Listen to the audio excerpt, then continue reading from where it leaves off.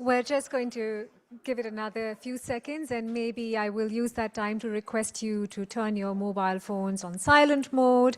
We've got an online audience, of course, along with our in-person gatherings. So once we're all set in the room, we will kick things off. Thank you.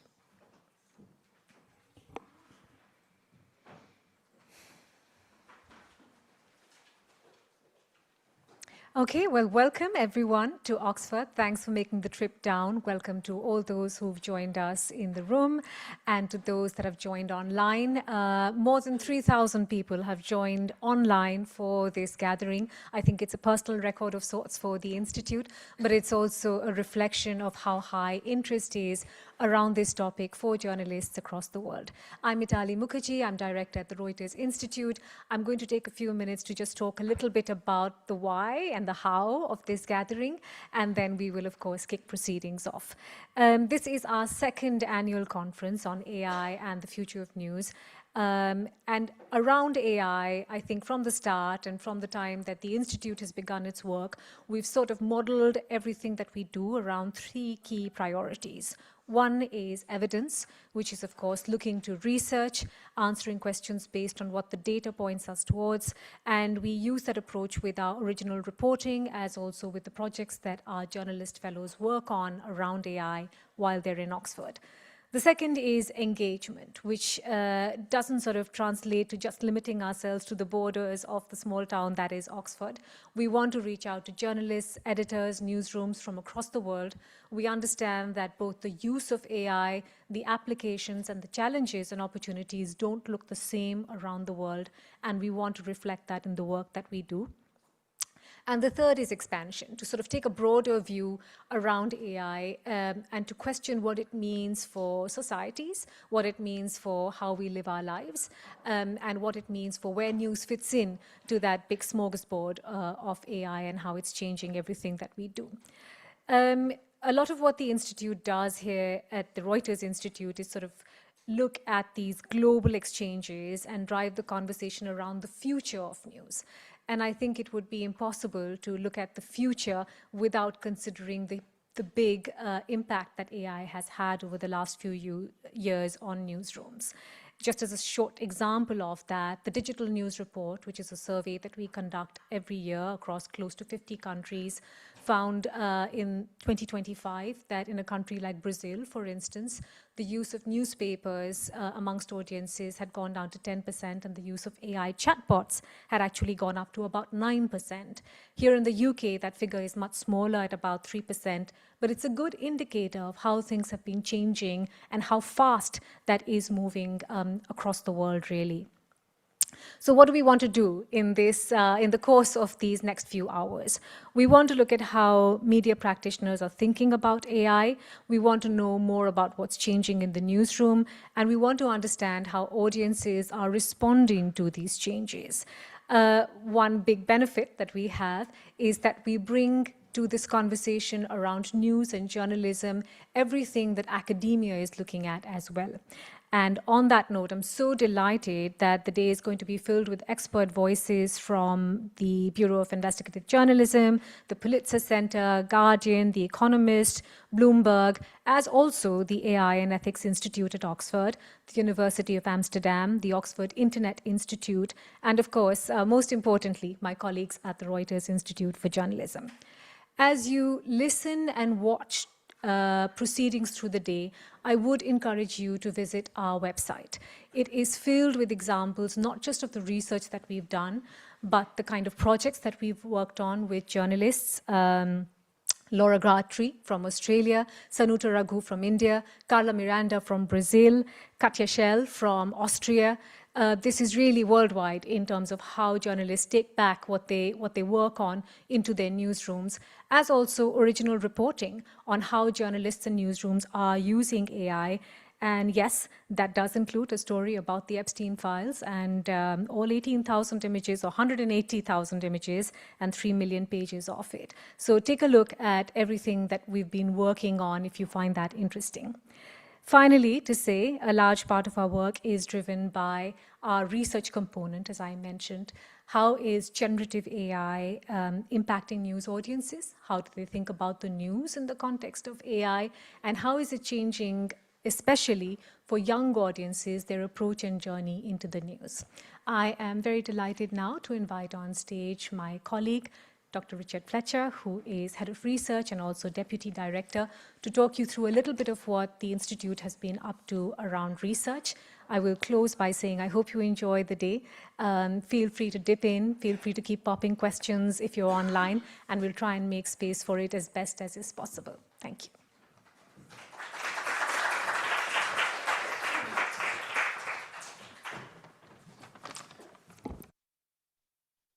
Thank you, Mitali, and a very warm welcome from me as well to everyone in the room and also to everyone who's joining us online today. As Mitali said, I'm Richard Fletcher. I'm the Director of Research here at the Reuters Institute and also the Deputy Director. Before we get started with our main programme today, I'd just like to say a few brief words about our research on the AI and Future of News project. We're now into our third year of research work. And the key questions that we're interested in have kind of remained the same over that time. So firstly, how is generative AI being used in the newsroom right now? What do the public think about the way that journalists are using AI in the newsroom? And also, how are the public themselves using generative AI to get the news? And as Mitali mentioned, this is something that is quite small at the moment, but we think it might grow in the future.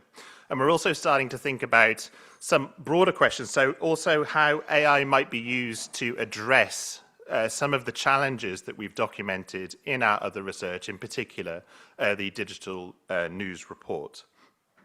Going back to our work on the AI and the Future of News project, we've published 2 reports within the project in the last 12 months. And we're going to hear about both of those today. So the first of these was a repeat of a survey that we carried out for the first time in 2024 on generative AI and news audiences. This report was led by Felix Simon, and he's going to talk us through the results from that report in the first Research Insights session at 11:15 this morning. So Felix in particular will talk about our data on the public adoption of AI more broadly, what people think about AI in the newsroom, and how they think journalism and news compares to other sectors when it comes to the use of AI. And then in our second Research Insight session at 1:45, just after lunch, I'll present the results of our report on how UK journalists are using AI in the newsroom and what they think about AI and its effect on the journalistic profession. Here I'll talk through data on although the use of AI is certainly widespread amongst UK journalists, there's also pronounced concerns about the effect this will have on journalism in the long term. But now I think it's time to get started with our programme, and to do that I'll hand over to Federica, who'll be chairing the first session. Thank you.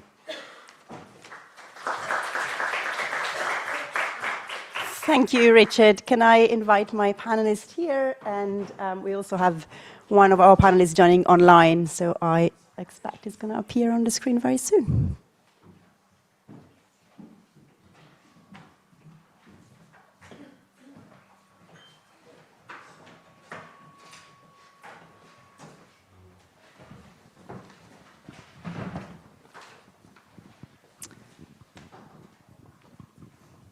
Fantastic.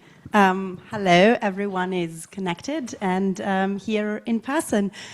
So welcome again, everyone. So a lot to discuss today. And of course, artificial intelligence and generative AI is one of the defining stories of our time, I think. Amongst many other things, it's also reshaping the knowledge ecosystem. And journalism is both reporting on this changing and, of course, navigating them directly as it experiments with how AI can be used in our own newsrooms.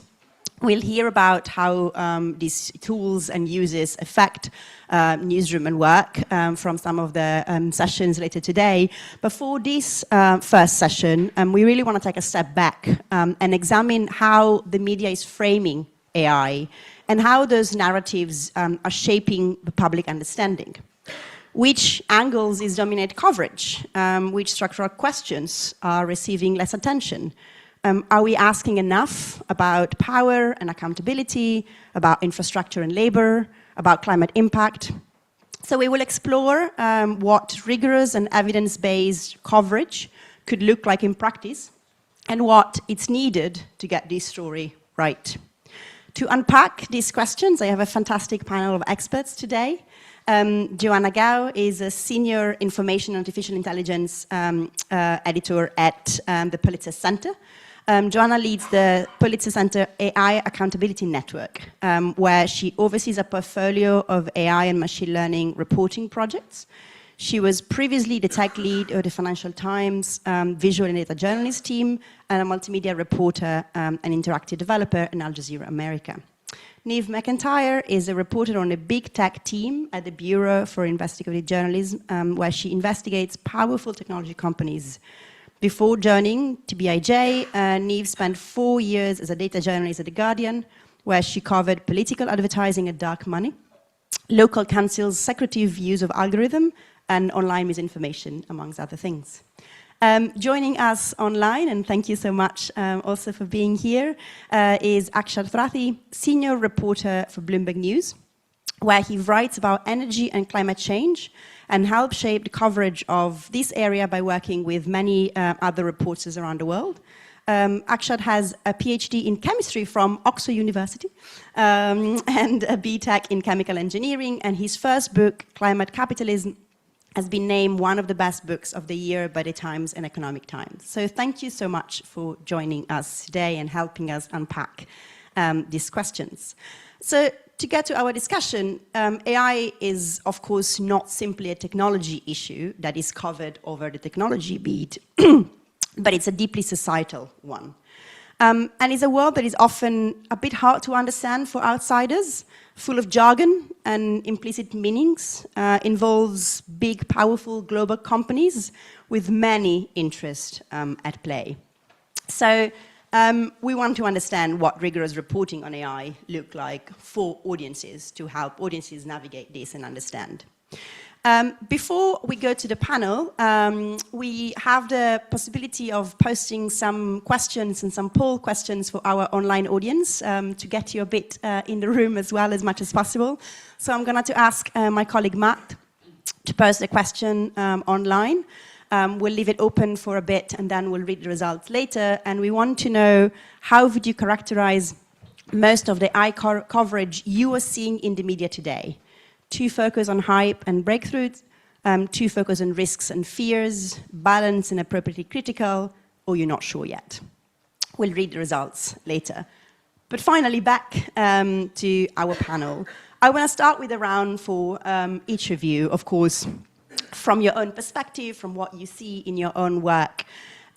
What part of the media coverage, when you look at media coverage of AI today, what story do you think audiences are mostly hearing? What are you seeing being talked about? Niamh, do you want to get us started?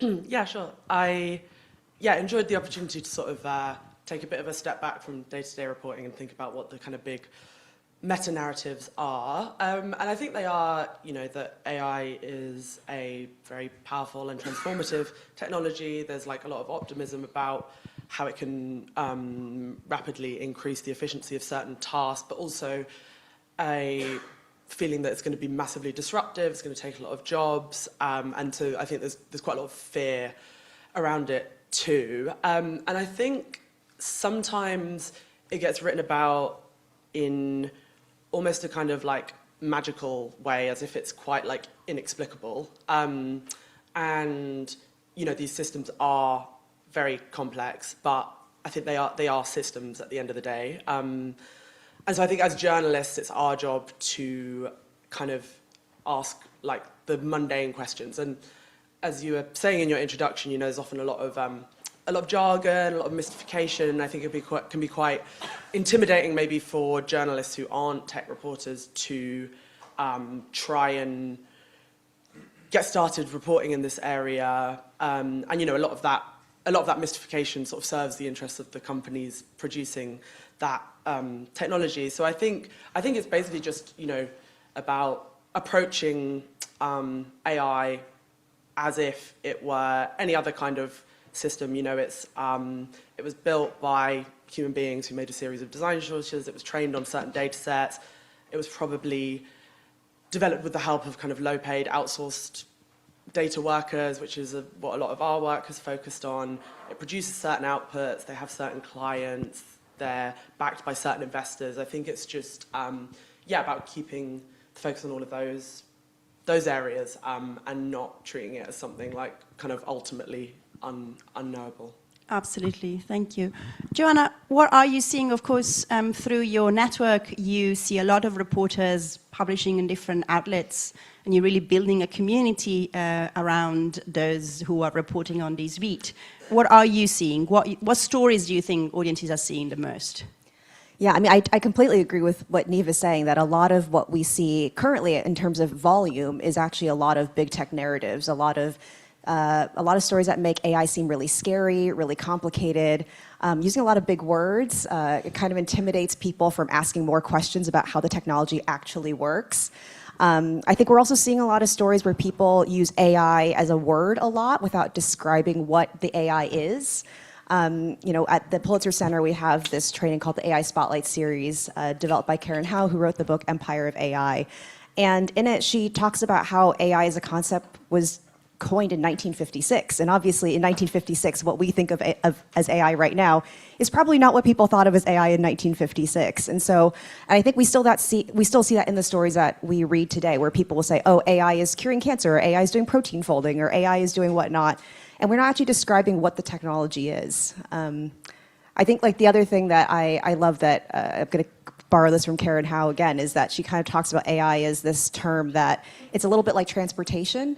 It gets you somewhere, but it can be anywhere from like a skateboard to a rocket. And so when we talk about AI, sometimes we read about these stories where we're like, well, is this AI that's like more like the skateboard type of AI, or is this AI like the rocket? And maybe the problem that we're solving doesn't need that kind of AI for it. But unless if, as journalists, we're able to describe what this technology is, who created it, who benefits from it, who it created it for, it's really difficult to work out, is that the right type of AI for the problem that you're trying to solve? And then within our community, I think what we've seen is that we've really seen the power of what happens when journalists come together and talk about how they're reporting things.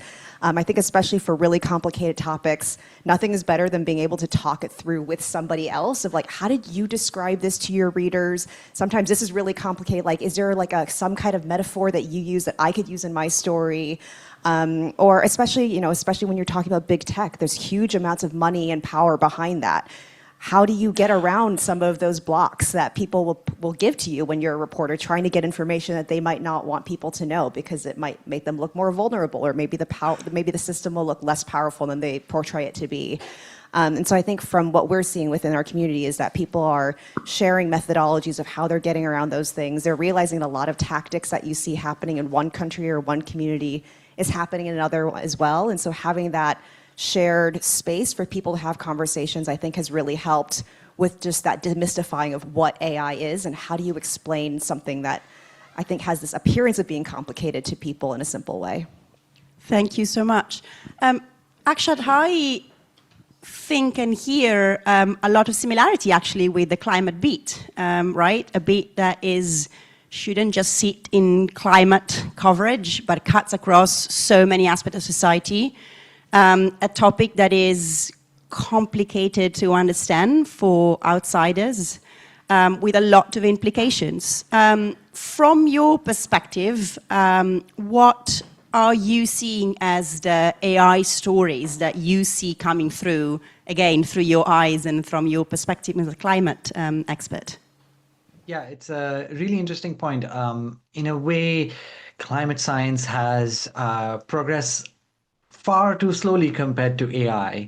And it's allowed us to, despite lots of challenges, build a system around how to understand this complicated science and try to implement solutions around the world to try and tackle it. It took 3 decades to get to the Paris Agreement. It took 10 years after that to get all the legislation in place. And then, of course, the US pulled out. But, that progress has been a 40-year journey.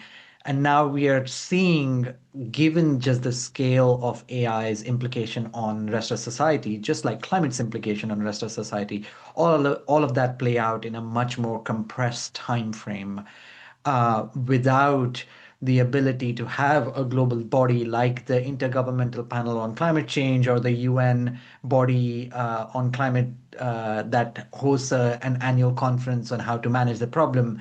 We have none of the infrastructure to actually handle the challenges that are being thrown at us from AI.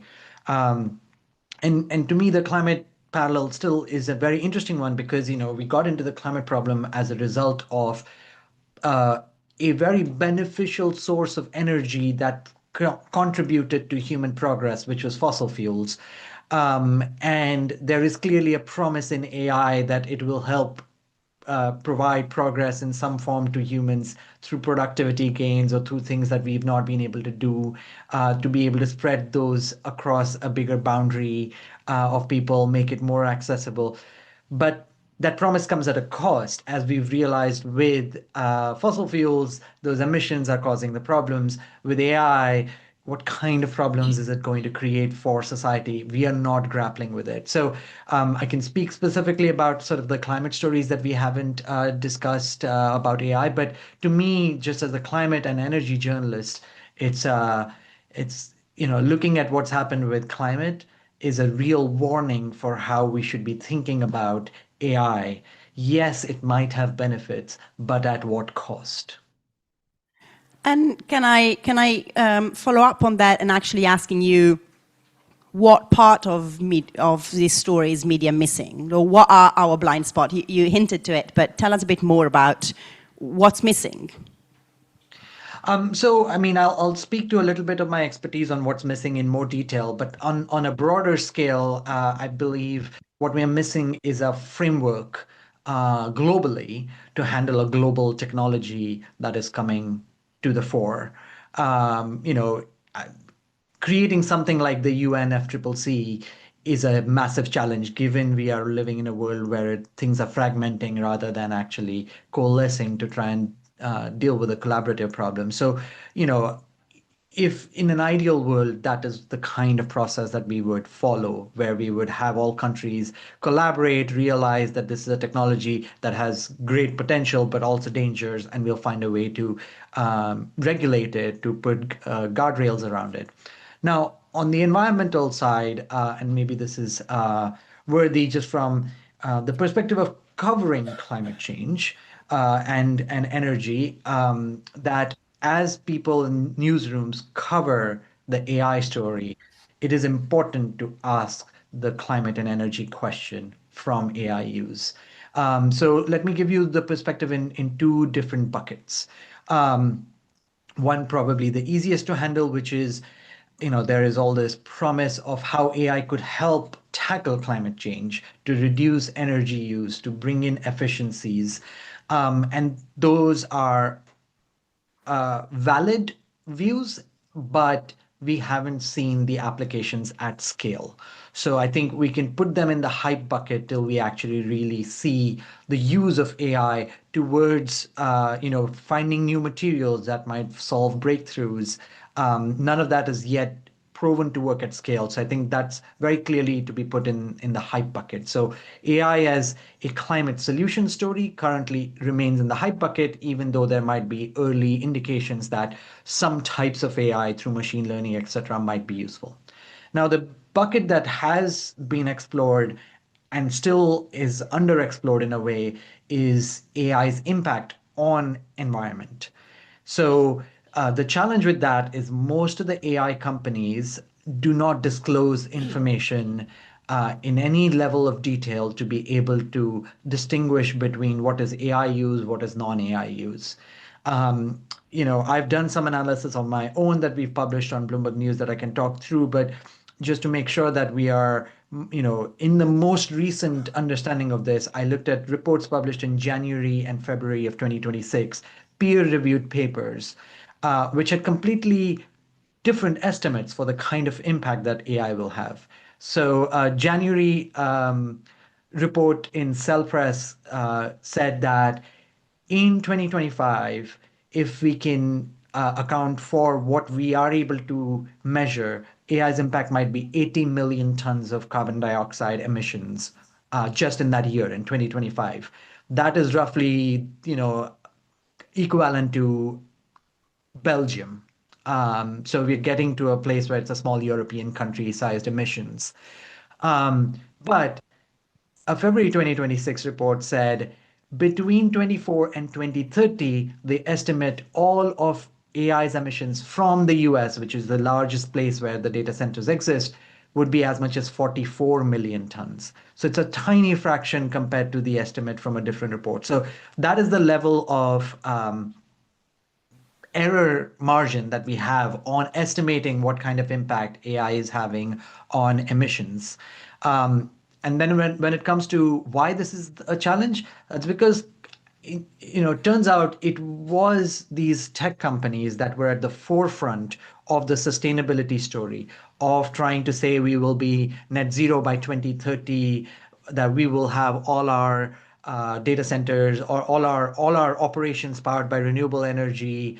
And now these are the very companies that are facing challenges where the targets that they have set, they're not meeting. If anything, they're going in the opposite direction. And so they are trying to control the narrative by not disclosing any more information. So it's a real accountability opportunity for newsrooms to get these tech companies to actually disclose the level of information that would give us an insight of the real harm from not just a carbon perspective, but also water, which is the other huge consumer at data centers, both of which we have really poor understanding on.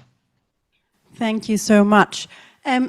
Joanna, from your perspective, what stories are you seeing less of? Maybe not completely not seeing, but are you seeing less of? What are our blind spots, I guess? Yeah, that's a really good question. I think that answer has changed over the years in some ways. I think, as Akshat mentioned, we are starting to see a little bit more of stories around the climate impact of these massive infrastructure that has to be built out for Silicon Valley's vision of what AI should be like. I would say kind of more of a general comment about I think what we would love to see more of is actually more independent research on the impact of big tech. So as Akshat mentioned, a lot of these big tech companies don't disclose a lot of the information. And when they do, it's often something that will serve their own interests. And so I think something that we think a lot about at the Pulitzer Center is how can we pair journalists with researchers who aren't getting funding from big tech to do research on the agendas that they want, to be able to give people a really independent perspective on what actually is the impact of what's happening in big tech. So that could be anywhere from how gig workers are being paid. So when Neve's talking about underpaid workers, what does that actually look like? What does that look like when researchers go into these communities and talk to people about what their compensation is like, what the work is like? That can be from the climate perspective, of how much water is actually happening, what is happening with the surrounding environments in terms of noise pollution, what's happening to the land, and how much land is being eroded or deforested for this kind of infrastructure. This can be for the models as well. So when we talk about bias within the models, I think for a while there was quite a lot of these stories where people were just using the tools themselves. But some of those have changed, and also we know models evolve over time. So where's are people tracking how these things change and affect communities over time as these models are evolving? And then also just tracking what's happening in communities. I think the way that I'm thinking about this is through a framework that we have in our training, which is looking at the inputs of models and then how they're impacting communities. So looking at the data that's going in, the amount of data, who's creating this data, who owns that data, looking at how that data is being crunched, how it's being analyzed, how it's being stored, and then where those models and applications happen. So I think in terms of it, there are stories that are kind of undercovered across all the entire spectrum. And a lot of that is just thinking a little bit about where's that independent information that you can get outside of just the announcements or the reports that big tech will give you. Thank you so much. Neve, of course, a lot of your work is about finding those hidden stories, right? The accountability piece and really going to dig deeper where that transparency isn't there. What are the blind spots there? What are the stories that we're not yet seeing? Yeah, so I think I wouldn't want to be too simplistic about it. I think sometimes there's a bit of a, overly simplified, like, why isn't the media covering X narrative that isn't quite fair when loads of journalists are doing really good accountability work, not least my fellow panelists. And maybe it's just like that work isn't necessarily being... No, we're not blaming journalists for getting the story right. It's just like, where should we focus more, basically? I think, like Joanna was saying, I think there's undercovered stories across all different kinds of... I think our approach at the Bureau of Investigative Journalism is kind of looking at, okay, what are the harms that are happening right now, today, and asking who is harmed by them, who's like kind of profiting from that harm, and what, if any, are the accountability mechanisms for that harm. And we kind of apply,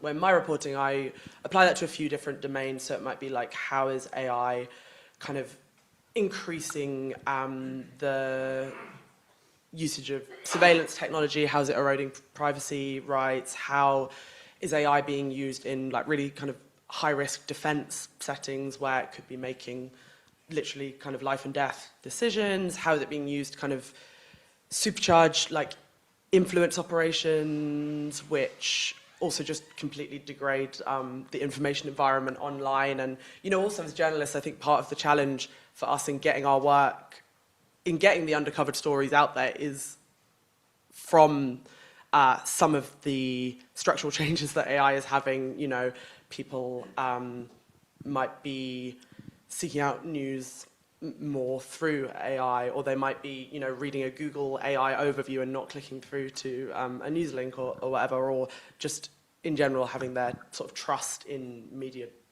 degraded by AI being used to sort of generate sensational coverage. But I think we, just kind of try and look at the real harms and not the sort of like bigger kind of catastrophic risk, which is often what the kind of tech companies want people to focus on. And I think I guess I was thinking about probably the big AI story from the last couple of weeks and the narratives around that, with the sort of Anthropic Pentagon controversy. And it was quite an interesting one, I think, from a media narrative perspective, because they, you know, kind of came out of that controversy with a massive PR win, like looking really principled and saying they have these red lines around, you know, fully autonomous weapons, around mass surveillance of domestic citizens, while actually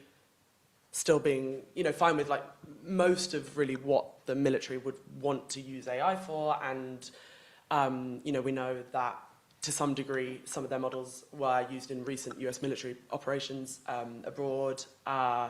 And I think that was an interesting example of where, like, there is now greater public awareness about the sort of convergence of AI companies and defense. But I think we would, TBIJ would kind of look at some of those systems that wouldn't violate Anthropic's headlines. We recently did a story looking at this company called Appen. It's kind of like a middleman company that supplies data and labor to all kinds of different public and private sector clients, and linguistic data that is sold to US military agencies, some of which was in service of a kind of surveillance plane called a rivet join, and also the role of kind of gig workers in training those models without knowing what they were doing. And it was a really complicated and hard story to do. And I think an example of a story that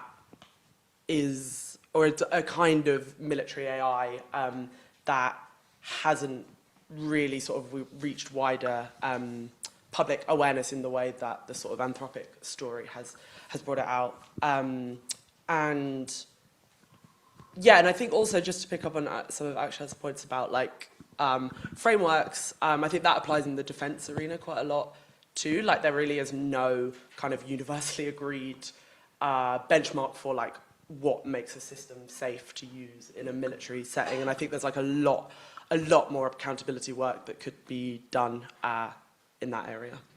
It seems quite an obvious question, probably with an obvious answer, but I'm going to ask it anyway. Of course, a lot of these powerful big companies, few are publicly traded, many are private. Yeah. How do you cover these companies in different way? Like, you know, Akshat was saying, even for the ones that have, you know, the release data, it's sometimes a bit murky, it's not that easy. What's the added layer of having to ask a lot of questions of private companies, right? And there are maybe newsrooms that get access to some of these companies, but then what's the line between the PR and not? Like, of course, you know, we have standards and ethical standards, but how do you handle that? Well, being from an organisation called the Bureau of Investigative Journalism, we don't get invited on the sort of embedded company days You out. don't say.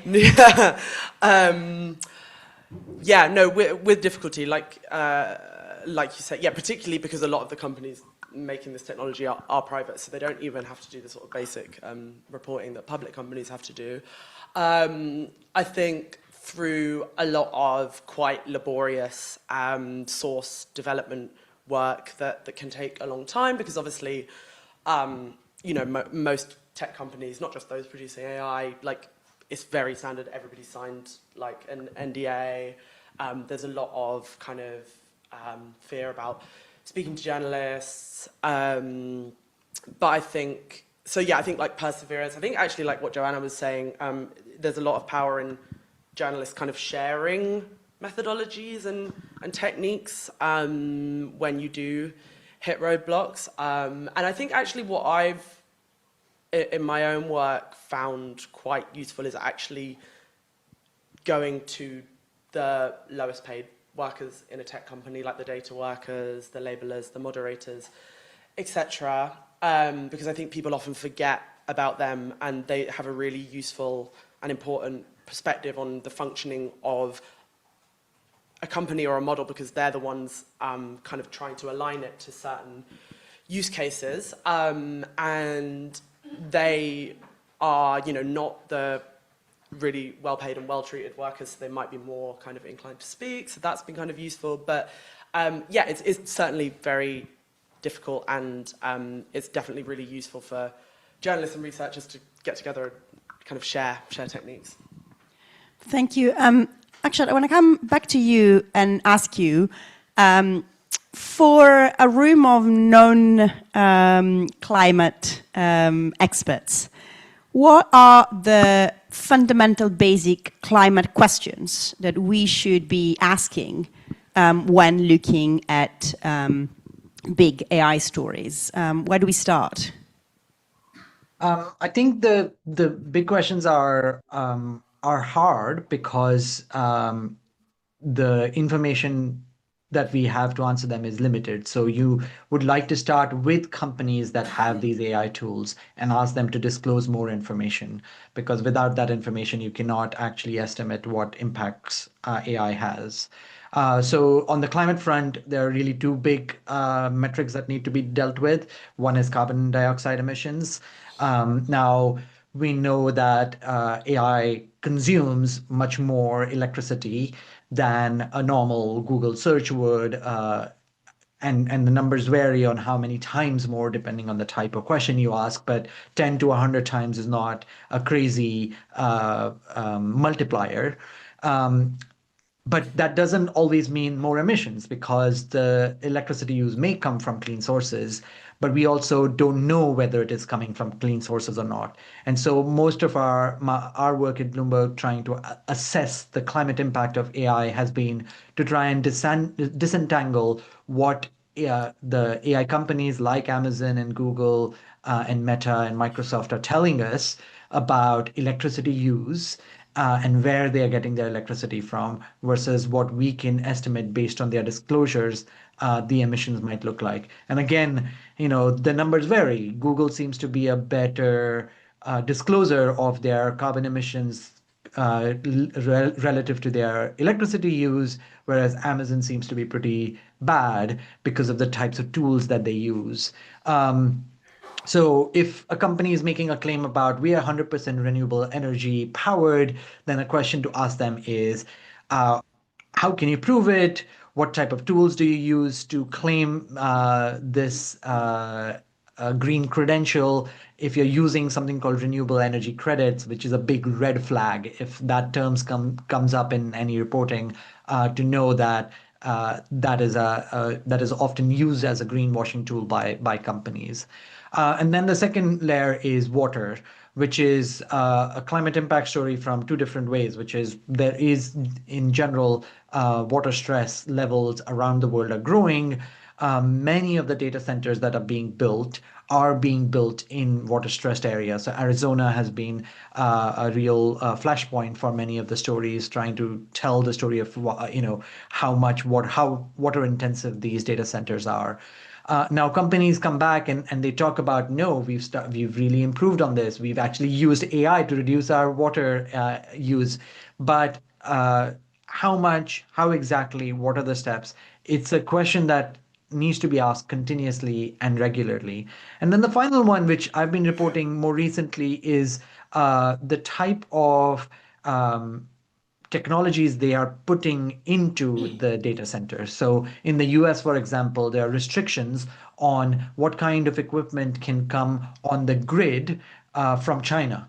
But if it's behind the meter, which is what typically data centers are, that equipment can come from anywhere, and we just don't know what the supply chain looks like for AI data center when it comes to providing the electricity. So supply chain questions are also interesting from a perspective of not just climate, but also energy security and national security. Thank you. I also want to get your take. Both Joanna and Niamh were talking about how collaboration is, of course, very important amongst reporters covering the same beat. But also, as we learned from the work that we've done at the Oxford Climate Journalists Network, a lot of good efforts come from collaboration across beats, right? And especially, I guess, for climate, but probably also for AI, where so much of the expertise from those covering the beat is specialized expertise.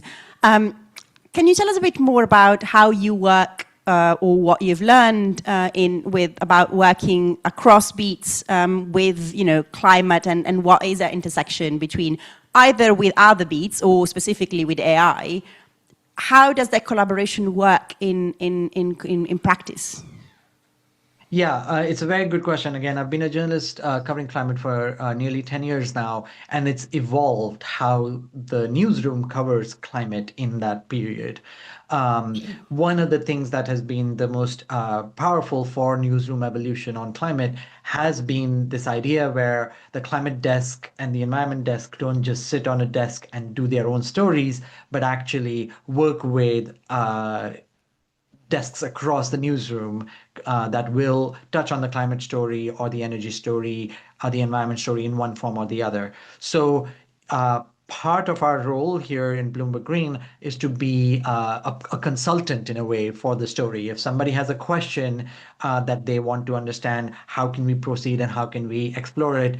We are the first protocol to tell them, here's what we understand about it, here are the sources that you might be able to tap, and offer them a chance to work with us if that's the most useful way to get a story out. It's taken a while to get to this level of coordination across newsroom, and Bloomberg Green is no longer unique doing this. This is true of many, many large newsrooms now, where the climate desk collaborates regularly with other desks. Is the same thing happening on AI? Not yet. It's happening informally. It's happening because obviously the tech teams typically cover AI a lot more, but because it touches on all these issues, people come to them. There can be a lot more formal way of approaching this, a lot more structured way of trying to tell these stories, and that would allow for better journalism because it will allow for a much wider perspective on the story. And I think how we've done it on climate across large newsrooms is a pretty instructive way in which you could try and cover the AI story as well. Joanna, surely a lot of your work is trying to build this, right? A network of people who cover AI, but that can collaborate. Do you think what Akshat was discussing with his discussing and describing about climate being sort of like not just the desk sitting out there, but a expert that runs through the newsroom. Will we see that for AI? Yeah, I mean, I think, as Akshat said, I think we're starting to see some of that. I think especially when it first began, AI used to sit kind of primarily in the tech desk. But as AI is kind of becoming more and more, it's kind of in every beat now. You can see it from like an economic side, you can see it from a business side, you can see it from like a climate side, you can see it from a health side. It's really everywhere. So as we're seeing that, we're starting to see AI kind of end up through a lot of different desks. And I think a lot of this is probably still a bit of a management question of how do you actually coordinate a collaboration even within your newsroom. And sometimes it's actually easier to coordinate a collaboration with a different newsroom than even within your newsroom. So I think it kind of depends where you're coming from. But I think the other bit of this collaboration is not just with journalists, but also thinking about how can you collaborate with academics or researchers or civil society, or sometimes if your newsroom has like an engineering team, sometimes actually collaborating with them might seem a little bit unconventional, but actually collaborating with people who might not be your traditional collaborators within your newsroom might be able to get you a different perspective, especially in an AI story that is so widespread, just has like a huge amount of range. And so I think a lot of the work that we're thinking about at the Pulitzer Center is how do you create those conditions for collaboration? How do you make sure that those communication pathways are there from the beginning, that people have an understanding of what role each of those desks will be playing within the story? Because that clear collaboration will really help get that really strong story at the end with all of those different perspectives in place. What have you seen, what has worked? What are the lessons that so far you've seen working best? Yeah, I mean, I cannot stress more the clear communication from the beginning and the clear set of expectations. I will say, especially if you're a journalist collaborating with someone out of journalism or outside of your newsroom or working in a very different culture than yourselves, like that's very important. Just as an example, off the top of my head, for journalists collaborating with academics, for example, it's really important to think about what is the timeline for your investigation. For academics working on research, it can be very normal to have multi-year timelines for your research, but for a journalist going to an editor and saying, I'll have a story for you in 2 years, that may not work, that may not run over so well. So having that conversation with the researcher and thinking about, is there going to be an embargo on the research? Are we going to release at the same time? When we've released and published the story, who's going to be the person going out to press and having those conversations? All of those things are really important to have that in the beginning, because those conversations from the beginning really help you build trust, especially when things get more difficult throughout the process. I want to read the results of the poll that we put to the audience. So we asked them, how would you characterize most of the AI coverage you are seeing in the media today? So 44% says it's too focused on hype and breakthroughs. 27% says too focused on risk and fears. 13% says balance and appropriately critical, and 16% is not sure yet. 13% are all of our friends that we told to sign up, saying we're doing balanced and appropriately critical coverage. Thank you, guys. Exactly. How do we make that 13% grow? I want to make sure we have some space for questions that we're getting on Zoom, but also in the audience here. So maybe I can now sort of ask you, how do we get this story right? What expertise do we need? What do we need to invest more? And you've hinted through many of your answers before, but how do we make the story balanced and appropriately critical and understandable for audiences? You've seen articles where there are big claims about, we'll all be replaced by a chatbots, and then studies that, have either little transparency on the data, hard to understand, and it goes from everything, right? I was looking on various websites to get a breadth of the stories. It can be from, will I be using an AI assistant to navigate my pension, to should we trust or not trust AI chatbots to tell us what to do if I have a fever, to the big war stories. What are the practical steps we should be taking now to get this story right? Joanna, you do a lot of training, so what do you teach? What do you teach your fellows? That's a good question. I mean, there's a lot of things that we've already mentioned, having community of people to talk with, sharing methodologies, working cross collaboratively with different disciplines. And I think another, maybe two things that I can think of is one is just following up with what people say. I think we have a lot of stories about announcements where people claim things will happen, but we don't often then follow up and see whether those claims actually came to be. This can be for climate when companies come in and say, this is the amount of water we need. Well, is that actually the amount of water they used when it happened? A lot of times it can be hugely amounts more water in many multiples. And this can also be claims for when a product says it's going to do something. Talk to the people who that product is supposed to be for. Talk to the companies about how they actually designed for those communities. And I think like something that Neve said earlier, which I think it's something that I care a lot about, which is thinking about like the communities that these products are for, not necessarily just reporting from what the company representatives say or from what they're announcing, but talking to the people who are actually using these products. Sometimes they're being asked to use them, sometimes they're maybe being forced to use them at work. Talk to them about what that experience is like, because that perspective will also help you get that more balanced and nuanced perspective from the people who are actually being affected by that now. Thank you so much. Akshat, what are the basic steps we should be taking now to get this AI story right? And you've seen it. Like we've moved far in the climate, but it took many years. How do we move forward now with AI? I think one of the ways in which we could do, and again, some of the lessons from climate, is actually relying on quality, well done research. A good source of that is academia, but as Joanna pointed out, that research can take a while, and sometimes by the time it's being published, the story has moved on in at least the media landscape. But that I think that happens, but I think still, a lot of academic researchers have stepped up. They recognize the pace at which this technology is moving forward, and good academic sources are still very worthwhile context for any type of story that you're picking up. There are also smaller research bodies like think tanks, etc., which, if they have the right disclosures on where their funding is coming from, those are also worth relying on, because they can produce work faster than academia can, just given the constraints on how academia works.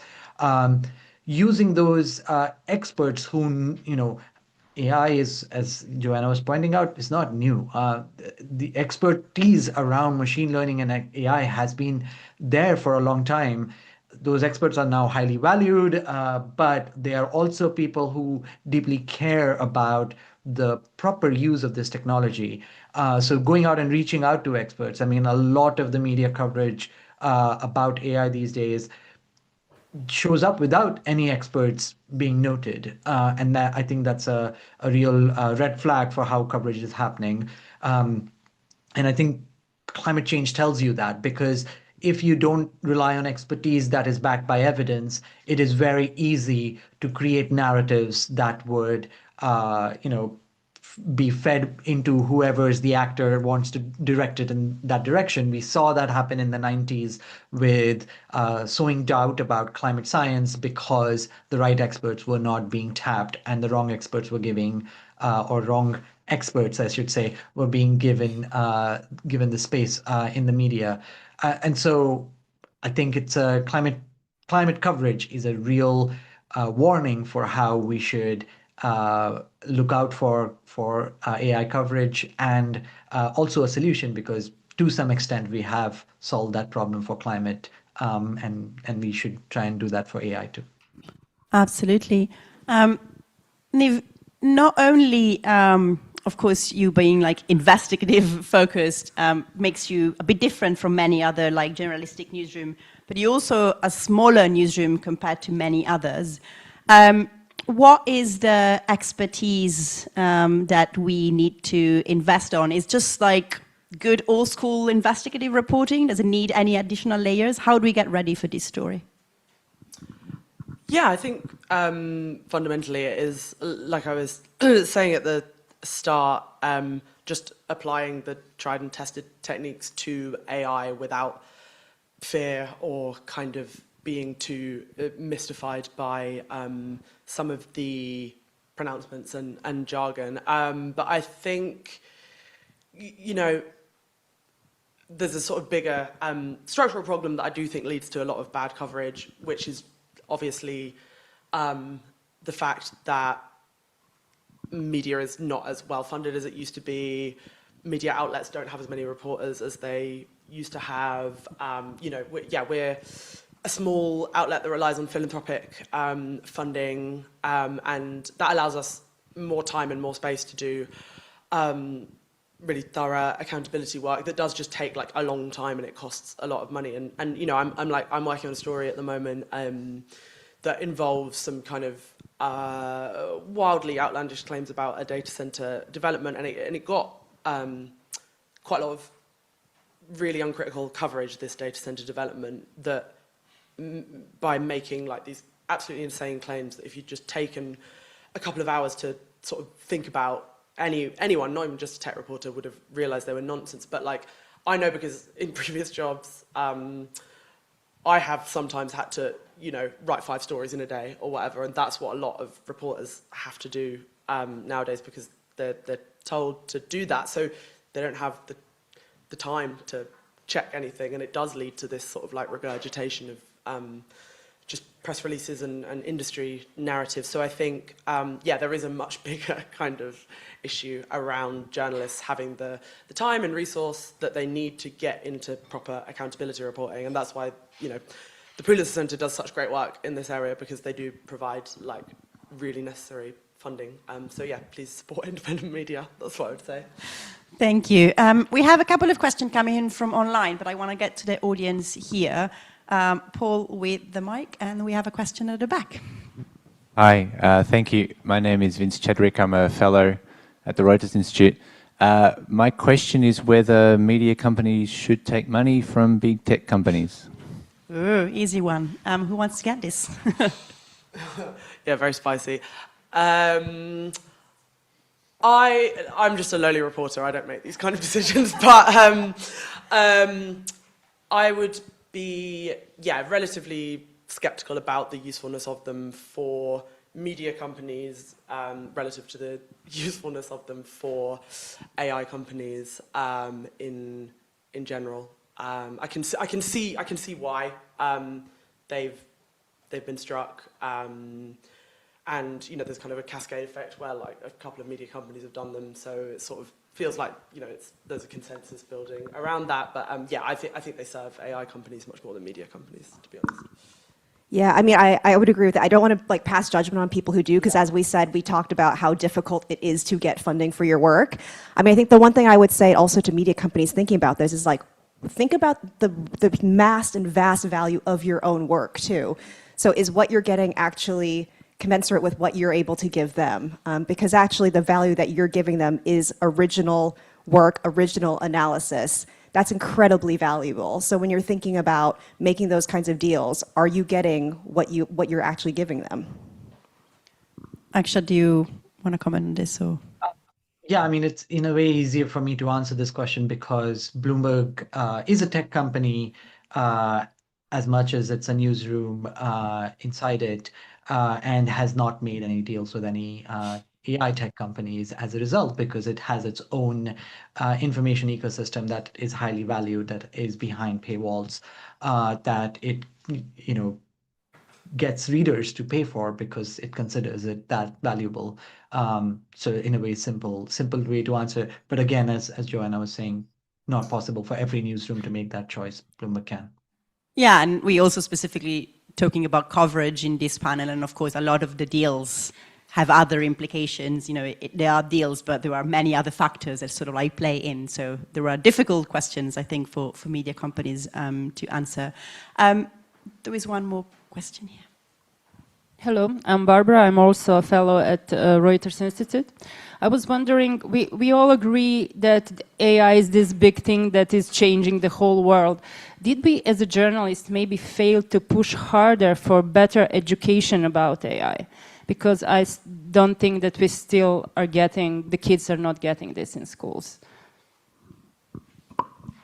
I mean, I think, yeah, for sure, I think AI literacy is very much like a very important part of this. And I think part of what we do at the Pulitzer Center with our training program is also trying to train journalists about what AI is. I think a lot of what we see with AI literacy and what's being pushed onto children, as you're saying, is actually created by big tech. And so it's pushing the ideology that big tech have of how they feel like AI should be developing. And actually, I think what we need in terms of AI literacy is also thinking about what is the history of AI? What does it mean? How was it a marketing term to begin with? And what is that ideology? And what are also alternative ideologies that are out there? What is the other research that was existing before, our current generation of LLMs that could still be continuing, that could still be getting funding, that could still be producing some of those benefits that we want to see from AI, but don't have the same kind of that downsides that we see right now? Yeah, I would agree with that, and I would agree with the low level of AI literacy. I would actually say, because I'm a former Pulitzer Center fellow, one of the things I most enjoyed about being part of that network was going into schools and speaking to sometimes kids as young as like 9 about AI, and it's actually really fun to kind of try and shape a complicated story into something that like a 9-year-old can understand. And I think that's actually quite useful as an exercise for an adult and for adult education as well. And I think that's a really great Pulitzer Center initiative, and I'd love to see more of that. Akshat, do you? I will say again, comparing it to climate, it's actually, there's been a whole ecosystem of nonprofits, government-funded programs that have come out to try and improve climate literacy around the world. And the impact on journalism, in a way, has been our stories have become much more sophisticated. We are answering questions that are not, is climate change real or not, but actually what type of trade-offs do we have to discuss when we talk about a specific solution. So the literacy has a huge impact on what type of stories we journalists can tell, and because those stories are moving fast and forward, but if you don't have a literate audience with that technology, we might be stuck at a much more basic level of telling that story. So really important to try and find ways to make audiences more literate about AI. Now, is that the responsibility of media? Partly. I mean, to some extent, news is the way adults get educated. And so, yes, partly, but is it purely media's responsibility? No. Thank you. Is there any last question from the audience? Otherwise, I have one from the online. I'm going to go to one from the online then. AI governance and cross-national safeguards agreements have received surprisingly little media coverage, yet these are arguably the spaces where civil society can have the most democratic leverage. Do you think journalists have a responsibility to help audiences understand that they can actively push their governments toward multilateral AI governance? And if so, what would that coverage actually look like? Asks journalists from Brazil and Switzerland. Yeah, that's a really good question. And I agree that that's another one of the kind of underreported areas that we've looked at. I think there's often kind of challenges because you, as a journalist, are going to be inclined towards being focused on like your own country, where your own audience is, and you're going to have a good understanding of the institutions in your own country, and maybe like slightly less so of kind of international institutions and these kind of and bodies. So I think, often it would be really useful to have more international collaboration, I think, between journalists on those areas, and certainly some of the most like fruitful work I've done has been as a result of those international collaborations. Yeah. If either Joanna or Akshat want to add anything. I mean, one thing I will add is clearly the sort of international governance of AI has not risen up the agenda enough, perhaps because not enough people pay attention to it, not enough news editors know about it, or perhaps because not enough of the big players are part of it. The US may not be part of it. I don't know. What I will say is from, again, taking the climate perspective, even if there are international institutions that help with governance to some extent, there is uh, there is more education needed to try and understand what are the limits of that governance, what can they actually achieve. So every year there's a climate meeting called COP that happens, and by that time people just imagine it's the body that's going to help you solve the climate problem, which it is not. And so a lot of our coverage is focused on making sure, trying to tell the audience what exactly COP is doing, what is it that's being discussed, and how climate governance will actually impact people. And I hope we get to that point in AI, but that is a problem we should be aware of, because international governance, as we are seeing with wars around the world, is breaking down, has very big limits on what it can actually do. Thank you. Yeah, and I guess just one last note. I think this kind of international governance question, I think, is becoming more and more important, because we just supported a story that just published last week that was looking at a Slovakian company who created a facial recognition system that was used a little bit in Europe, but then certain regional judges were like, this is probably not what we want to do for GDPR reasons. They then export that technology to Brazil, where then it was used to take attendance of children in schools. It wasn't because Brazil's governance was they had very similar in terms of the kind of content of it, but it was how they were able to then enforce the law that they had that made it different. So they were able to do this with like thousands and thousands and thousands of children in Brazil. And so we're seeing that even if people are starting to regulate things in one area, companies might still be able to export to another country. And so I think that these kinds of stories where you're collaborating with reporters across boundaries and borders, that becomes more and more important, especially as AI doesn't really have boundaries in that same way. Thank you so much. We've reached the end of our discussion, and I'm sure there is more to say, but thank you so much for helping us unpack this, and Akshat for joining online. And thank you to the online audience. I saw many points and questions being raised in the chat. Thank you to our colleague Matt, who's masterfully sharing links in there. Thank you so much. If you want to say thank you to you. Thank you.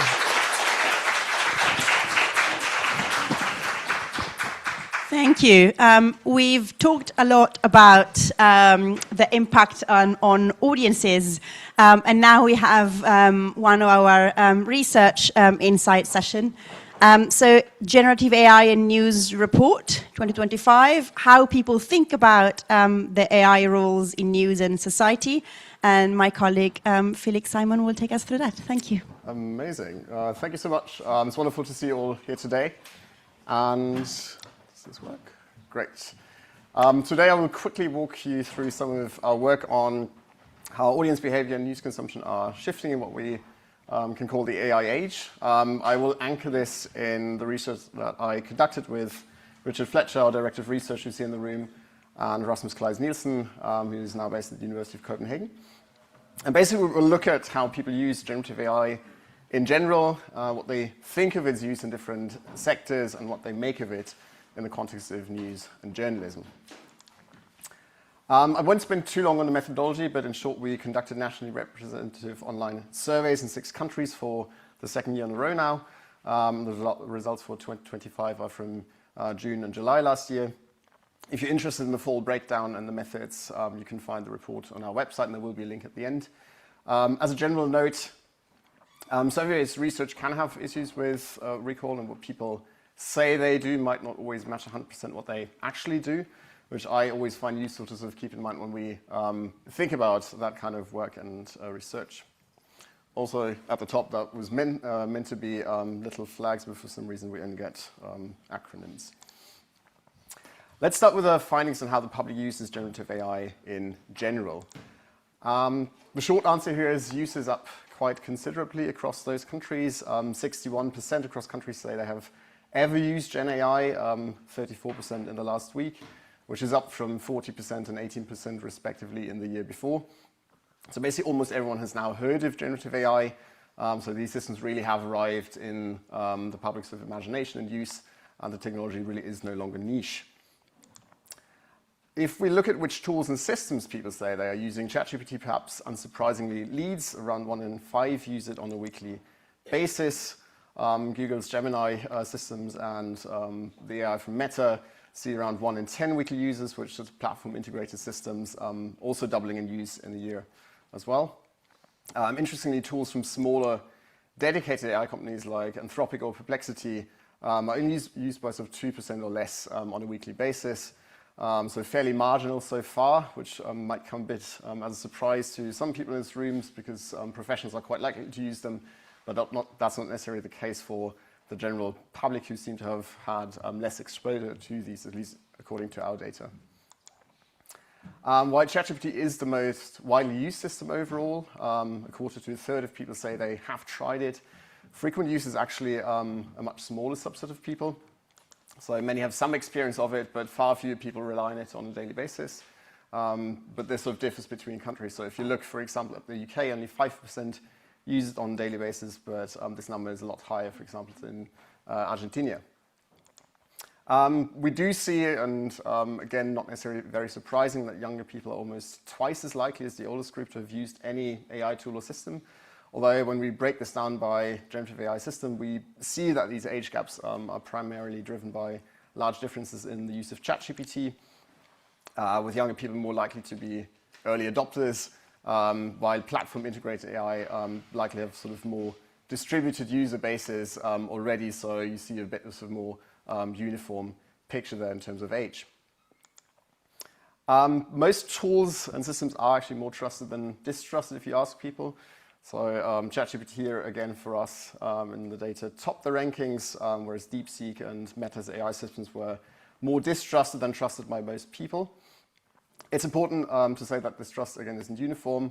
So perception of the brand or experiences with sort of those systems in terms of errors they make do drive people's perceptions and trust levels, but so does things like national news coverages. So if you take the framing of DeepSeek in the context of the perceived AI race between the US and China, you might start to understand why people trust it a lot less than some other AI systems and tools. A key shift that we've been seeing, and that has been confirmed by other studies as well, is that information seeking has now overtaken sort of broadly content creation when it comes to the use of those systems. So people use AI to get answers, summaries, and explanations, whereas sort of creative tasks like image or video generation in many ways at this point are secondary. We also do find that a small share uses AI for forms of regular social interaction, although this doesn't necessarily mean that these 7% we see here also see AI as a friend or become overly dependent on it, although those people will certainly be in that sample, but are probably a much smaller subset. Meanwhile, actually directly getting news via AI system remains fairly niche. While we have seen that weekly use for news has doubled from 3% in 2024 to 6% in 2025. It's still one of the least common information use cases. We expect some further growth of this, but for now it's sort of a fairly small sort of part of the overall behavior people show towards these systems and what they use them for. When people do use AI for news, so looking just at the 6% across countries who say they did so, the top action is actually getting the latest news.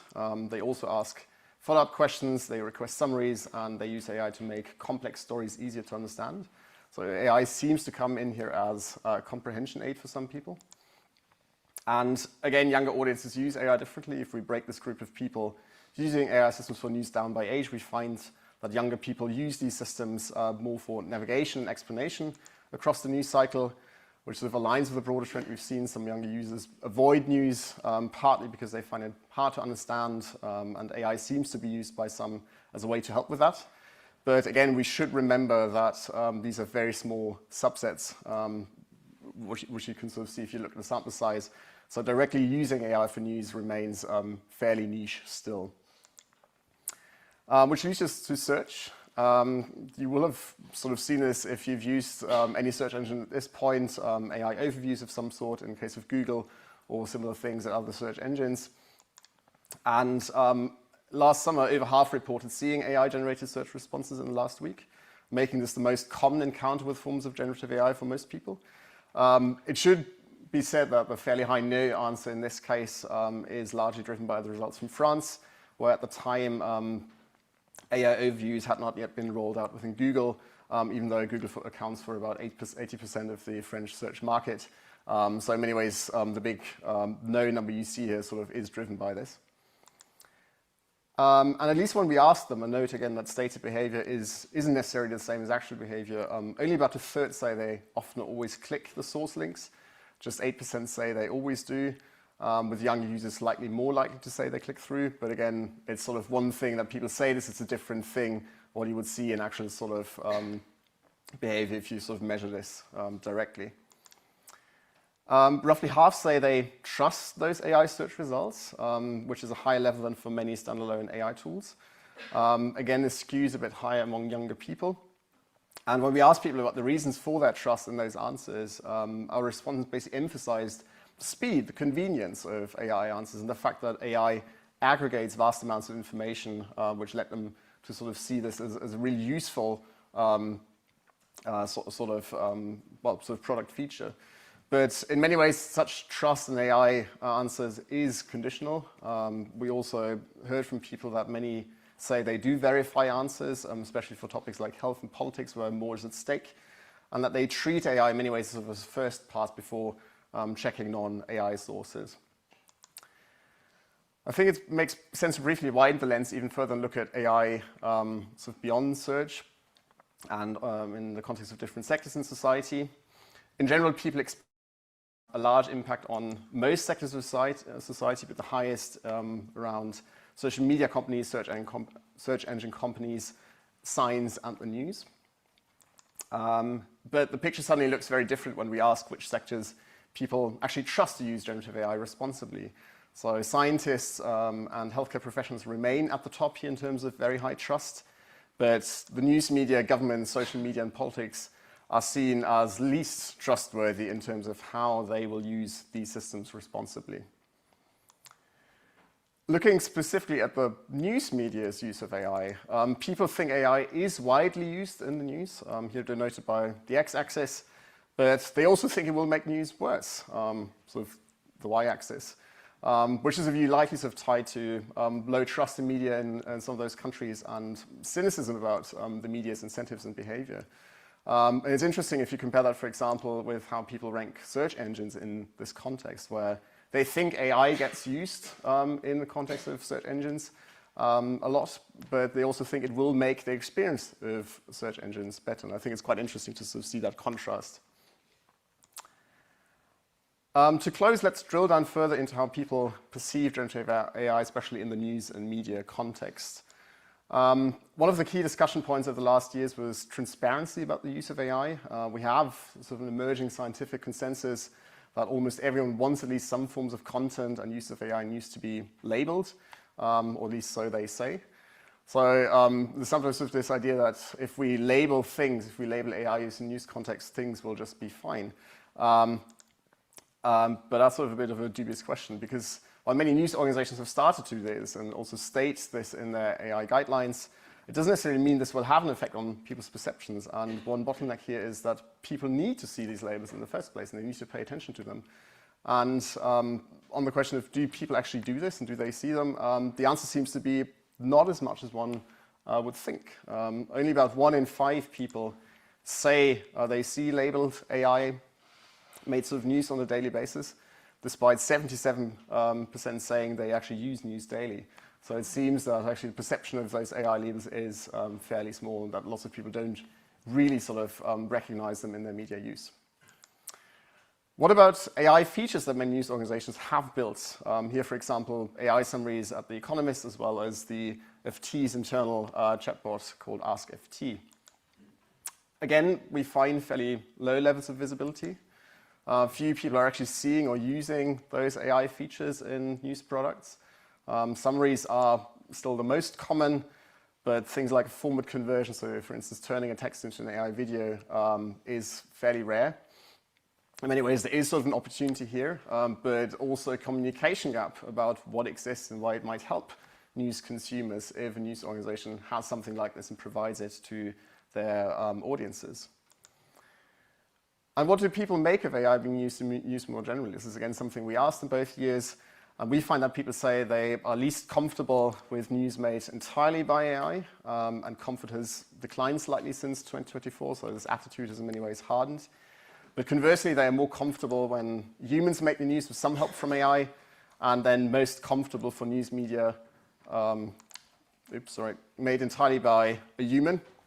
Although in practice this will probably be difficult for people to tell in practice. So again, this is stated preference. This doesn't necessarily mean this is what people would sort of think or would actually recognize if they come across this in the wild. We do actually see that there is a comfort gap between human and AI-made news, and that differs between countries. So it's larger in Denmark and the UK than, for example, in Japan and Argentina, which leads us to assume that cultural context and media trust baseline in different national contexts matter for how people see this use of AI in a news context. And task specificity is also crucial. So we already found in 2024, also in some qualitative work led by my colleague Amy Ross Arguedas here in the audience, people are much more comfortable with behind-the-scenes use of AI in a news context, so things like transcription, translation, tagging, Q&A formats, and much less comfortable with content creation and publishing, especially without human oversight, at least, again, when you ask them. However, there's also still some skepticism in how responsible AI is being used. Only a minority believe journalists always often check AI outputs, although the numbers have slightly improved in comparison to last year. So people seem to think a bit more at this point that there is some responsible use in a news context when it comes to AI. Now, how does this all shape up to how people think about what's in it for them when it comes to AI use in a news context? Here again, we find that attitudes have mostly hardened since 2024. Looking ahead, people expect AI will make news cheaper to make, more up to date, but also less trustworthy. And again, much of this will be shaped by prior attitudes to news. But this picture in many ways sort of continues to present news organizations with a strategic challenge, reaping the benefits of AI, while also keeping on the good side of audiences isn't easy. And you see that sort of people have these sort of interesting, sort of diverging expectations of what this technology will do for the news and for the news experience. So to recap, we do find that public use is rising fast, with ChatGPT leading, has a first mover advantage, although increasingly it seems that others, Google for example, is catching up. But AI in search is where most people actually encounter the technology, and AI for information-related tasks is perhaps unsurprisingly emerging as a key use. Across sectors, AI is seen as beneficial overall, but people think it may make news worse. It's sort of a story of trust and incentives and sort of existing expectations around what the news does. And in journalism especially, a lot of the acceptance is task-dependent. People are okay with backstage, bless you, tools and uses. They are wary of AI-only content, and they're somewhat uncertain about sort of verification and responsible AI use. So that brings me to the close. If you're curious about this, you can find the full report if you follow that QR code, or if you just search for Gen AI News Report 2025 on our website. If you've got any feedback, any questions, any ideas for what we should be doing on this topic in the future, please don't hesitate to reach out to me or my colleague Richard Fletcher. We will be running this again this year, so we're currently gearing up to repeat this kind of work to see what has and hasn't changed. So I'm personally quite curious to see how a lot of this has developed. But yeah, if you want to chat, don't hesitate to get in touch, and have a good rest of the day, and see you again later.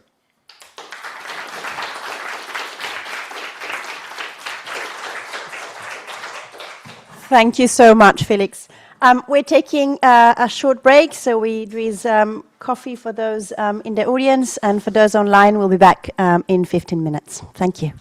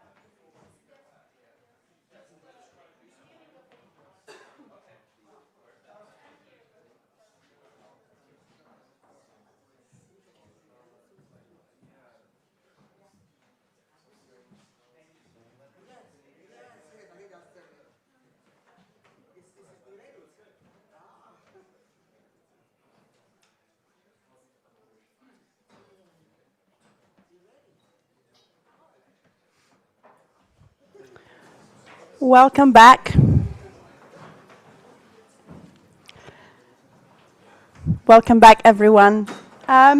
For the next discussion, my colleague Tania Montalvo, who is Associate Director of the Leadership Development Programs at the Institute, is going to moderate a discussion about scaling the AI story and AI as a tool for expanding investigative journalism. Over to you, Tania. Thank you, Federica. Good morning, everyone. Thank you for being here. This session, well, not only after hearing from Dr. Felix Simon about how people use and think about AI, but also, as many of you know from your own work, artificial intelligence is no longer a theoretical discussion in journalism. It's part of our strategy, our processes, and of course, part of our investigative journalism. So journalists are using AI in different ways, maybe to process massive data sets, to accelerate document analysis, to analyze satellite images, or many other, only to name a few. But one question around this use of AI is if it enables reporters to pursue stories that are at different scale and depth, of course, but that probably have been extraordinarily difficult or maybe impossible to do before, or we are not yet in that position. So for trying to discuss a little bit about this, we have this panel, Scaling the Story, AI as a tool for expanded investigative journalism. And we'll discuss how these tools are being used in real cases as a practical reporting infrastructure. But also we will discuss the risks, the opportunities, the challenges, and the things that we are not doing yet with AI, but maybe we are expecting or hoping to do it. So we will have also a poll for our audience online. And the question is, has AI changed the scope of investigative journalism in your newsroom? And the option A, yes, we are having stories we couldn't attempt before. B, somewhat. It has only expanded some capacities. C, no, it barely touched some processes. D, we are not meaningfully using AI in investigations yet. And for having these conversations, we have 3 journalists that are working directly with this AI reporting infrastructure. With us is Elfreda Kevin Alerecci. She's an investigative journalist and the founder of the Colonist Report UK and Africa. Her work focuses on cross-border investigation into environmental harm and corporate accountability, but also she's training journalists on responsible AI use in different newsrooms, small newsrooms, and also under-resourced newsrooms. And with her team, he used AI to analyze thousands of pages of Nigerian government to document why flood-affected communities weren't receiving the support they needed after the floods. With us is also Ryan McNeil. He's enterprise editor for the special investigations at Reuters. He specializes in remote sensing on large-scale data analysis. In 2025, he was part of the team that uncovered a 2-year conspiracy under the dictator Bashar al-Assad to conceal atrocities after exhuming tens of thousands of bodies and transporting them to a secret desert site. And also, his team used satellite imagery to document the expansion of graveyards in Sudan's Darfur region. And also Sondre Elwood-Solstad, he's a senior data journalist at The Economist. He specializes in large-scale data analysis, statistical modeling, and computational reporting using algorithms and simulation. Some of the things that he has published at The Economist is an analysis to visualize the progression of the war in Ukraine in real time, and also work with the COVID data to estimate the true death toll of the pandemic, the excess deaths worldwide. So I want to start these discussions understanding the real changes AI has done in data journalism.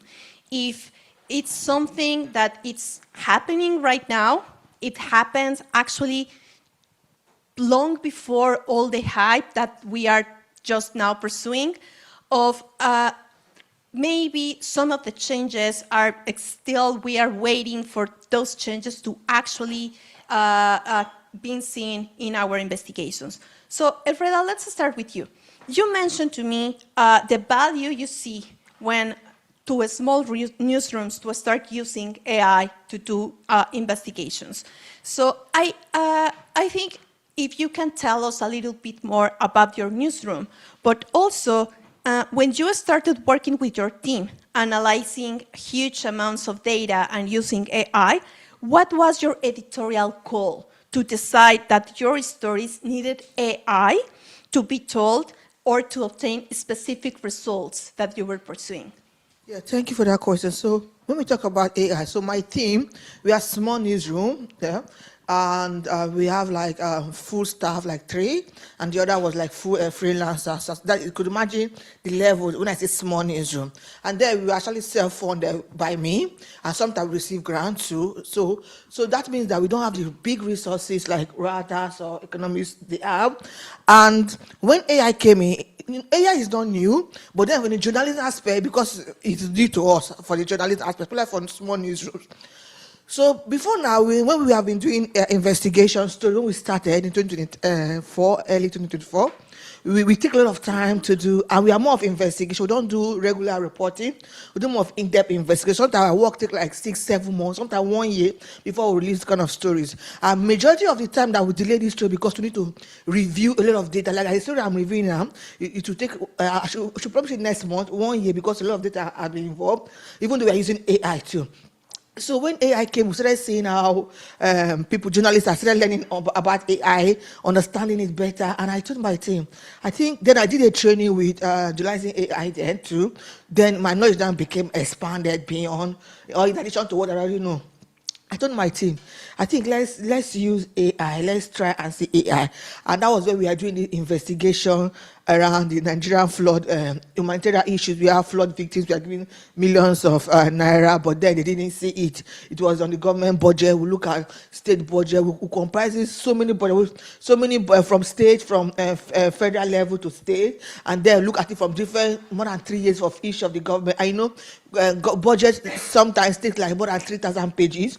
And then when we looked at it, I was the one leading the team. I was the one managing. I was the one that have the, as a vision carrier, a lot of things. So I was the one carrying this thing. So when I told my team that I want to do this thing, I told the reporter that I will not publish a story now.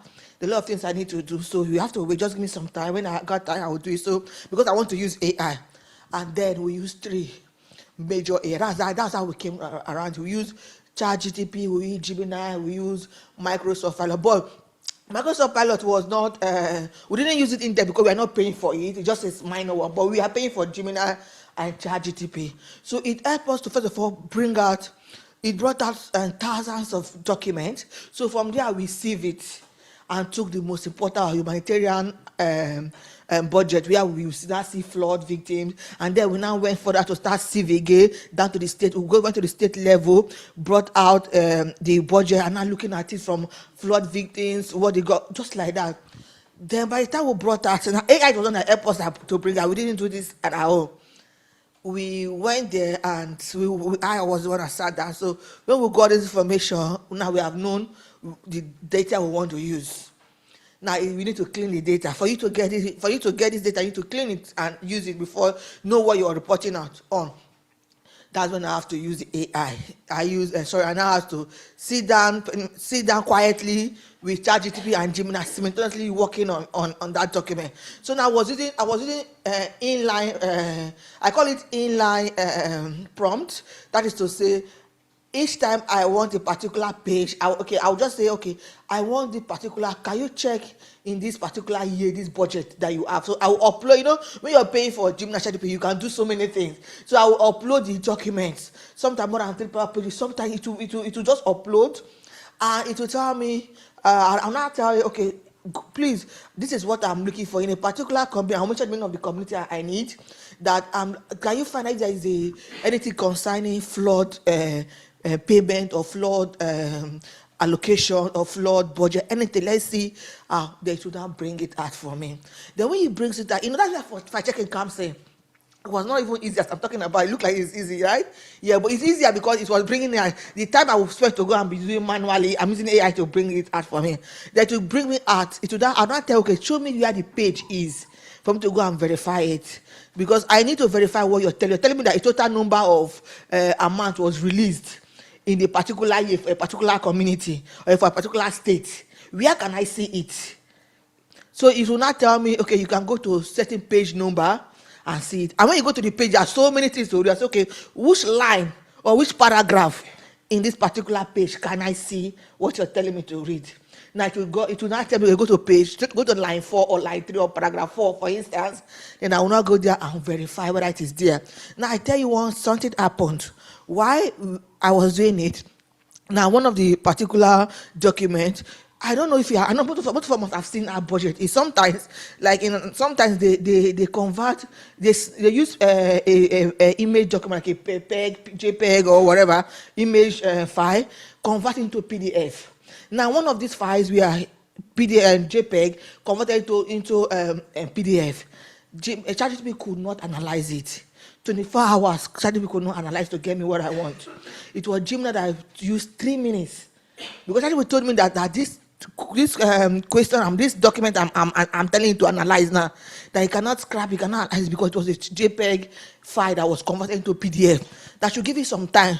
More than 3 days, ChatGPT did not give me what I want. But if not that I was very smart, but we are using two, like I said, Gemini. So I went to Gemini. The same prompt, the same question, exactly the same document, and Gemini just grabbed it and gave me what I want. You see, that's exactly, it makes the work easier. Now, finally, let me just round up. Now, something happened. Why I was still in that, it's not a day job because you do it, it's not a day job, but then it makes the work easier, not you do that burnout as a journalist, you start going manually. So while I was doing another information, looking for that same information, the same work we are working, something happened and I asked ChatGPT to give me a particular information, and he gave me the particular paragraph. I went there, I didn't see the information. So if I'm that kind of journalist that believes so much on AI, because I think people want AI, I know AI can sometimes make mistakes. So I will have just used the information and go and publish. Somebody will be dragging me. I have got to give up wrong information. I went back to the line, to the page and the number. I didn't see the information. I went back to ChatGPT. They told him that this information was wrong. He gave me the same information. I went to this, nothing, and I went back to Gemini. The same prompt he gave me, he told me the exact place. I went to see it, and I went there, looked at it, and I saw it. And I went back to ChatGPT that you have given me a wrong information. I see where it is. He said, we are so, no, it always apologize. Yeah. So that is exactly how we came about using AI. So one will say that we have seen that as small as we could use it for investigation. You can quickly reduce the burnout. You can quickly help us to analyze large. Analyzing 3,000 pages is not an easy page. It's not an easy job. So we did it. I would say within a short time, compared to when we would have done it manually. So I don't know if I answer your question. But not only aspect. Like you did different tasks quickly, different levels of scalability, but also you tested different tools doing the same reporting. Yes, yeah, I use different tools. I use different tools to do the same reporting, and that was what I feel that made it even more easier. Okay, let's assume we are not paying for Gemini. So you will have. Okay, Ashadi told me that I couldn't find that your PDF, I couldn't use it. It would have taken for long, or probably if I do not have that instinct to say let's use other tools, let's pay for other tools and use it together. It's not that this is not the particular one that made us to pay for other tools, but then it happens. I was already paying for Gemini.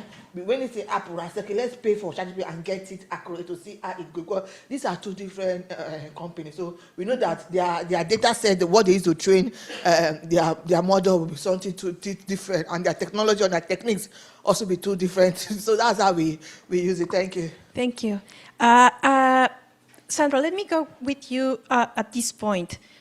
You are operating in a newsroom with resources to conduct big-scale data journalism. Before AI was available or was like all this AI hype. So how much has data journalism has changed in your perspective or for you in your newsroom? Yeah, I'd say it's changed a lot. I mean, we've talked a bit about this before this panel began even, where it's sort of, we're in this time right now where things are changing very rapidly, and we're sort of getting glimpses, I think, of where we're going to end up maybe. So just to sort of start, we've been using, ever since I joined 6 years ago, we've been doing machine learning in our journalism and used that quite extensively. But the generative AI stuff is new. And I actually remember back in, I think it was 2002, I of course wanted to automate my own job. So I tried to get ChatGPT 2.0, I believe, to write like The Economist. And it turned out to just go into the corn loss of whatever you told it. So it was a fairly unsuccessful endeavor. But what we're seeing now is large changes. And I think basically there's two types to this. One is in process, and that's probably where we're seeing it by far the most. On our team, we're a bit divided still. Some people prefer to write all their own code. But myself, I mostly delegate that to agents now and instead inspect and sort of serve as a team lead kind of role for coding. And then secondly, I think there is a bit going on in the space of using generative AI as a source of information. And this is way more experimental, where it's sort of, you're trying to query these in very sort of rigorous and systematic ways to get information out of the systems. And then the sort of best example I have of that is that I was interested in connotations a while back. And so specifically, sort of, if you hear a name, what does it make you think of? This is a very hard question to answer because everyone, of course, has people they know with given names. But my thinking was, well, these generative AI models, they're trained on some sort of average. And so the words that would come to their mind, if you could call it that, would be interesting. And trends in these connotations would be interesting as well. So that's sort of one way that we're exploring using AI models as sources of data and sort of building on top of all the amount of effort that's gone into training them in the first place. And how those changes in processes that you also mentioned actually intersect with the core reporting logic in journalism or in reporting? How those processes also affect the way that you are pursuing a story, or how do you explain, like, if you have to explain, for example, to the readers, how you were doing things before and now with AI to have the same story? Yeah, no, and that it's a very good question, and most readers unfortunately don't like a lot of methodology in the stories. So I think it's a perennial challenge. It's always been a challenge for data journalism in particular, I believe. What I do think we're seeing maybe a bit more of now, and I certainly hope this is the case, is making the code available and open. And then you can, in that manner, sort of specify exactly what you relied on the generative AI for versus traditional coding tools. So I think that's one way, to sort of just linking to the code so interested parties can go there. And then I think it's about being very transparent. You have to be totally honest about exactly what you did, to the extent that you can sort of find space for it. And really tell the reader, we wanted to find these connotations, say, so we asked the AIs to do it. We did a few things to make sure that we would make it replicable and so on and so forth. But that's ultimately what this is based on, and then you can make a judgment, reader, about whether you trust it or not. With regards to interacting with the broader reporting process, I think we've seen a lot of changes there too. One thing that I've really seen in my work that has been a great thing for me personally is prototyping. So it used to be the case that, so we have interactive developers who know how to present interactive data stories way better than I, who's mostly a writer and a sort of analytical person. Back in the old days, I would tell them, like, oh, I imagine a map where you're sort of moving around and then maybe there's some boats going through the strait or whatever. And I would explain it very poorly, and then they would sort of make sense of it, but it would be a very laborious process for both of us. And ultimately would find out that actually this doesn't work on mobile, so it's a bad idea. What is happening now is that instead I just sort of have this idea, I go in and I prototype it, and interactively with some sort of LLM, I come up with the solution, and then I can assess it myself and sort of think of, oh, a mobile will have to crop it this way or maybe, and figure things out, and then give it to them as an alternative. And in 9 times out of 10, they have a better idea, but still that saves them a lot of time of listening to my sort of brainstorming. Thank you.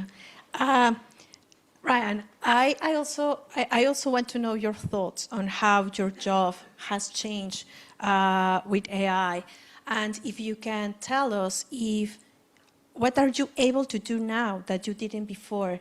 Maybe nothing something specific yet, but maybe you can now do things faster with more precision. How do you think? Yeah.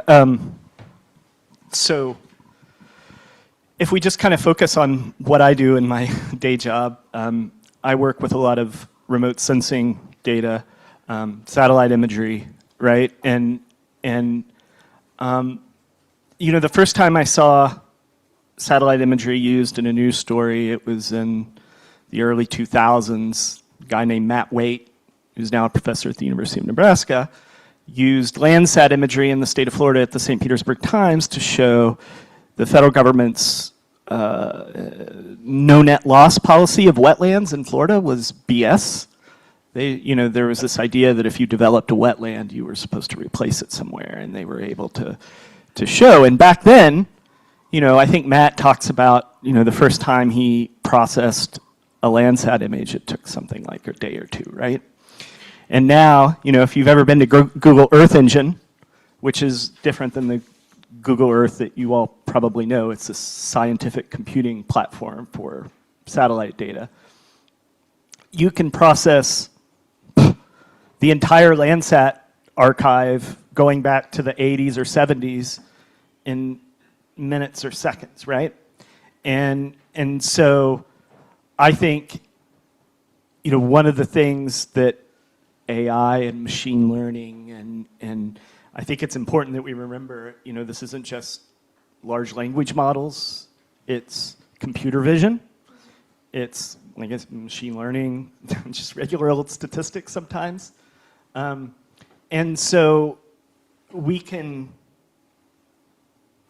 go through this data a lot faster, and huge amounts of data a lot faster than we ever could have imagined, right? I mean, and I won't be boring here, but like when a satellite passes over, if you think about it like a spreadsheet, right? What you see is not just a pretty picture. It's actually measuring reflectance off the Earth, right? So if you imagine a spreadsheet, each row is a pixel, a place on Earth, and each column, red sensor, green sensor, blue sensor, whatever, near infrared, whatever.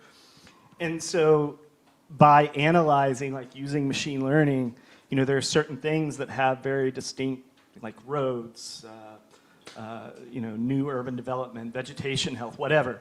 And so the ability to sort of use AI with multispectral data and not just one image, but thousands over decades. I mean, that's something that we never could have done before. And I think in this point, it's interesting to know your perspective on where do you see the greatest risk when you are using all this data in terms of methodological risk, ethical risk, security related, when you are working with AI and all this data to do a story?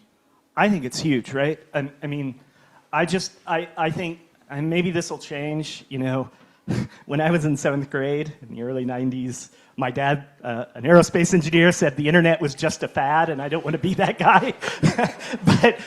but seriously, like, there are real risks here. I was recently, there's code assistance, right? And I had kind of, I find that it works exceptionally well in small bits and helping me solve little problems. But I turned one of the models loose to kind of write a whole section. And by the time I was done, it was so bloated. And there were things that I couldn't justify. And I just rewrote it, and I used about 1/5 of the code to do it, because I feel like you have to be able to justify every single decision that you make, every single coding decision you make. And so if you're running around and you're coding and you don't know what it's doing, and I'll give you another example, the error catching. Like when I'm, like for example, when you're importing data into a data set, a database you've created, and you've got a field for just integers, and you like try and shove a word in there or something like that. I want it to break, right? I want it to break because I want to have to investigate why is it doing this. But like you'll see it come up with all kinds of error handling that'll just like it's a software developer and just like deal with it. And so like I think if, at least now, this idea that like everybody's a coder without understanding what it's doing, like I think there's real legal peril here, and we're just whistling past the graveyard if we, you have to understand what it's doing. But it's a great, like I don't want to sound like I'm overly negative. These are great, amazing tools, but like we need to be careful here, I think. Sora, what do you think?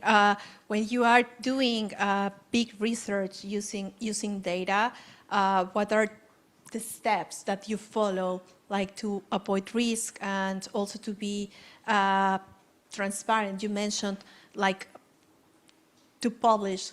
What are you doing to your reader, your methodology? But what else do you think we need to actually connect with the public, with the audience, to explain more what we are doing with AI? First I just want to second Ryan's point here in that currently we are at a very dangerous point, I think, in the sense that these systems can produce projects which look very sensible, but the output, it might be nonsensical. And it's hard to tell the difference if you don't actually follow the code. But it's very tempting not to follow the code, and I'm sure many people around the world, maybe some in media too, are doing that, where they're just sort of pushing stuff that's being, vibe coded without actually inspecting or understanding the underlying code. At the same time, for some projects, we might be moving in the direction of the errors being less than what a human would make, And at that point, it becomes very different to be a data journalist, I think, if you can actually code via prompting alone and not understand the code. We're not there yet. By any stretch, but we might be heading there. In terms of making things comprehensible for the reader and sort of ensuring transparency and so on, I think it's the same problem we've always had. It's the same challenge and opportunity. It's not qualitatively different, though I guess there could be something about scale. One thing that I think there was a bit of a movement towards in the very early days of say, like 2023 or 2022, whenever ChatGPT came out, was whether or not you should disclose that you had used an assistant to write the code, say. That was quickly abandoned because everyone started using assistant all the time, so there was no point in having a label. But I think there's other things you can do. And one thing that I find, and this is more internal than sort of external facing, is that I always want intermediate steps to be visualized in some way.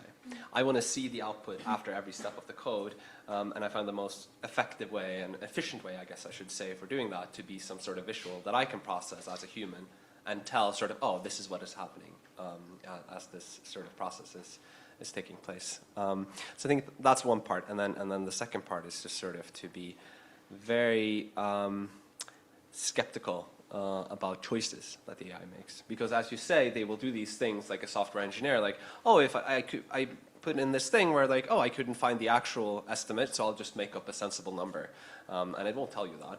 So you really need to check its work.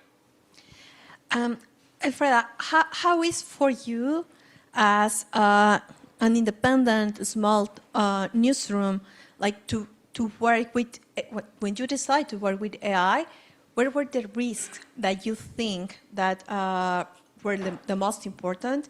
And if you think in some protocols, if you talk with someone, an expert, to think about the security of your own data when you start working with AI in your newsroom and with your reporters? So first of all, because I have knowledge around cybersecurity, I also train for around cybersecurity, around AI too, and then data controls.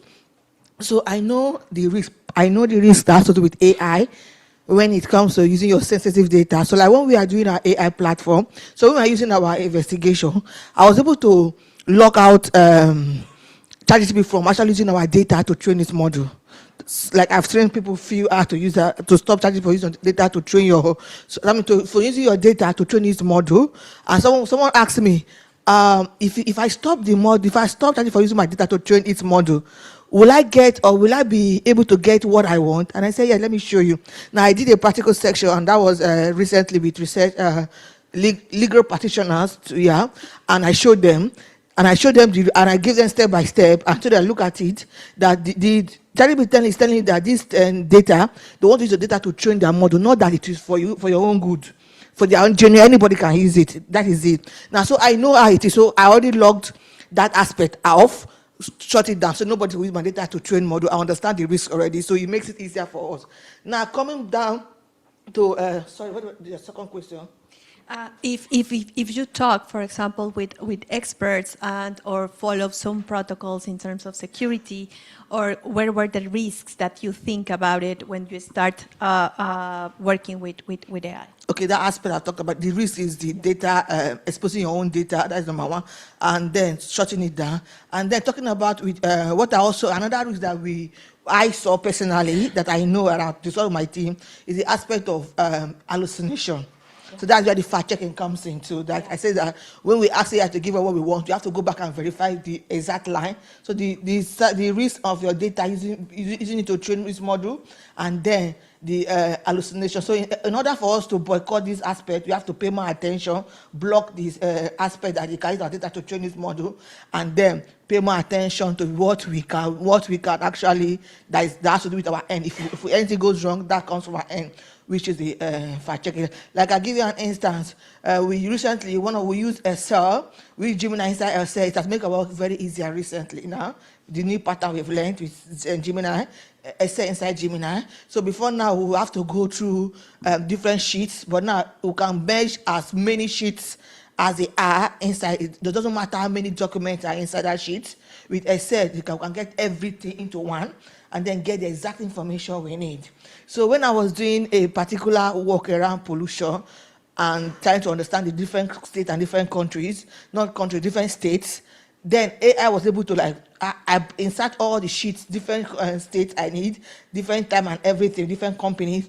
AI was able to bring out the exact information, merging all the sheets. Before people who can do it, people who understand Excel better, or people who can code. But if you cannot code, they have to do Excel. If you can't do Excel, they have to do manual. They give you another edit. So now with AI, I'm using Gemini, I'm paying for it, so it's better. So it just give me what I want. So I think that's exactly the two aspects we lock down: cyber security, shut down the data, and then fact check properly. Okay, we are having results from the poll. The question was, has AI changed the scope of investigative journalism in your newsroom? 50% of people said somewhat. It has only expanded some capacities. 16 says yes, we are pursuing stories we couldn't attend before. 14 said no, it barely touched some processes, but still it's 21%. We are not meaningful using AI in investigations yet. So for these 21% that they are not using AI in a meaningful way to do some investigative journalism, where to start? How do you think if people, if you are a reporter, you want to start using, truly using AI in your investigative journalism, how to create a method to actually get involved with the tools and to have access to the result that you said that you can have now stories completely different, completely we cannot imagine that we will do that years ago. What do you think, Ryan? So I'm sorry, can you ask that again, sort of what you were asking for? Yeah, that if you can, where to start when you are not still using AI as a newsroom or as investigative reporter to actually trying to obtain these kind of stories that years ago we can not think about. So where to start? if you're not using these tools? Boy, that's a really good question. I think that, you know, you want things that you can verify, right? And I think that, you know, large language models are great for helping guide your research and you know, make you more efficient if you're coding or learning to code. I think these are great tools for learning. So I think it's about, you know, you don't want to run with scissors, right? And you know, so doing things, starting out with things that are verifiable, that you can follow the cookie trail, and you know, it's not some sort of black box. I mean, I think that's how you have to start. And I don't know if that sounds wishy-washy or not, but that's how I would think about it, is, you know, taking small steps that give you verifiable results, whether it's research in a large language model or whether it's coding or whatever. I don't know. What do you think? No, I mean, I think that's a great answer, and I guess to start with, I don't think everyone should be using these tools. You could do great investigative journalism with just pen and paper or a microphone, and they're certainly they're very useful for the sort of stuff, or some of the stuff that I do, but that is, you know, not what everyone should do. Hopefully, drive me out of the market. But anyway, what I do think, though, if you would like to get into using these tools, the sort of the line that I have in my head is great enthusiasm, but zero trust. And so that means, you know, jump in, try it out, but don't trust anything. Practically, that might mean one of two things. So either after you've sort of put something together, you go and like inspect it line by line, make sure you understand how everything is working, and sort of you're confident in the process, or you move to the output, and then you do. Let's say you have something that classifies tweets. So I did this manually back in the day, and it was a very laborious process because text modeling is difficult. I classified tweets into pro-Ukrainian, pro-Russian, or neutral. Let's say you've had an LLM do that. You grab 1,000 and you do it yourself, and you see if the model got it right. And then you'll have to have some sort of, you know, if it got 99% right, are you happy with that or not? That's going to be up to you to decide.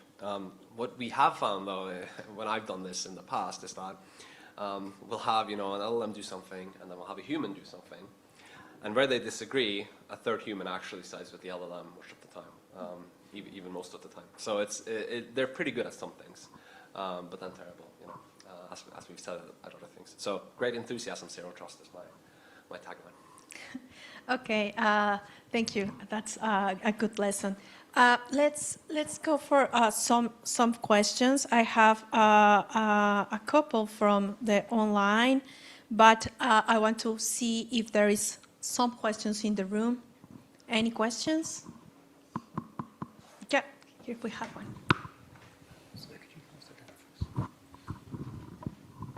Hi, it's Tom Trinas from Fathom. You've talked a lot about the sort of role of AI in the investigative process. I'm just curious if you've thought about or have seen any really good examples of AI helping make some of these big investigations that can be quite difficult to access, make them more accessible to audiences. So it's more on the kind of like publishing side of investigations. Yes. Well, to be honest, I don't think we're that good at that yet. I think it's still very much a work in progress. One thing we've seen a bit of is this sort of personalization almost thing, where it enables you to scale up the work you do to be able to, you know, let's say you have something that, a methodology, and you apply it to a series of countries. Now it becomes much easier to apply it to a bunch of different countries, so everyone can look up their country, stuff like that. But no, I think it's very much in the beginning phase. One thing that we are doing, just to sort of talk a bit about what I know of, is we are having, so we have humans narrate our stories. So, you know, you can listen to our articles, but they can't do that instantly, and we publish stuff all the time. So in the interim, we have AI narration for our stories, and that turns out to be pretty popular. Though both humans and AIs are accused of being AIs, even though we actually say, AI narrated for the AI ones. So it's a bit difficult in that sense. But that's, like, I guess, one way. What I think we'll see a lot more of, or what I should say is, what I've seen a lot of people experiment with are things like podcast formats or audio, where you have it sort of tell the story to you and you can ask it questions, that kind of thing. I think the chatbot experiment that some people have done hasn't been seen as that, beneficial. It's very expensive to run, for one thing, and the sort of bang for the buck is low. And then finally, the thing you see everywhere are the AI summaries. How good and important they are, I don't know. Plausibly, though, their main consumer might be LLMs pretty soon. And so that's sort of something to watch as well. Thank you. Any other question? Okay, online I have one that I want to know your thoughts, Elfreda. It says, can AI-driven investigative journalists truly capture grand realities in regions like rural India where data is limited or unstructured? So when the question is, if you are living in a place where maybe you don't have access to good data, enough data, how can you actually trust in AI helping you in doing this investigative journalism? I think, first of all, we need to understand how AI works, or the element works. It is what you give it that will bring out for you. So people who are training it is what they use to train that data, that is what we give it. So, and then if you look at these big tech companies, they don't have their own data. So they depend or rely on what is already available on the internet or what is already available on open source data they can use. So for instance, now that's where this issue comes in. Now, so someone who's living in India, for instance, and then there is no data, the government does not bring out data that the AI will scrap and bring out from. Where would they get the data from? It will become impossible.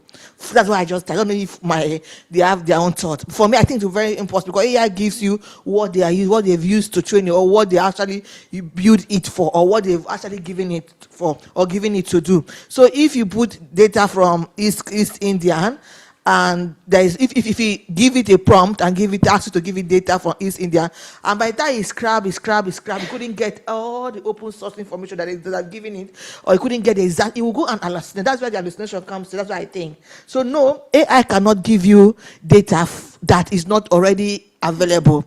That's why I tell journalists that AI cannot take your job, because you can go to the field, AI can go to the field. It is what you already put in that AI can use. Once your work is open, AI can now scrap it and get it and give it. I don't know what my people, other of my colleagues think here.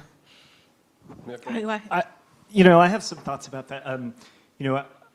I've done quite a bit of work covering the Sudanese civil war, and particularly in Darfur. And I think back,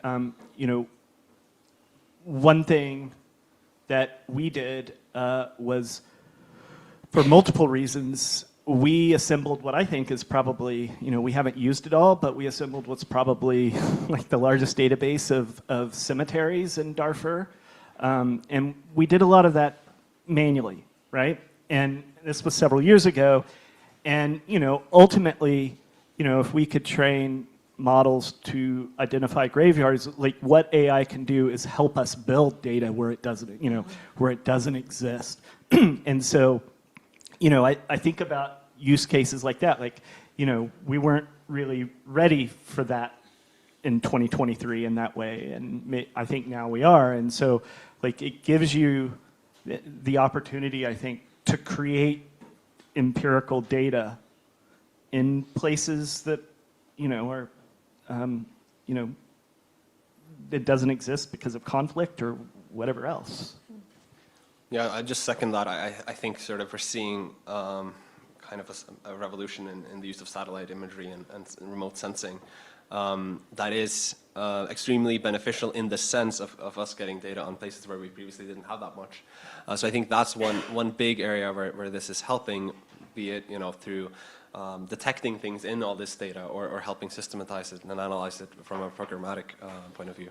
And then secondly, I mean, I'm just thinking of some of your work, sort of wading through these difficult documents that aren't systematized. They're not like, you know, you download a CSV and you get what you want, but it's much more difficult than that. So some of the work that Elfrida's been doing, sort of using LLMs to go through the PNG image of a PDF that was like a sort of poor, you know, image by a camera of, say, I mean, in your case, it was some records, but I've been looking at, what is it? It's polling station results in Nigeria, and it's just sort of, this isn't something that a human can do unless you have, you know, 10,000 of them, and no one has that. So, so I think that's another use case as well. Thank you. Here's another question in the room.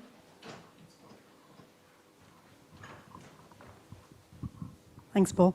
There was a post this morning on LinkedIn by Manisha Ganguly, the investigative correspondent at The Guardian, about how open source investigation, specifically thinking about satellite imagery, is not that open very much anymore because it's private, and especially now in war context, some of that is really, the use is really restricted. So I wanted to ask Ryan, in one way, these tools are making more and more, opening up more and more possibilities, but are you also seeing a bit of restrictions at the moment, and how do we go past these private?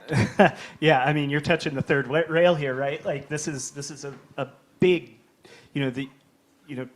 clearly, I presume the U.S. government is putting pressure on Planet and Maxar, or I'm sorry, Vantor now. And so, this is, I don't think we've seen it quite at this scale yet. And so I think we're going to have to be a lot more creative about working around those issues. What are all those things? I don't know yet, but we're going to figure them out. Now, maybe they're satellites that are, companies that are domiciled in other countries. Maybe it is,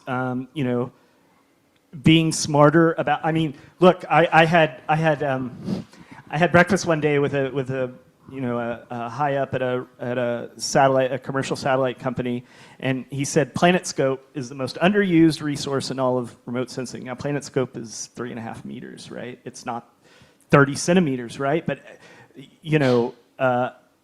there are lots of government satellites that are medium resolution, and we just have to figure out smart ways to use those to the ones that aren't, being blocked. But it's a major deal, and I think it'll have unintended consequences. I mean, this is a war where there's a ton of misinformation, and this means that if you can't verify things, it's just gonna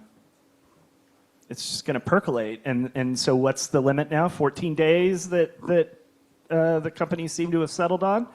Well, that means these things, this slop is going to percolate for 14 days before we can address it. I don't know. I don't think that's very good, but. I agree with that. Any other question? There is one question about, and I think it's also part of the thing that was discussed in the panel before, the previous panel, about collaboration. How to collaborate with investigative reporters if they are not close to AI, or how to open the door in the newsroom to actually avoid to be alone in this task of learning about AI and different tools. Well, speaking for myself, I think it's a big challenge, but in two different ways. So one is making sure that your work takes in all the expertise that beat reporters have. So say I'm writing about many different things, but a beat reporter might be focused on the climate or semiconductors. I want to be sure that all of their expertise becomes part of my story. And we don't have bylines, so it's a bit different for us, so we collaborate on most everything, but it's important. The second way, though, is making sure that you can contribute to other people's stories. And here, I think we got to be honest with one danger, which is that, if you are the person who can, do some coding and some LLMs and all that stuff, you might become a resource rather than a collaborator. And that's fine. And there's a role that I think is valuable. But also, you got to be protective of your own time, so you make sure that you can pursue whatever you want to pursue. But yeah, you got to be open and collaborative. I think that's important in journalism. What do you think? How to start collaborating more with AI knowledge with other reporters that are starting in this journey? I guess just off the top of my head, thinking about, so we're talking about ways that you can find help, right? And I think, luckily, there are organizations like IRE, NICAR, where journalists are very giving of their time. If you've ever been to one of their conferences in the US, I highly recommend. You'll find a group of people who are willing to help you. You might be sitting next to a Pulitzer Prize winner who's showing you how to code, right? And so that's part of it. But also, the academics, doing data journalism is reporting, and you can go out and you can talk to academics who are doing this kind of work and are willing to help you and to help you learn. And so when I used to teach, I used to preach that some of the best stories are hidden in academic literature. If there's methodologies in there too, it might not be the story that you're looking at, but you think, oh, I could take that and do this. And so, you can find people who you can turn to, in the academic realm, I think, to help as well. So that's kind of what springs to mind. Thank you. We are running out of time, but I have a final question for each of you, a final thought. What do you see as the single biggest opportunity AI offers right now to investigative journalism, Alfreda? I think for me, what I've seen, the biggest opportunity is to enhance our work as investigative journalists, but then we should not give it the trust, 100% trust. Yeah, it will help us to do a lot of work, investigation, analyze data, clean up, even transcription. Even the people who say they are not using AI, might be using AI unknowingly. Transcription, audio transcription, how does that work too? Some of them might be using it, they don't know. So I say that enhancing our work in terms of audio transcription, for we, as the Colonel's report, when I do that investigation, I build AI tools, needs assist AI. It helps for audio transcription. We no longer pay Jimmy or whatever to transcribe for us. It also helps for source verification. So what it means is that even if we are putting our own original audio into the AI, tell it to analyze them, and even if AI helping us to do some writing, at the end you see verification to not verify whether the write-up that AI has given us is original from what we have imputed at the end. What we have imputed at the end, you will see it in source verification. You see it trend and analysis too. So that is before now. When we want to use AI, we'll try to see whether get what do they call it? Trending, or I've forgotten the name how to call it, but then try to say give you best headlines, SEO headlines, and then know whether your story we go far, what are the input. But now with our own platform, it's open, people are paying for it, so you have a free version, also open version, needs assist AI or needs assist.io for the web. So once you just input your data, your stories and everything to show you some of the things you have missed that you need to add, just like that. So that's why I say enhance your work generally. That's the biggest opportunity I've seen for it. That's the positive aspect too. And then the negative aspect, if you're to talk about it, it might actually reduce, if journalists are not very careful, it might take our original language from us if we're not very careful about it. For people who don't know how to use it very well, it might also get us into trouble, as we have seen so far now. So thank you. Thank you. Sandra. Yeah, I think this latest wave of models, I think it is analysis of language. And I do think we're still scratching the surface of turning language as it appears in its natural form, be it online or elsewhere, into data that we can use and analyze. I think there's a lot to be gained there. I know we're short on time. I'll capitalize on, or I'll I'll piggyback on that. And when the Bashar al-Assad regime fell in Syria, our team flooded into Damascus, into security ministries, and took pictures of every document that we could find. Tens of thousands of documents. And some of them handwritten in Arabic. And my brilliant colleague, Alison Martel, who's actually our team's lead on AI, built some amazing infrastructure to go through that. And not all of us speak Arabic. She built translations into these things. And then there was one thing when we uncovered the conspiracy to dig up people from one mass grave and move them to another. There was a guy by the name of Colonel Ismander who was known as Assad's master of cleansing. We found and we documented his involvement in this because it had his stamp on a document. And I believe Alison built a model that found those stamps. It's the ability to find the signal among the noise. I mean, we had tens of thousands of pictures of documents, and you know how that goes, right? And if you go back and you read our Syria coverage, not just the story that I've talked about, but other things, I mean, it enabled us to find extraordinarily compelling stories about atrocities because of these tools. So I think it's the ability to sift through lots of information and find answers in a hurry. Thank you so much. I think it's a great ending. Okay, thank you so much for our audience online. So thank you so much for our panelists also. We are doing a break now for the online, and we are having lunch here for the people in the room. So see you in our next session. Thank you so much.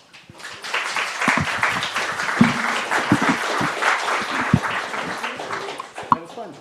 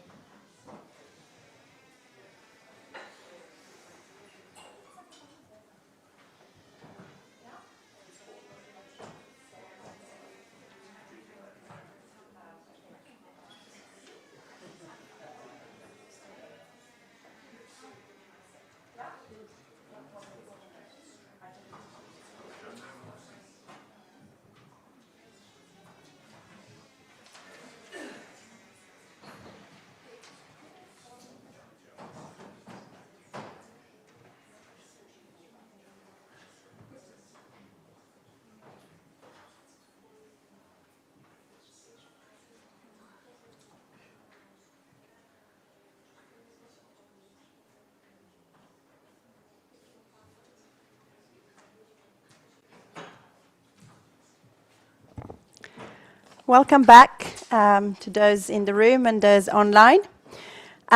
We now have a short presentation of our second research insight session on AI adoption by UK journalists and their newsroom.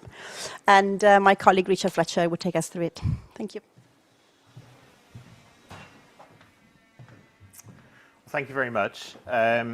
As Fede said, I'm going to spend about 15 minutes talking about recent work on AI adoption by UK journalists, which we published in a report at the end of last year. So if you're interested or want to go into any more detail about anything I'm going to talk about, please do have a look at the website. This was a report co-authored with two colleagues from LMU Munich in Germany, Neil Thurman and Sina Tasla-Cordonuri. I think just to sort of explain that they were responsible for collecting the data for this project, which they did in 2024, and then we worked together to write this up and publish it as a report. And we were focused on four key questions. So firstly, whether and how UK journalists use AI. What are their attitudes towards AI? Which types of organizations are making most use of AI? And also, what are the news organizations' approaches towards AI, so in terms of training, policy, etc. This was based on data collected from a sample of about 1,000 UK journalists. And we did this, there's more details on the methodology in the report. As you can imagine, it can be quite difficult to try to get a representative sample of journalists within a particular country. And essentially what we did is randomly sample from a very large database of journalists. This is the same methodology that's used for the UK in the Worlds of Journalism study, for those who may be aware of it. As I said, more details in the report. It's important to point out that this data was collected, or data collection finished at the end of 2024. Now things have obviously moved on a little bit. I expect moved on more so in terms of adoption rather than attitudes, but do keep that in mind as we go through. So just to begin with a really basic question. So how often are UK journalists using AI? Well, by the end of 2024, already over half, 56%, said that they were using it in their work on a weekly basis. And around a quarter, 27%, said that they were using it on a daily basis. And just 16% said that they never tried it in their work at all. So already quite high levels of adoption. We also asked about different tasks that people were using, or journalists were using AI for. And as you can see, this is just, we asked about a long list of tasks. This is just the top 6. And perhaps no surprises, we can see work like transcription, translation, checking, what we've in the report called back-end or initial news gathering work. And if we were to look at the sort of kind of bottom of this list, you tend to see tasks which kind of revolve around automatically generating content. So it's actually similar to what we found with our study of the public. Journalists are using it for the tasks that the public are actually most comfortable with it being used for at the moment. But it's important to remember that actually in a number of organizations, AI isn't really supposed to be, or is kind of prohibited from being used for some of these content creation tasks. So that's partly shaping this data as well.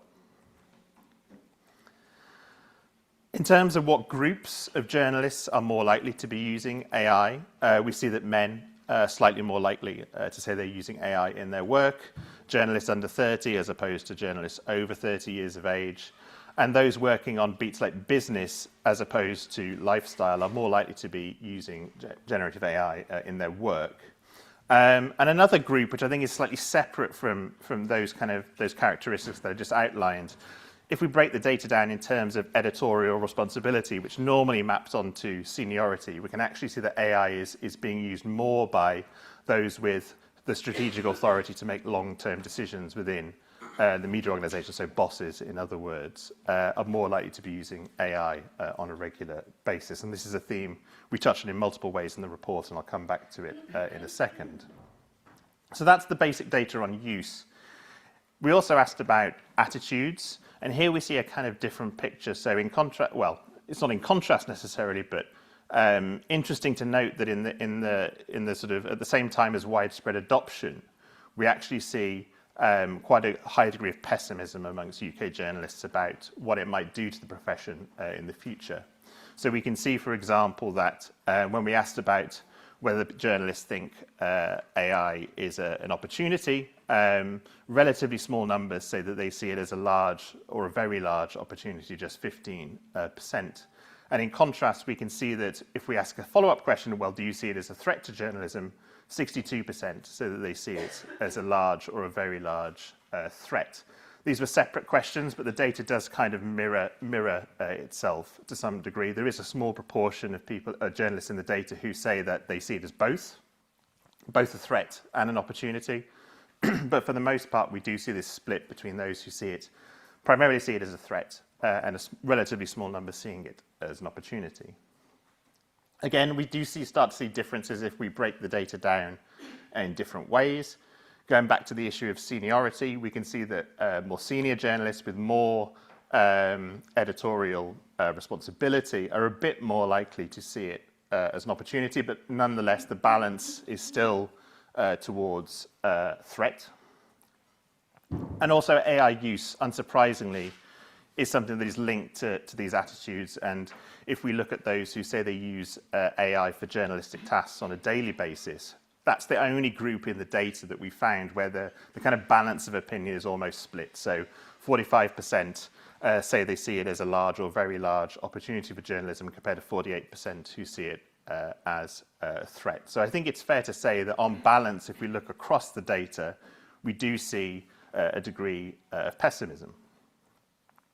When we look in a bit more detail about what might be driving that pessimism, we asked about a number of different potential, what we might call ethical threats that might come about as a result of AI. And what we can see is that journalists tend to be particularly concerned about the impact on public trust, the value of accuracy, and also the originality of content. They're relatively less concerned about issues like plagiarism and data privacy, which of course can be associated with AI, and the concern levels are still relatively high, but relatively, compared to some of these other risks, these rank near the bottom. So a whole range of different issues where UK journalists are quite sort of pessimistic or skeptical about AI in the newsroom. Up to this point, I've talked about what journalists themselves are doing and what they think. But we can also use the survey to ask about what their organization is doing with AI. There's a slight sort of difference in the data here in that, of course, not every journalist, particularly if they're working in large organizations, will know what's going on, at a kind of organization-wide level. So there are a lot of don't knows in the data which we've removed for this part of the analysis. So do keep that in mind. But nonetheless, we can pick out some key points. So despite the high levels of individual professional use that we see in the data, this isn't really reflected in the level of integration of AI that journalists are seeing in their newsroom. So you can see that 40% say that their organization really hasn't integrated AI at all, and 45% say there's limited integration. So the vast majority reporting that there isn't full integration or extensive integration or even moderate integration in their newsroom. Again, this varies by the organization type.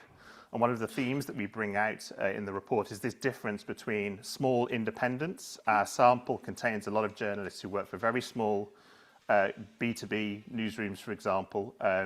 Often our understanding of AI comes from speaking to big organizations, but that's only just one part of the ecosystem. And we do start to see these differences. So conglomerates in particular are more likely to report higher levels of integration, whereas independents, slightly lower levels. But one thing that we see across the board is that when we ask, do you expect the level of AI integration to improve or go up in coming years, these are the numbers for the difference between kind of increase or decrease, and the vast majority think that regardless of where they work, think that they will see more AI integration in the next 5 years in their newsroom, and particularly so, again, for those working for larger organizations. When it comes to protocols and guidelines in AI use, Most journalists, 60%, say that their employer has at least some protocols or guidelines for one of these issues. But we also see a difference between guidelines for things like human oversight and control, data privacy and security, as you might expect. But bias and fairness, so guidelines around that issue in particular, is sort of clearly kind of in a different group to the other items that we asked about.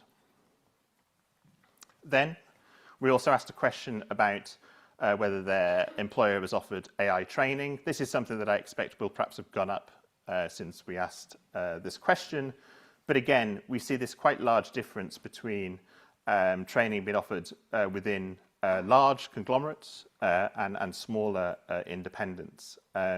You can see in the middle there the difference between 50% and 14%. I think that difference is likely to remain, even if the numbers themselves may have moved since we collected the data.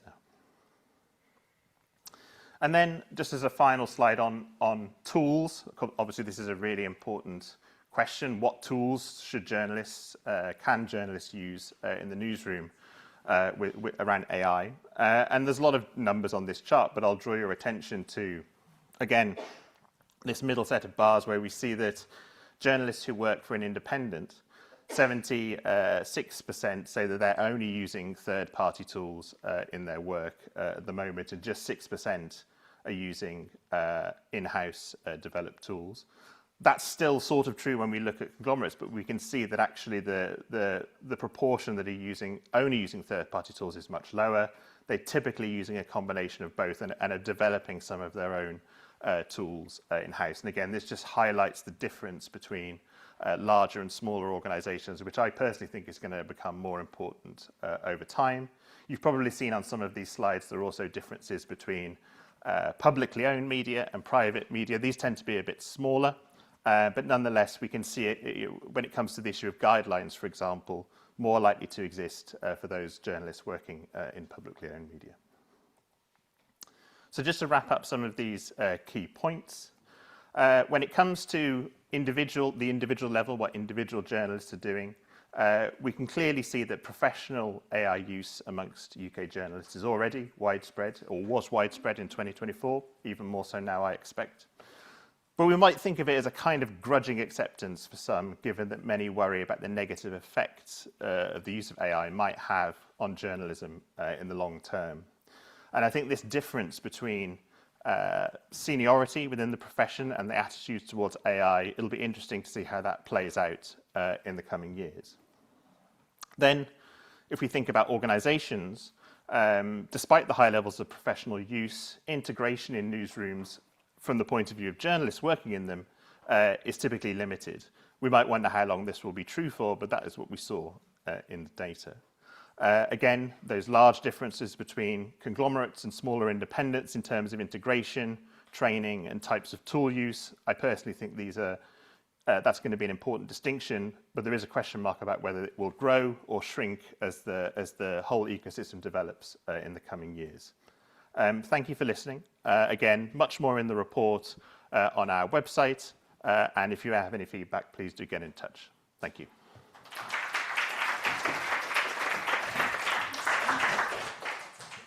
Thank you, Richard. I'm now going to call to the stage our next panel, how AI is transforming fact-checking, moderated by my colleague Eduardo Suarez.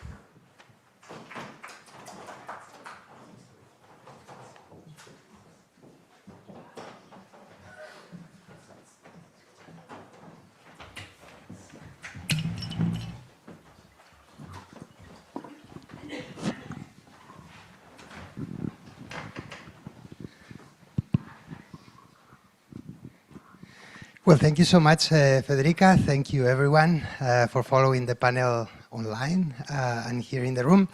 I'm really lucky we're going to discuss fact-checking today. I am surrounded by three leading fact-checkers from three different countries. To my left is Tain Alon, founder of Aos Fatos, one of the biggest fact-checkers in Latin America and the leading one in Brazil.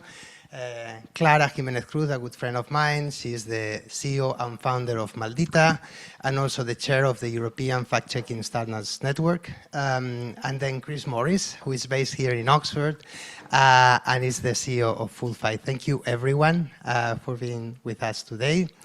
We are going to discuss fact-checking. I would like to start, actually, talking a bit about an article that was published in The Atlantic very recently. And the article is from Masha Ali Marnadi, who is from Witness. He's an expert on verification. And she wrote a piece actually about the bombing on the girls' school in Minab in Iran. And she was describing how, you know, it was the perfect example of the information ecosystem we are entering, you know, with AI and so on. I'm going to paraphrase her post in a minute so everyone can see, you know, what I am talking about. There will be also posted on the chat on Zoom. It follows a single case, the bombing of a girls' school in Minab, through every layer of distortion. An AI-generated fake the day before the strike, an AI chatbot that denied the strike with fabricated sources, a regime that illustrated real children's deaths with an AI-generated image, and those opposed to the regime, driven by years of mistrust, who dismiss the burial site as AI. The fact that these children's deaths have been documented, verified, and geolocated, none of it has been enough to prevent the doubt from spreading faster than the evidence. And I think it's very illustrative, right, of the kind of world that we are entering. It's not that AI is believed by everyone, but it's definitely everywhere somehow.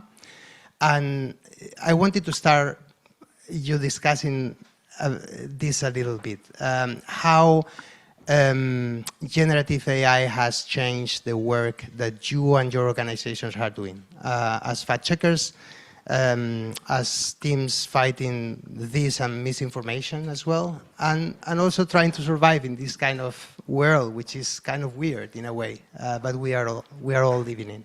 Who wants to start? Chris, go for it. Yeah. Go for it.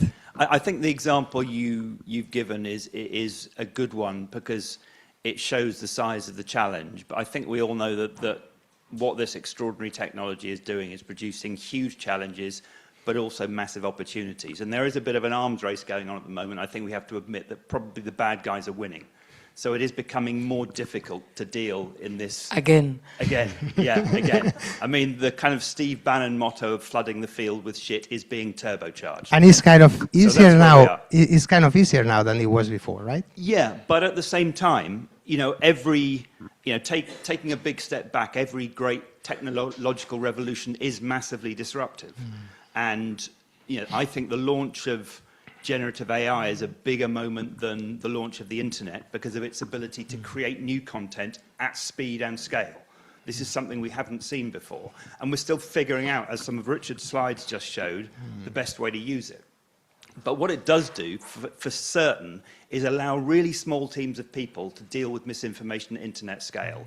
The problem you describe is the problem of what people believe once you've done that. And clearly, we are in danger of getting to a place where no one believes anything they read or see or hear anywhere.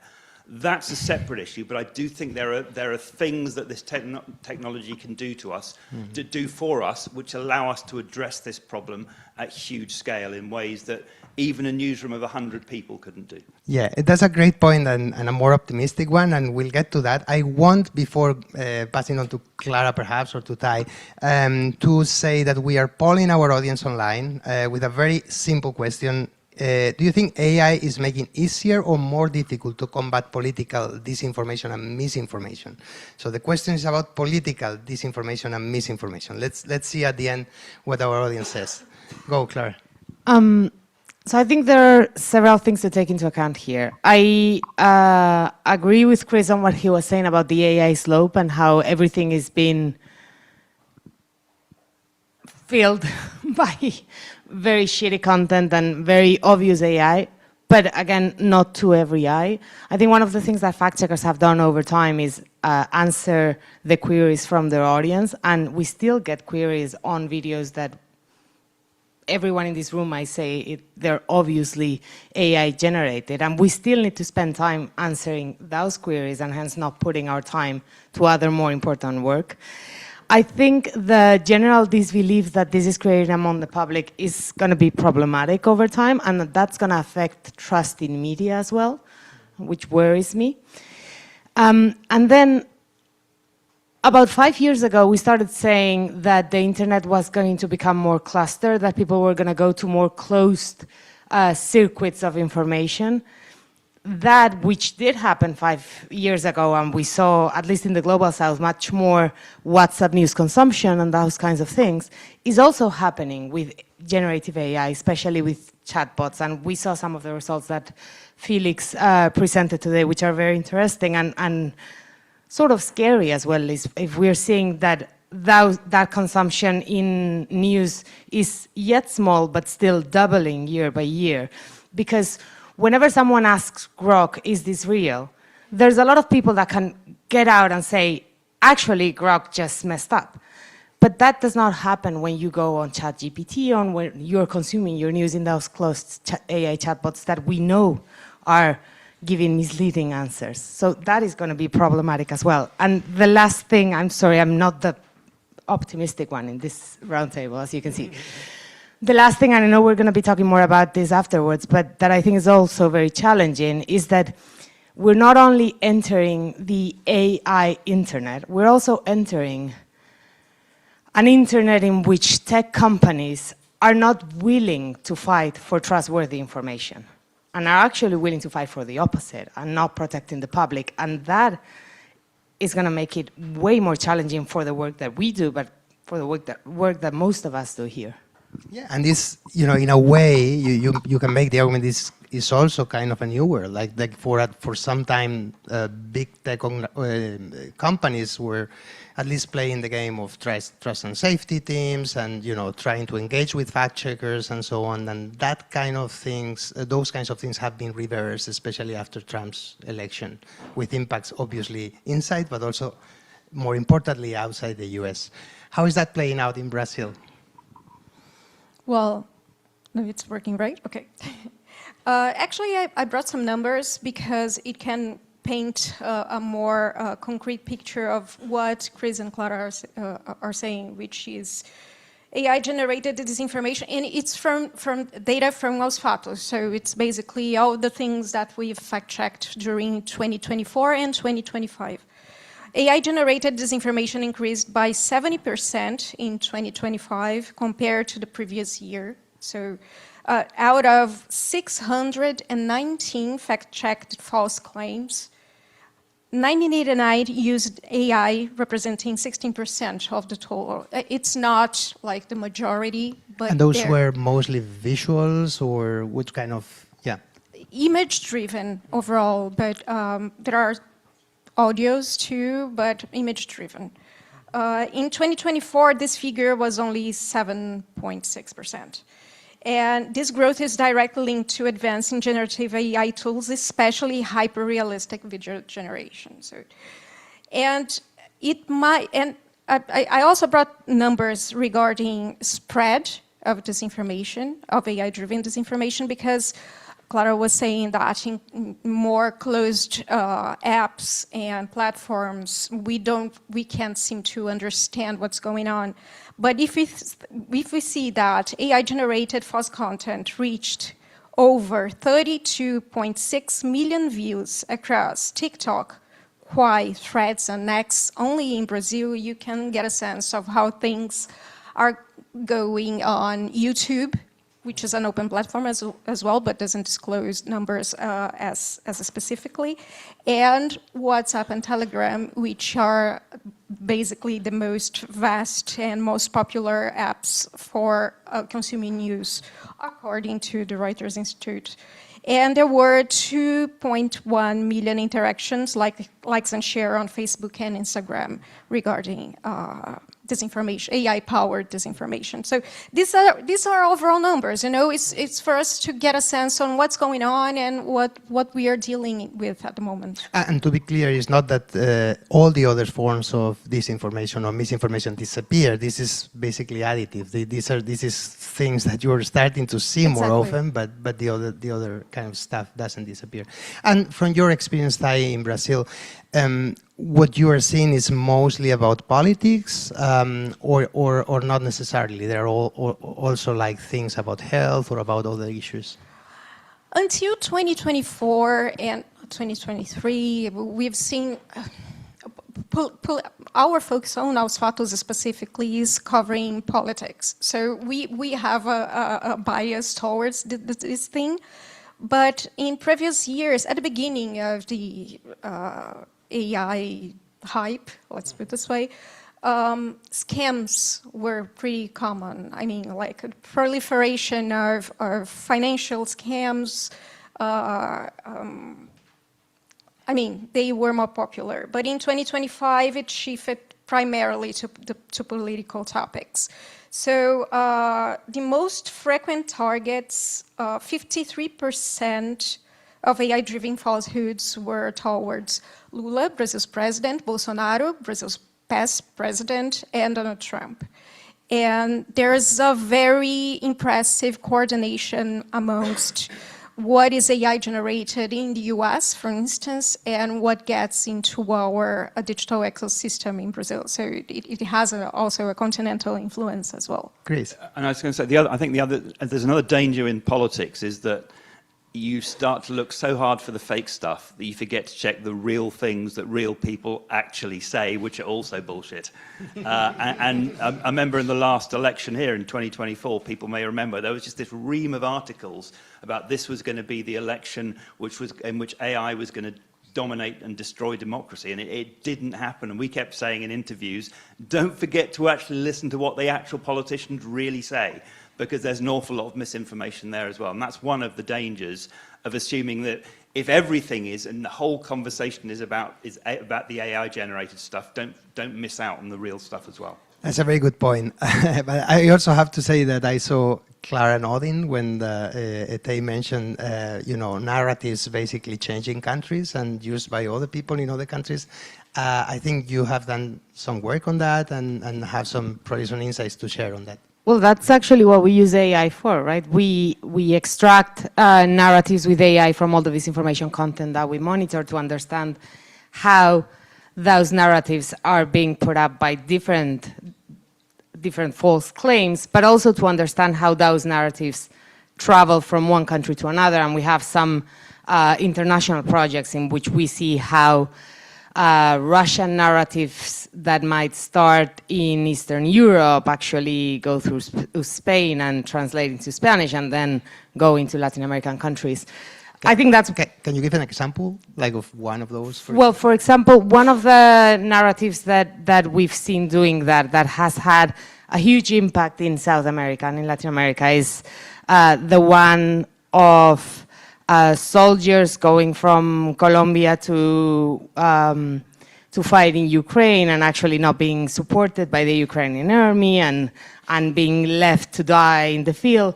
Those kinds of narratives have shifted from what used to happen. They used to affect Eastern European countries, and then they basically changed the nationality of the soldiers and took them to Colombia.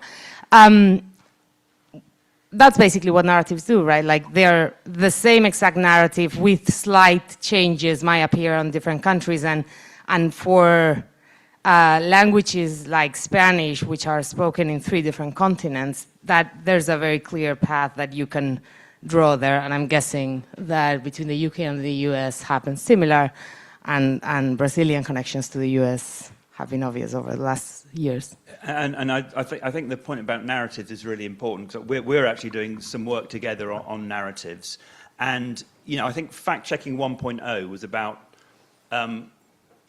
specific points of data, single facts, and then almost waiting for them to emerge, then whack-a-mole style, hitting them on the head as they, that's wrong, we debunk them. We understand that things have moved on. People learn from stories. It's hardwired into our DNA. And the most effective way for misinformation to spread is through narratives which are compelling. And therefore, to fact check effectively, we both need to pre-bunk to get ahead of the bad stuff before it comes out, but also be able to tell stories which are equally as compelling as the misinformation as it emerges. So narratives, I think, are a big focus of what we're doing. And we're currently working together on a technology project which is essentially looking at narratives and short-form videos in 20 European languages and compiling a database so you can compare what's happening in different countries. And this is, we're doing this for the EFCSN, and what it does, it's that it can trigger alerts to fact checkers in those different countries ahead of the narrative hitting their specific language so that they can start putting out pre-banking strategies before that narrative arrives to their language. And can you explain a bit more, because I wanted this panel to be a bit more positive, perhaps. Can you explain a bit more about how you are using AI to do that and how AI is helping you be more efficient, I guess, in identifying the narratives and so on? Yeah. You want to do your side and I do mine?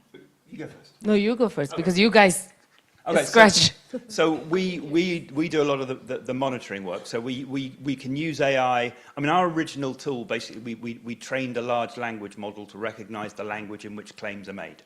So it can monitor millions of sentences, pick out claims, tell you what type of claim it is. That's the tool we have that's existing. What we've done in the new tool is to take that, but also then to add, if you like, a generative AI component, because the AI has the ability to go through those millions of sentences and find claims. The generative AI, we've worked on a harms model.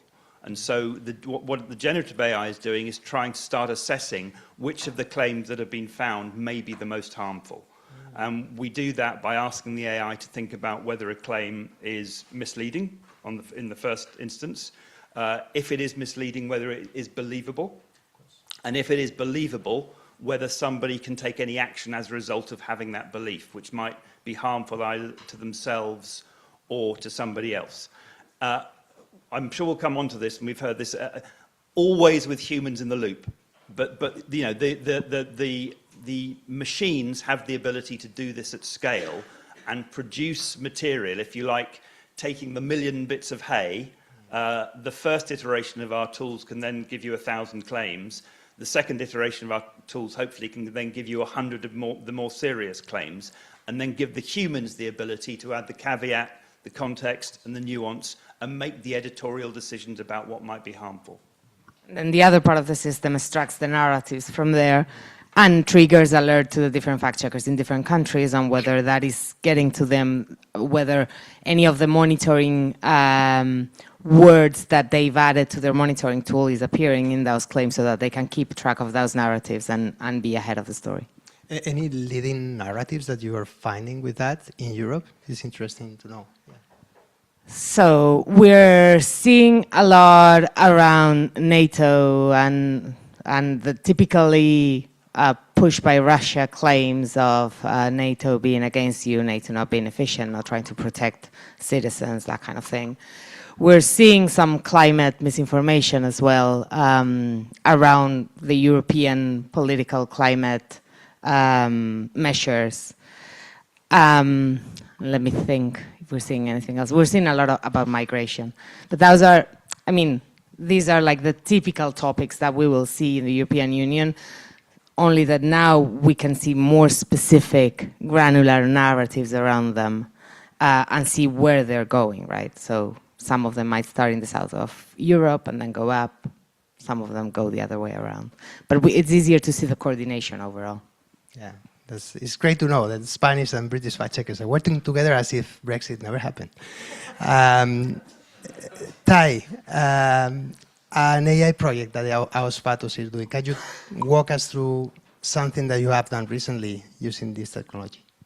Sure. Actually, what Ausfatus has been doing, it resonates a lot with what Full Fact and Maldita have been doing for over the years, because when we started developing our technology strategy, our innovation strategy, one has to understand that this is a long-term work. You're only able to predict patterns or speeches or statements of narratives if you have already a big data set of work. So if you have been fact-checking the field for a long time and you already understand what are the major themes that are being addressed by political groups or for minorities or that targets actually public discourse as a whole. So what we've been building is something that it is started with a very small project called Fatima, which is our chatbot. That's been around for, I think, over 8 years already. And it started as a chatbot that would answer users on Twitter saying that a specific link they were sharing that had false information. And now it is a completely LLM-based chatbot that operates on WhatsApp, on our website, on Telegram. And it evolved together with other tools that we have. Scriba is one of them. Scriba is an automatic transcriptor that is actually a service you can subscribe. It's one of our main sources of funding at Os Fatos, actually. And we've built together both these tools with the knowledge that was leveraged developing those tools. We are now developing Busca Fatos, which is a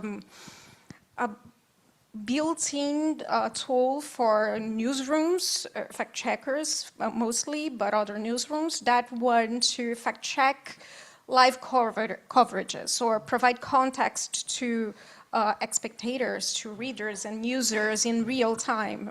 We will be using it for the elections this year in Brazil, but while covering the live debates and interviews, podcasts, live podcasts, you name it, as a way to accelerate fact-checking political statements, and also to harness context in such coverages. For instance, you're covering the World Cup, and you want to have information in real time about reliable data about something that might be specific to that match or something. It might be useful to other newsrooms also to provide context and verified data to their live coverages.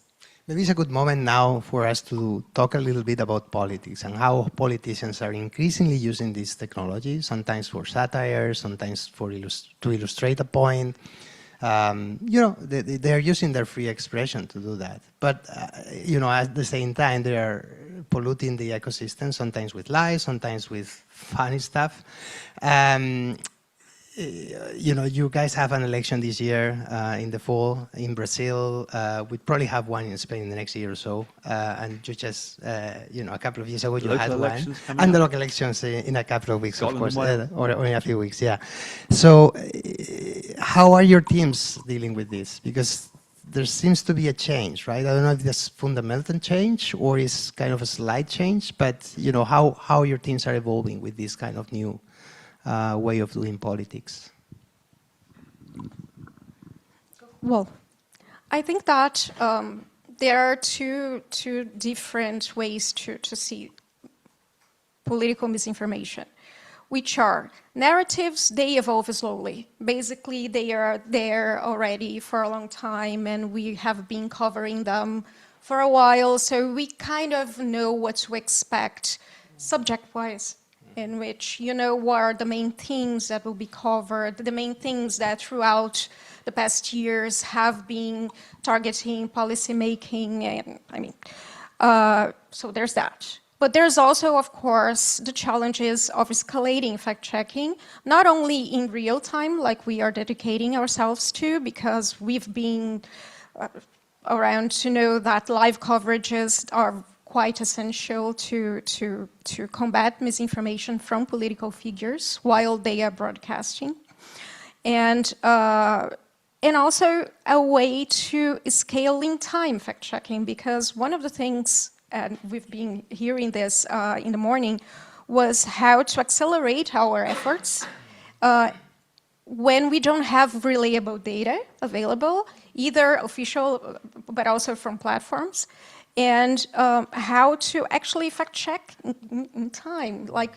Because, of course, we have to reach to sources and human-based investigations, they take time. So I think that is kind of dealing with both the unpredictability of how much time will it take for us to fact-check one specific new thing, together with all the things that we already know that will happen. It's the same in Spain, Clara? So I think that one of the things that we're seeing is that new parties that have come in place in Europe have been using using platforms to their advantage and this information to their advantage, not necessarily from as a politician standing up and speaking to the public, but actually coordinating digital campaigns that test an idea, and if that idea works, then that is escalated up to the politician itself, right? That used to be something that only some specific parties would do. We're starting to see that done by the whole political spectrum, which is actually very scary because like the decision has been, well, if they're doing it, these are the new rules and hence we're going to use them, right? So what you're describing is that it used to be the strategy of the far-right parties, perhaps? It used to be far-right and far-left, and now we're seeing it across the political spectrum. So I think one of the things that we're starting to do is try to tell those stories. So not necessarily fact-check what the politician says, but actually dismantle the full digital campaign that leads to the politicians saying that. Because that is where the ground is being set up so that afterwards, when the politician comes out, he'll get applauded, right? So we're trying to do the work that comes before, and often attribution is impossible. So you cannot actually say this has been paid by the Socialist Party or the Popular Party, but you can give enough hints, which is what we're trying to do to prevent those kinds of campaigns from hitting so hard. And is the new, I'm going to Chris in a minute, but is the new platform world that we have discussed, this new world in which platforms are not doing enough around this, is it making more difficult for you to do that kind of work that you just described? I wouldn't say it's making it more difficult, it's making it easier for those messages to hit. What we're seeing is that platforms still have the same set of rules for themselves, they're just not fulfilling them, not applying them, not enforcing them, right? So not so much. I'll give you an example of this. We've seen how Meta has decided that political advertising is no longer available, and that's preventing a lot of CSOs from doing political campaigns that they used to run on specific topics around human rights, right? Because they want to follow the law and the rules of the platforms. Whereas political parties or politicians, not necessarily. So they're just posting their ads without tagging them as political. And no one cares and no one's doing anything, even though that is directly against not only Meta's rules, but actually the DSA. Yeah, and also using influencers and all kinds of that, of course. Chris, sorry. Yeah, I was going to say, the other thing is I think that what is appropriate varies from country to country, but these are also questions for governments and for legislators. So in the UK at the moment, there's a piece of legislation going through the Representation of the People Bill, which is about trying to make the electoral system fit for purpose in the digital age. It doesn't say nearly enough about the threat of mis and disinformation. It's a lot about political finance and that sort of thing. But for example, we've been talking to MPs about the need to do something about political deepfakes. Sexual deepfakes have been outlawed in the UK, but political deepfakes, there's no regulation of them of any kind. Now, so far, there haven't been that many overt political deepfakes, but even if you look at what was possible to do on video at the last general election here in 2024 and what you can do now, the difference is extraordinary. By the time of the next election, which could be as late as 2029, the ability of almost anyone to make incredibly convincing videos will have advanced even further. So it's really hard to legislate on such fast-moving technology at a fixed point of time, but I think there's a responsibility of governments and parliaments as well. Yes, and also elections in a way are a special case in the sense that is a time when, you know, time really matters, right? Like if there is a deep fake, like right before the election of politicians saying something inconvenient or something false or something that is, and you know that you both have kind of researched a little bit about this regulation in your own countries, and well, in the case of Clara, the European Union obviously is the place that most of the regulation is taking place. Where are you saying? Where are you seeing things going, especially with the kind of president we have in the U.S. that has an impact on all these things, even on things happening outside the U.S.? So I think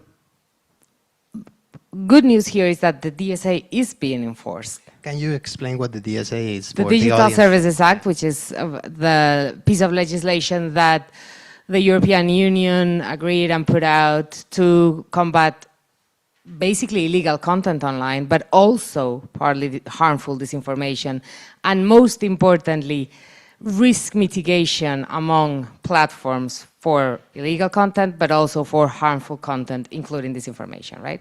So that it basically obliges very big online platforms to have risk mitigation measures against harmful content, and that includes disinformation among other things. So threats to elections, health, and of course illegal content like child pornography. So the good news is that it is being enforced. The bad news is that it is not necessarily the first priority of the European Commission or of the European Union right now, because multiple wars, multiple trade wars as well. So that is getting a bit more challenging. How far is it going to be enforced?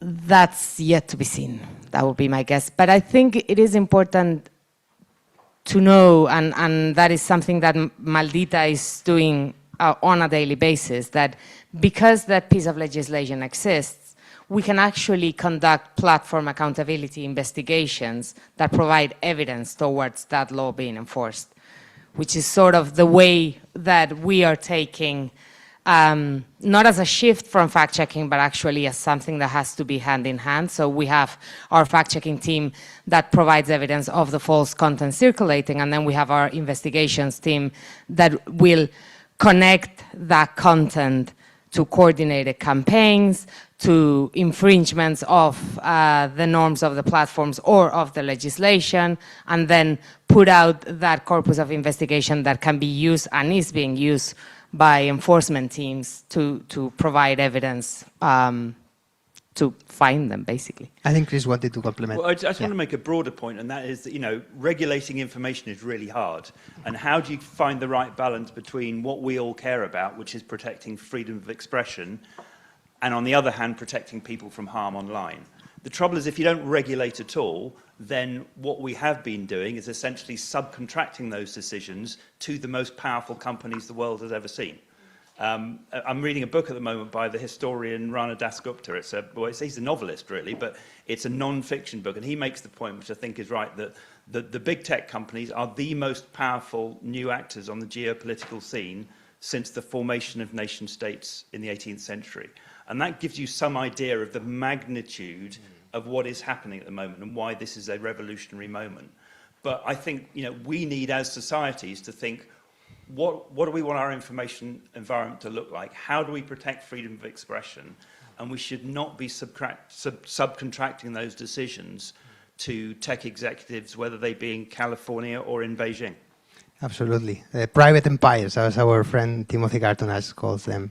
Tai, at Os Fatos, you have actually published stuff about this and how basically big tech companies are basically lobbying politicians and basically trying to get the best possible regulations for them. Yeah. Yes, it's something that we've been covering a lot for the past, I think, 6 years at least. But basically what we have in Brazil, and it's the same in most of the global south, even though countries like Brazil or South Africa or India are kind of trailblazing in their AI or digital services regulations, those platforms that they have been able to kind of hinder any kind of discussions on Congress level. So in Brazil, we have some regulation for internet and digital services markets. It has been updated somehow by the Supreme Court, making a bit broader what is the digital platform's responsibility, what's illegal content, what's dangerous. I mean, but at the same time, we have a lack of instances to reinforce such laws, basically due to technical and knowledge, basic knowledge about how digital platforms work, and how disinformation flows among supranational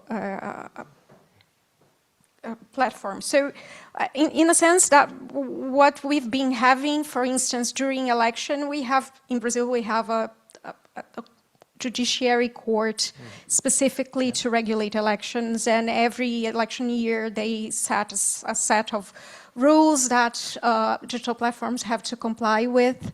And they have published in the past month one specifically saying that regulating chatbots, AI chatbots.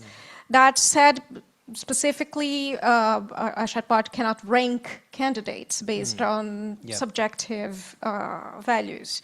And we tested most popular chatbots, and they actually ranked And they actually do it, right? the candidates by which is the most corrupt or the less corrupt, or which one is better for the markets and worse for the markets, and so on. So the rules are there, but they are not being enforced. Right. And I'm curious especially about Brazil, because you have the election this year, and it's a very important one.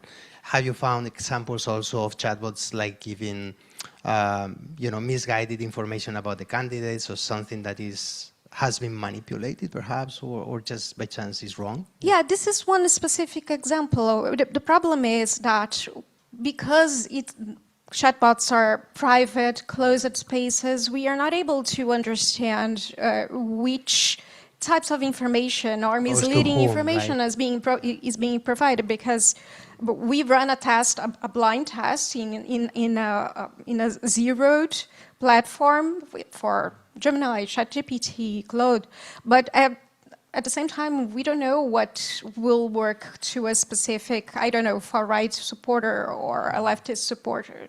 Here's the problem that Clara mentioned before, right? Like with Grok, sometimes you can still see at least what people are asking or the response that they are getting, but for something that Gemini or ChatGPT is impossible to know. I don't know if you have actually tried. For AI overviews at Google, because AI overviews change from one user to another, from one time to another.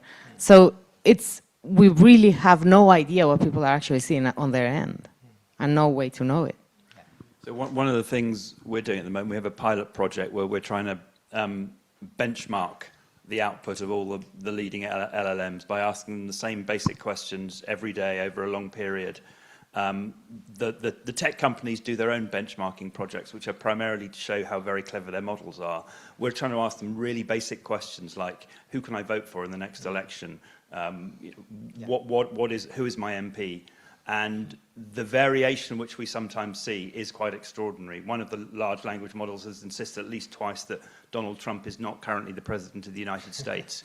And so they get a lot right. And the technology is extraordinary, but we just have to be aware about how often they get things wrong. And I think the transparency, the more we can do to explain that to the broader public, and the more that we can show them what's happening under the bonnet, because those companies often don't want people to see that, the more confidence people will have that there is actually still accurate information out there that they can find, so they can make their own decisions on the issues that matter to them. So transparency, I think, is really important. Yeah. And also understanding, which I really think the public does not know or understand in depth enough, and we see it when we go to the trainers, the fact that there are different kinds of powers trying to influence those LLMs and to build the knowledge of those LLMs in different ways. And that comes from foreign interference, but also from very big companies that are just doing a PR campaign on LLMs so that the answers they give come from them and not from anyone that is trying to be critical.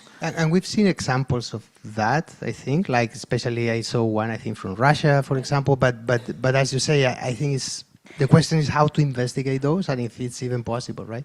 And a second very big challenge. We're seeing a lot of investigation in English, but smaller languages across continents have it way worse, and many of the foreign interference campaigns that we've been seeing by Russia trying to interfere on LLMs are actually on very small languages like Catalan. Yeah, so that's also a challenge, of course, the language one. I think it was Chris who mentioned the human in the loop before, which is, something that is almost a stereotype now in these kind of discussions about AI. But I'm curious, about the AI projects that you guys are doing. If there is any project where you don't include a human in the loop at all, or that you just kind of trust with a disclaimer that people use it, even if it's a chatbot with information or something like that.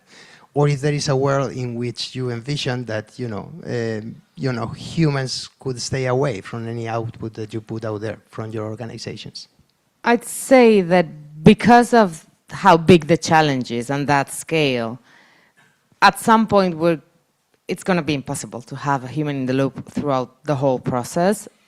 And I think one of the things that we're trying to build, and this is something Full Fact and Malita have been talking about, is how can we make a signal system with the harm score and with a red flag system so that whenever we put something out there, and this is the way Maldita is working right now, is we have a tool that is called La Buloteca, and every report on this information that we get, we publish it directly on the website with 1,000 disclaimers saying this has not been fact-checked, this is a question by the audience, help us crowdsource information around it if you can.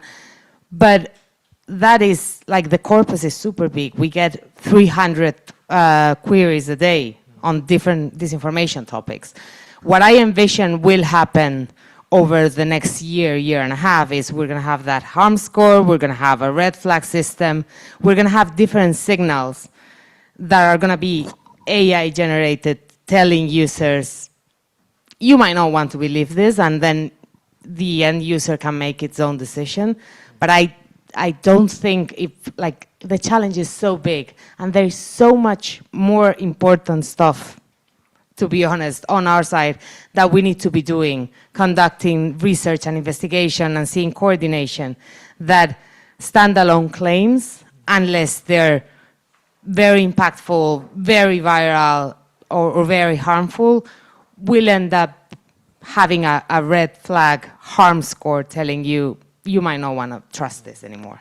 Chris? I mean, I would say at the moment, we would never publish anything which did not have some sort of human oversight. And I think the way to use technology most effectively is that the technology can churn through the vast databases. It can point humans in the right direction. And the best journalism will be the journalism in the future which figures out how to harness the technology to do things at scale, but then use that human ability to add the context and the caveat to bring the quality. Because if you like, if the AI almost levels the playing field about how you can bring in information, it's what you do with it when it's there. And that's where I think for the next few years at least, and it's clearly what audiences want as well. Most audiences want to know that humans are involved. And I think, again, it comes back to that word I used before of transparency. It's really important for us to reassure them that this is not something where the machines are taking over. But we should also, I think, resist the temptation to go all Luddite and say, oh, the technology is terrible, let's just go back to caves, because that's not going to work either. Yeah, there's no single Luddite in this panel, I think. What's your view on human in the loop? I agree with Clara, but also with Chris, in the sense that humans are always on a loop, because for us to build any sort of tool to help fact check or to predict misinformation flows or to monitor disinformation campaigns, there has to be a set of data that is produced by humans, journalists specifically, in Osvato's case, data scientists, experts in data, in investigation. So there will always be a data set that was produced by humans. And we also have to understand that it's a technology that is constantly evolving. For instance, when we integrated LLMs in our chatbot in 2023, we conducted a test with over 2,500 participants, and to understand the perceived usefulness of changing the technology. And actually, we received a positive feedback from 75% of the users, said that the tool actually had improved compared to the previous technology that we were using. So, and the ones that didn't find that useful actually basically disagreed with the facts that were presented. So it wasn't an inaccuracy. It was basically, I don't like it.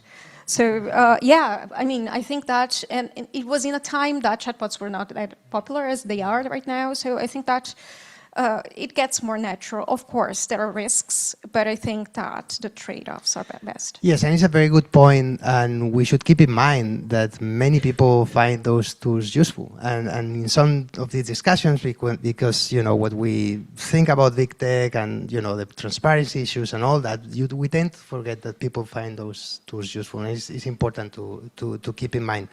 Well, the results for the poll are in, and you know this is a very this is a very kind of depressing result. But so basically, like 74% of the people think that it's going to be more difficult to combat misinformation, political misinformation, and only 19% think that it's going to be easier. So probably this panel agrees with that assessment, perhaps. They just need to buy our tools and then it'll be fine. Okay, let's do that. Let's go for questions from the audience. Walter, perhaps here. Yeah.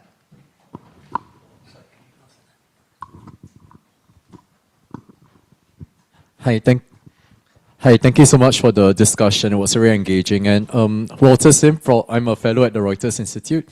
It seems like a lot of political misinformation out there is effective because it preys on raw emotions, especially amongst people who feel some sort of injustice or have some sort of grievances in society. So when you talk about building narratives to pre-bunk such information, how do you ensure that your fact-check message can equally be effective in reaching such people?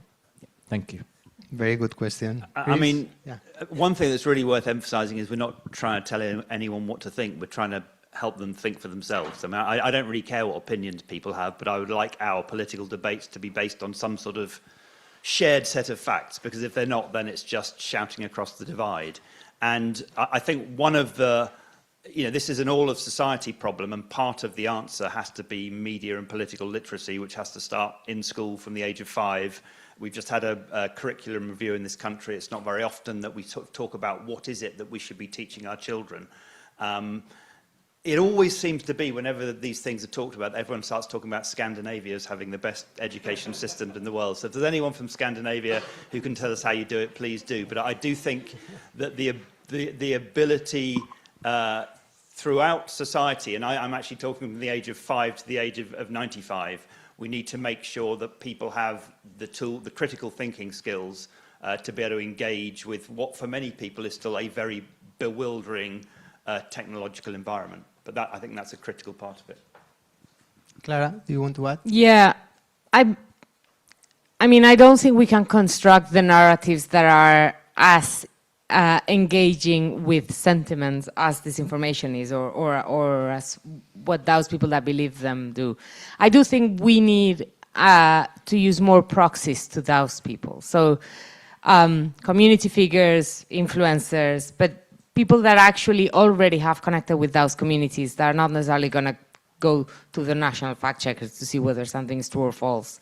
And those kinds of strategies have proven to be impactful, more than just putting out a 2,000-word article that no one reads.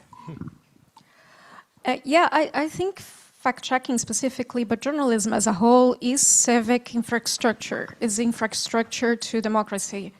And I think that no one is an island, right? We live in a system in which we are consuming also culture and other types of information, and it shouldn't, or it isn't like high level of something quite sophisticated uniformly.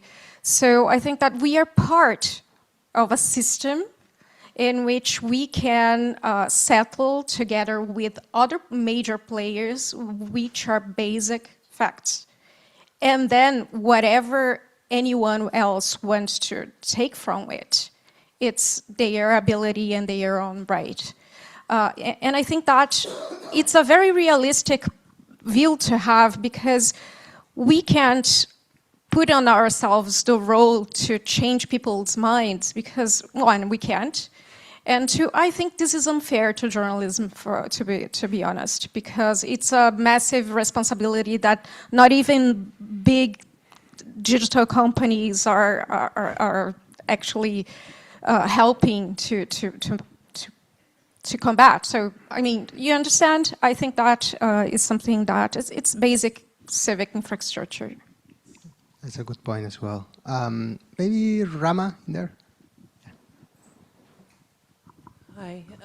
I was wondering what you might suggest to media companies, that what are the radical things that they need to be doing to be helping? Because I think the issue that you raised about people not being able to trust what they see anymore is alive now, and the fact about what you said about trustworthiness is not something platforms are thinking about. So in the light of the fact that it's becoming difficult to know what is true, you know, what do media companies need to be doing? I mean, you know, full disclosure, I used to work for the BBC for a long time, and I set up something called BBC Reality Check, which has now kind of morphed into BBC Verify. That's all about that. It's all about trying to persuade people that you can trust us. It's quite difficult now when you are so-called mainstream media to be trusted, because there is some evidence, it's not as strong as people think, that people trust institutions less. I think at the heart of it's got to be good journalism. People aren't stupid. They recognize good journalism when they see it. I think the challenge is, or one of the biggest challenges, how do we pay for all of this? There's all sorts of things that could be done, but I think one of the media's biggest challenges is, certainly in the world of fact-checking, it's true, is that the financial models are collapsing. And that pushes us in the direction of the journalism. And it's absolutely imperative to go for quality, not quantity. And the big media companies that do have the money have the responsibility, A, to lead on quality, but also to throw some of the largesse in other people's directions as well. Just wondering about the recognition. How will they recognize that this is not a deep fake, or it's trustworthy? Well, that for me, it partly comes down to those kind of campaigns of, I mean, I don't like the term media literacy, but we know what we mean. Making sure people are equipped with the tools, the critical thinking skills to make those assessments for themselves.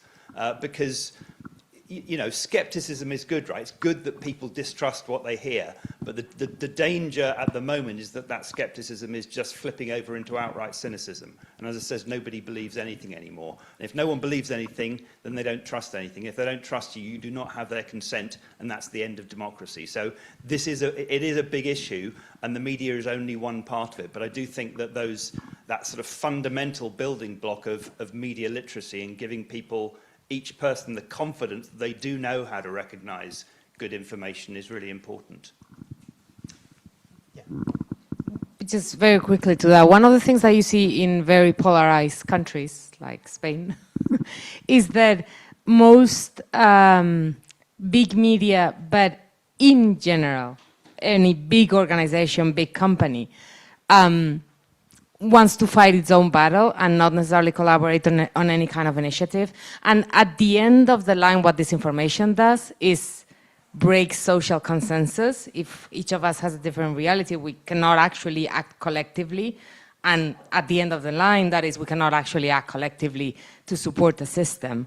So what I would like to see more from media companies in my country, but also from other kinds of companies that are not necessarily linked to media, is support the idea that the truth has a value, and that that sharing the same vision of the country we live in and not a different vision depending on which newspaper you buy each morning actually has a value for stability, for democracy, for the system we live in.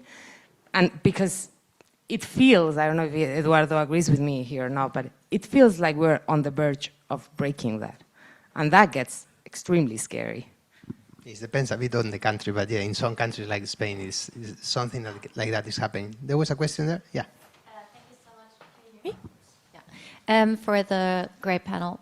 My question is just following up on the very first question of kind of the role of emotion. If assuming that emotional content might reach people on a deeper level or more directly, might be a bit more powerful, does that lead to emotionalized content also being fact-checked more or being like higher ranked in the priority of to be fact-checked content or narratives? Should it?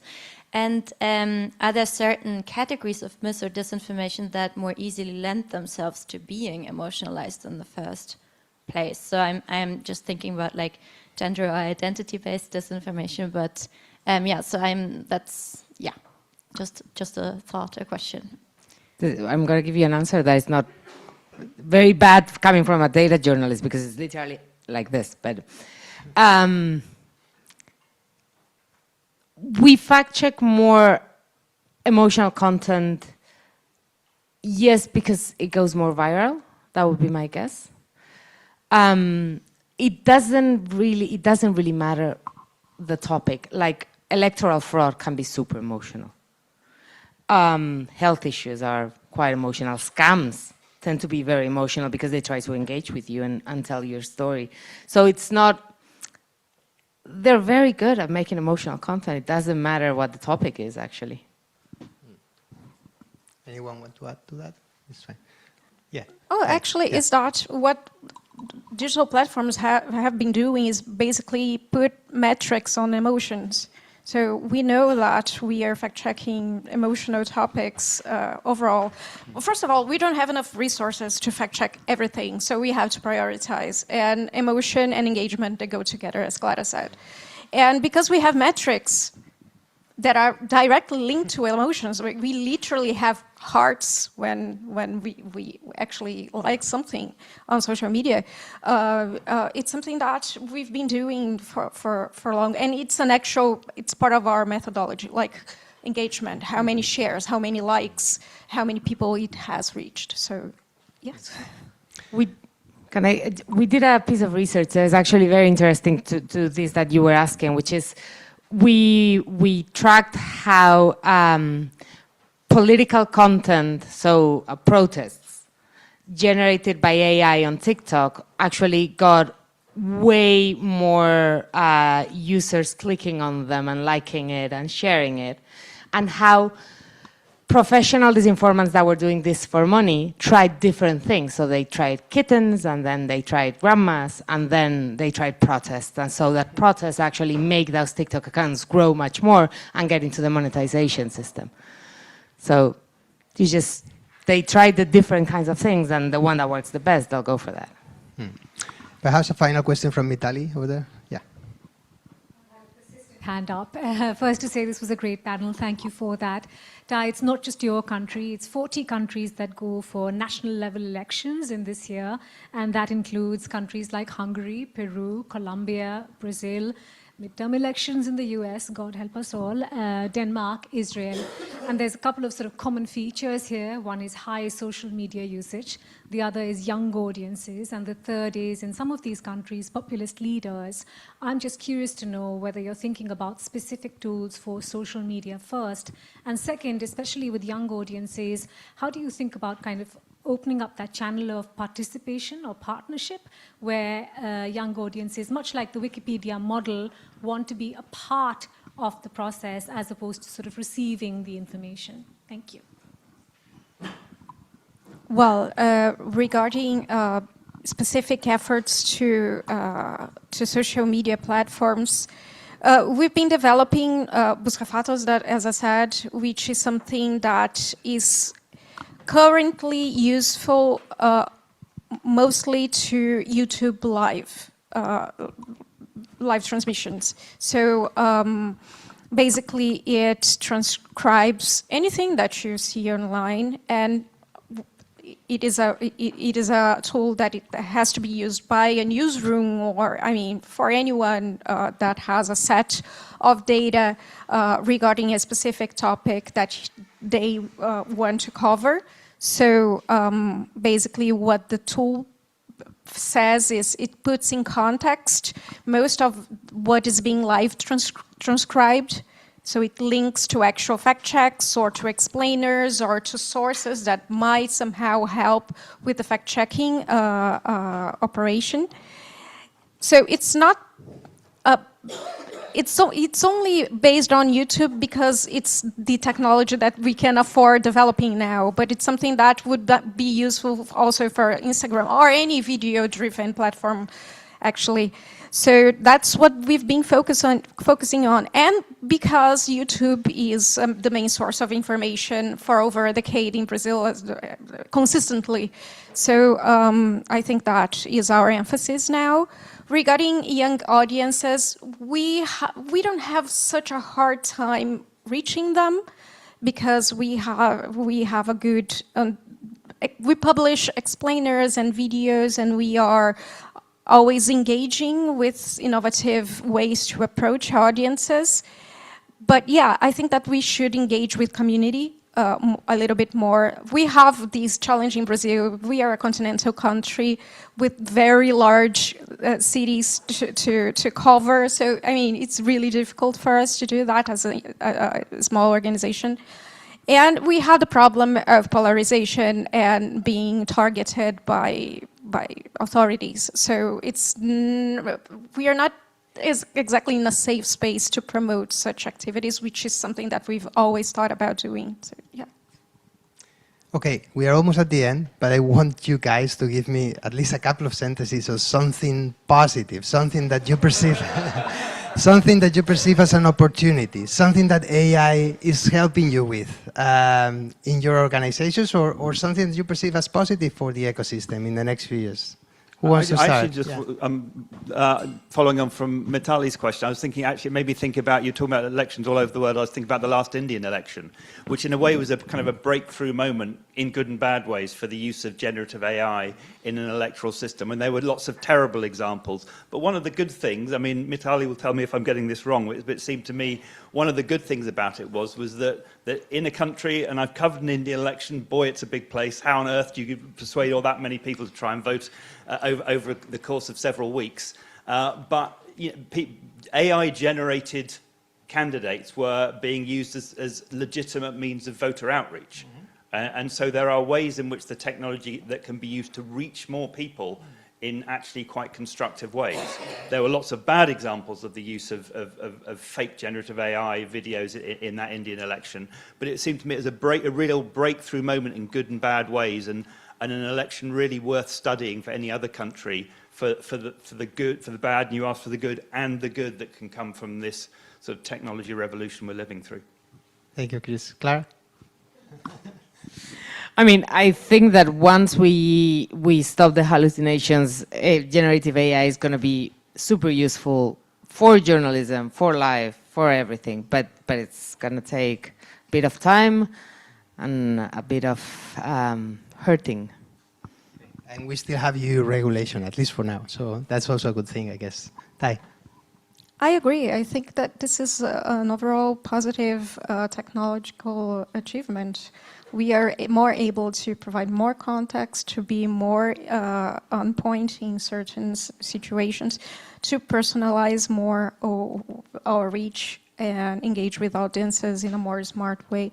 I mean, it's still difficult, but I think that we are in a right way somehow. Yeah. Okay, let's stick with that. Thank you all for your great panel, and I hope that you thank them with a good hand of applause. Thank you.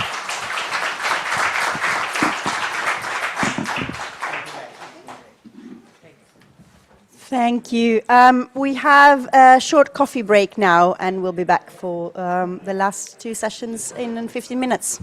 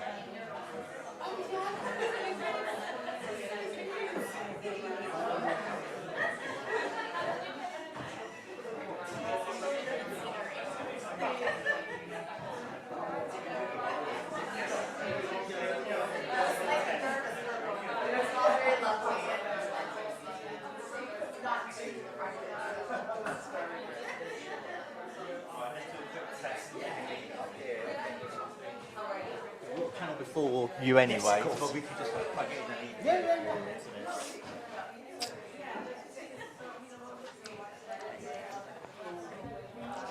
Hello, we're just doing some... So Chris is going to do a little live demo of some AI stuff he's been working on. Wants to do it whilst he's sitting there, so he's still part of the conversation. Why are there two HDMIs in there? It doesn't matter which one. Oh, really? Yeah, one's going to the TV, so that's an output. So one's going to the monitor, the projector, the other one's going to the television. So we need the television for the next session because we've got somebody online, as in the one down the front. But then after that, we could get rid of that because they won't need to see what's, because it will just be a slide or... Is it an HDMI then? Yeah, I've got a dongle. I think if we take a screenshot, so is there nothing on here apart from one? We're just switching the laptops. You're swapping this laptop just for this session. No, it's a session after this session. Oh, the session after. Yeah, sorry, so that was me. No, that's right. I thought the break was slightly different. So the final session, I just wanted to make sure that if we plugged him in, that it would be okay. Yeah, I can screenshot that. Yeah. So if we screenshot, then we don't need the laptop. Then you don't need this laptop. So you can screenshot that and then the And final we can slide. scratch this laptop. Okay. All right.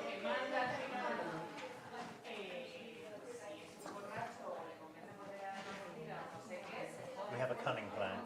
They have a cunning plan. Sorry to be such a pain. No, that's right. He's just a disruptor. That's the problem.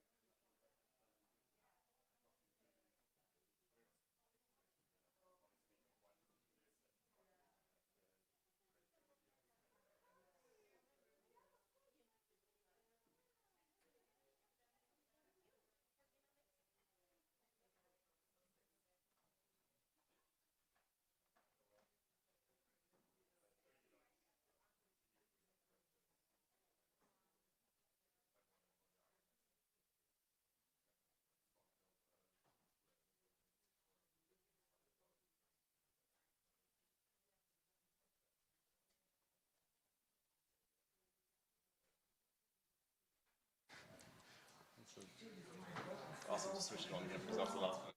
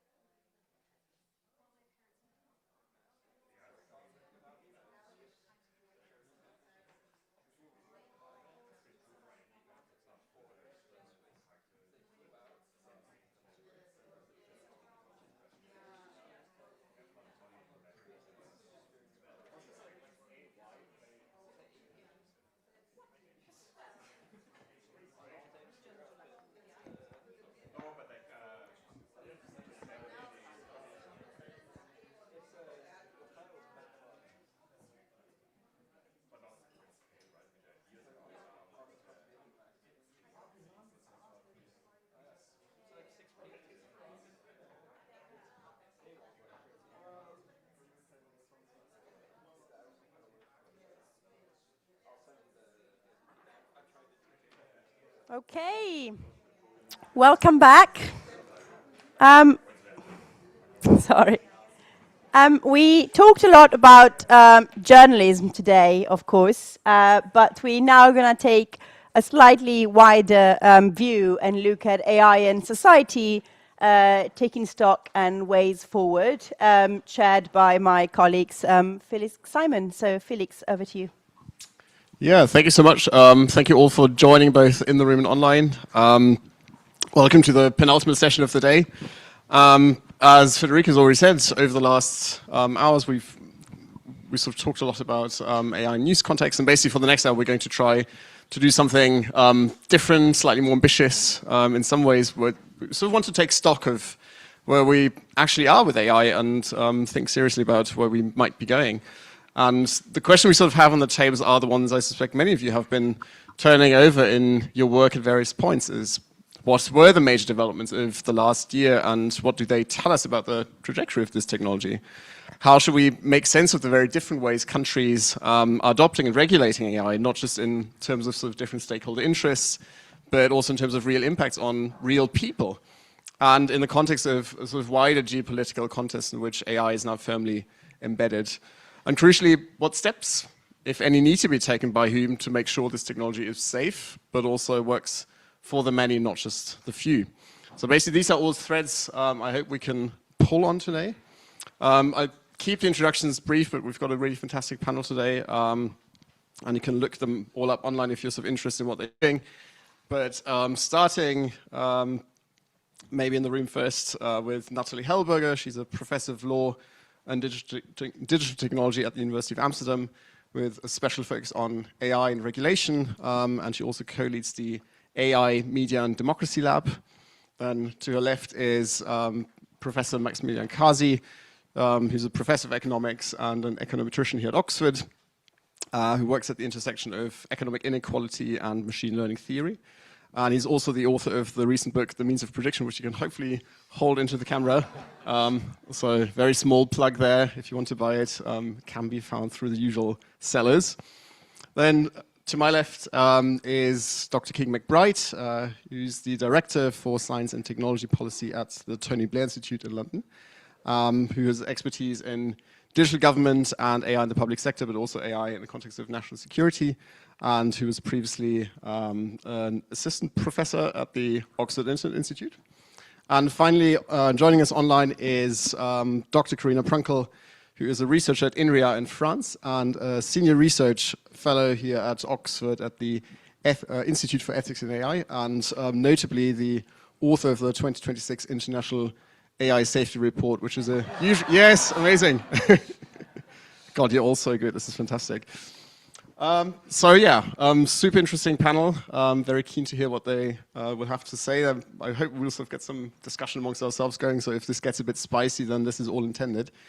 And before we dive in, I again want to take the temperature in the room with a quick poll. The question is fairly simple. Are we over or underestimating how transformative AI is going to be? And basically your options are, we're overestimating it, we're underestimating it, and actually there should have been a don't know, but I'm happy to force you to choose between the two. And yeah, we'll see at the end what people say. Although we probably should have done this twice to see if our panel is sort of able to change some views. But yeah, to get started, if I can get my notes right. There we go. So the opening question for everyone. So if looking back over the last year, what in your respective views is the single development in AI that most changed your mind about where this is heading, and what do you think the rest of us are still misreading?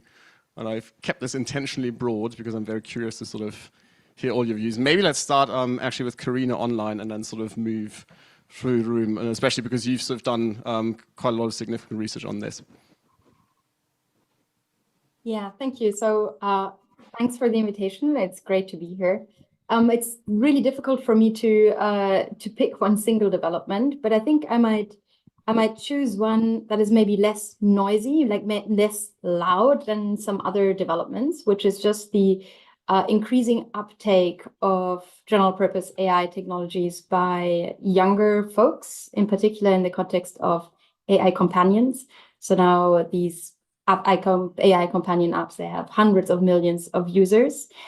And there are first studies about the impacts this has on young people's way of interacting with other people, like their social interactions, mental health, very mixed results.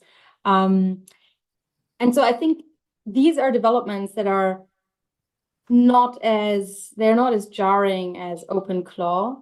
They're less in the foreground, the way how AI systems, when we interact with them intensively, how they shape our way of being with each other, how they shape our cognitive skills. So I think this was one of the wake-up moments where I thought, wait a look, we really need to keep on the ball here and track those developments and make sure that we are actually, moving collectively in the direction we want to move into as a society, especially with regard to the younger generation, because they are the ones who are extremely vulnerable with those developments. It's very interesting you find this. I mean, we've said earlier in some of our own research, we've seen that people increasingly use the technology for forms of social interaction, which again is also in our data sort of high among young people. So very interesting to hear that this is something you've sort of seen in your work too. Natalie, what's your take on sort of the single biggest development in AI that you've seen that has changed your mind? Yeah, thank you. Yeah, as a legal scholar, I'll pick a legal event, which was the launch of the EU AI Continent Action Plan and the Apply AI strategy of the European Commission. And what is interesting about that is, if you look at the AI Act, I think there were more than 100 mentions of fundamental rights in the AI Act. In the Apply AI strategy, which is this new plan of the von der Leyen Commission to accelerate the AI adoption in strategic sectors, fundamental rights are mentioned exactly one time. And instead, the document is full of references to innovations and the promises of innovations from everything from our personal health to the planet to society and so far. And what is striking, I think, or what struck me about this document is the complete disconnect between these narratives of how AI will transform society and the organizational reality of a lot of organizations on the place. So Richard has this morning presented data saying that actually 60% or so of journalists think that AI transformation will turn out bad for the sector and public trust. In your research, you find that users, actually, most of users, are very suspicious to what extent AI will make for better journalism. We see raising concerns about disinformation, privacy, but also data centers, electricity costs, and the lack of control. And in our survey, we also see that we ask users across 6 countries, including Japan, Africa, Brazil, US, and Europe, where we ask them what should we prioritize, innovation, or what should we regulate for? And across all countries, there was a clear consensus that people want to see regulations to promote fundamental rights and well-being instead of a strong innovation focus. So what we see here is this growing divide about AI policy and policymakers and everyone on the ground and the adoption and demand side of AI, which shows to me how much we innovate over the head of people, and that potential could lead to another sort of bubble, an AI legitimacy bubble of regulations that pretend to promote the public interest. But if this bubble pops, what I fear we might see is democratic disruption and the loss of trust and legitimacy of the institutions that pertain to regulate AI for the bigger good, but also potentially of those who use it. So we've had sort of technological advancements first, now we've had regulatory changes, but also sort of societal concerns. Max, where do you sort of stand on this question? I mean, so to stick with the disciplinary assignment here, I'm going to give you an economic answer. I think that maybe the biggest piece of news we got over the last couple of months was more clarity around what the business model is going to be for these AI companies. Right, first we got the news that OpenAI is going to embed ads in their chat answers of ChatGPT. And then more recently, there was this debate around what the limits are on AI use by the Pentagon and military applications, where kind of the fault line was between OpenAI allowing for fully autonomous weapon systems and surveillance of Americans, and Anthropic saying it's only partially autonomous weapons and only surveillance of non-Americans. And so that's kind of, I think, points to where the money is going to come from, right? These were like massive investments of hundreds of billions of dollars to build these systems and data centers, and the investors want their money back from somewhere, and it seems it's going to come from ads, from warfare, and from political control and surveillance. And I think that tells us where the direction is going, where AI, like many technologies, but even more explicitly with AI, is a means to an end. It's all, at the end of the day, some form of optimization of some measurable objectives, and the objectives are determined by who controls the means of prediction, as per the title of my book. Hold it up again, please. And yeah, finally, Keegan, without wanting to pigeonhole you, but sort of the, I guess, national security / government angle would be interesting on this one. Yeah, I mean, probably we'll get into that more as we go through the conversation. To the first question, I think when I came to Oxford about 3 years ago, it was kind of just around the 3.5 release, and there was still a lot of hesitancy about it.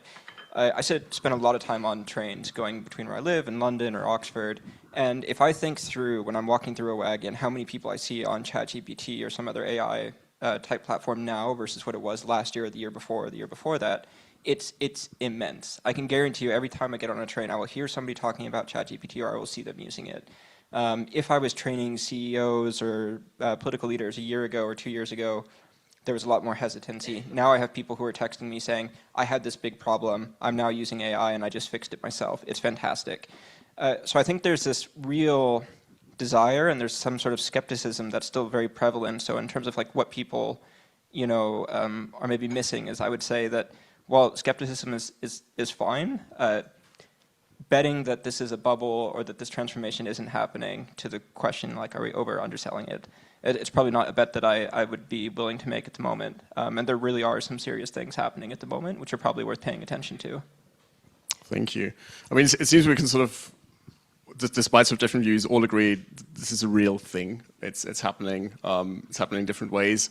And sort of very quickly sort of move beyond the argument we sometimes sort of see as all sort of just stochastic parrots. They're not actually really useful. People sort of find them sort of just sort of as a kind of vaporware, and actually that sort of it has arrived. People are using it. People are worried about it, but there's also real issues around this of power concentration. It's what it gets used for, and questions of how do you regulate and optimize it. So what's the, given all of this from your respective vantage points, what's the central problem we should be talking about? What's the one thing we should address? Is it sort of forms of AI safety, as maybe your report sort of indicates, Karina? Is it forms of market concentration and the sort of the means to an end that Max mentioned? Is it questions of state capacity? Is it the protection of users? Is it all of this? Where should we sort of put the biggest focus given where we're now? And maybe sort of starting with Max and then going to Karina. Sure. So I think the way I would put it, these are on some level all the same problem or closely related problems. Right? AI safety I mean, it's often framed in these like man versus machine terms that Hollywood loves, that the tech CEOs love. But I think ultimately the story is not about us losing control of the machine, but it's about who controls the machine. And that's very explicit for AI. And even more so if we go beyond like the language models that grab most of the headlines now and think about all the ways that machine learning-based automated decision systems are embedded throughout society, from automatic hiring or management of gig workers or information filtering online, all the way to like targeting immigration rates or choosing bombing targets. Those are all systems that have some measurable objectives that somebody has to pick, and the systems are designed to maximize these objectives. And so then the key question is who gets to pick these objectives, right? Which again, I think is largely determined by who controls the key inputs for machine learning and AI, which are the data and the compute mostly, and somewhat secondarily the expertise to build those systems and maybe the energy to run the computers. And so then the question is, do the people who control the means of prediction want the same thing we care for as a society at large? And I think that's kind of the unifying theme that really connects all the different conflicts and issues we see around AI. Anyone else wants to come in, or should we go straight to Karina? Let's go to you. Yeah, so I mean, I agree with Max that very often you can't separate these various dimensions. They're all interconnected. Just for the sake of having a panel discussion, I might push back a bit to the narrative that this having this, like looking at the power concentration might be the most important problem to address by mentioning open weight models. So just for those in the audience who are not familiar with the term, those are models whose parameters are public. So you can download the parameters and the post-training, like the code, the various. Yeah, you can basically download the model and then run it and refine it. Now, the capabilities, like these models, are really important for innovation and also for research, because they allow us to test and to understand the models better, to understand how safeguards work, which safeguards are effective. At the same time, the safeguards are also very easily removed from those models. So your standard, ChatGPT will have certain safeguards in place in order to prevent that you use the system to build a bomb or to, to commit suicide. So they're very, there's various safety filters. So these are, or to create nude images of children, right? So these safeguards are easily removed with open weight models. And these models, just in terms of capabilities, are now less than a year behind our leading frontier models. And these are completely public to a certain extent. And I think that's a risk that's often, that's not enough addressed. We are focusing a lot on the big providers, and I think rightly so. There is a huge information asymmetry that we need to figure out how to address. But I think we should also not lose sight of the fact that there are extremely powerful models out there, and they will become even more powerful as like our frontier models will also become more powerful, and that they carry their risks as well. Natalie, out of curiosity, what's your, from the sort of regulator perspective, what do you think sort of regulators focus too much on sort of questions of political economy, of control of those systems, rather than actually taking AI safety seriously, especially around those open weight models? I think regulators, but to some extent we see that also in this panel, that the focus is still very much on technology. What are the guardrails? What are the safeguards? How can we fix technology to make it work for society? I was triggered by a quote from your UK Secretary of State, Innovation and Technology. We need to embrace AI to change lives. So this very tech solutionist perspective on AI. In reality, AI is as much about society as it is about technology. So instead, I think we need to change lives of data workers, of everyone working with AI, institutions, organizations, in order to be able to embrace AI. So we only focus on the technology guardrails, the technology risk, but look not enough at what that means for the institutions, what they contribute to the risks and the solutions of AI. So I would push back against this very technocentric discussion around AI and AI governance also, and focus much more on the societal aspects of it. I will give King the word next, but just in case you sort of want to jump in on sort of each other's point, please go ahead. This is not me sort of just picking people.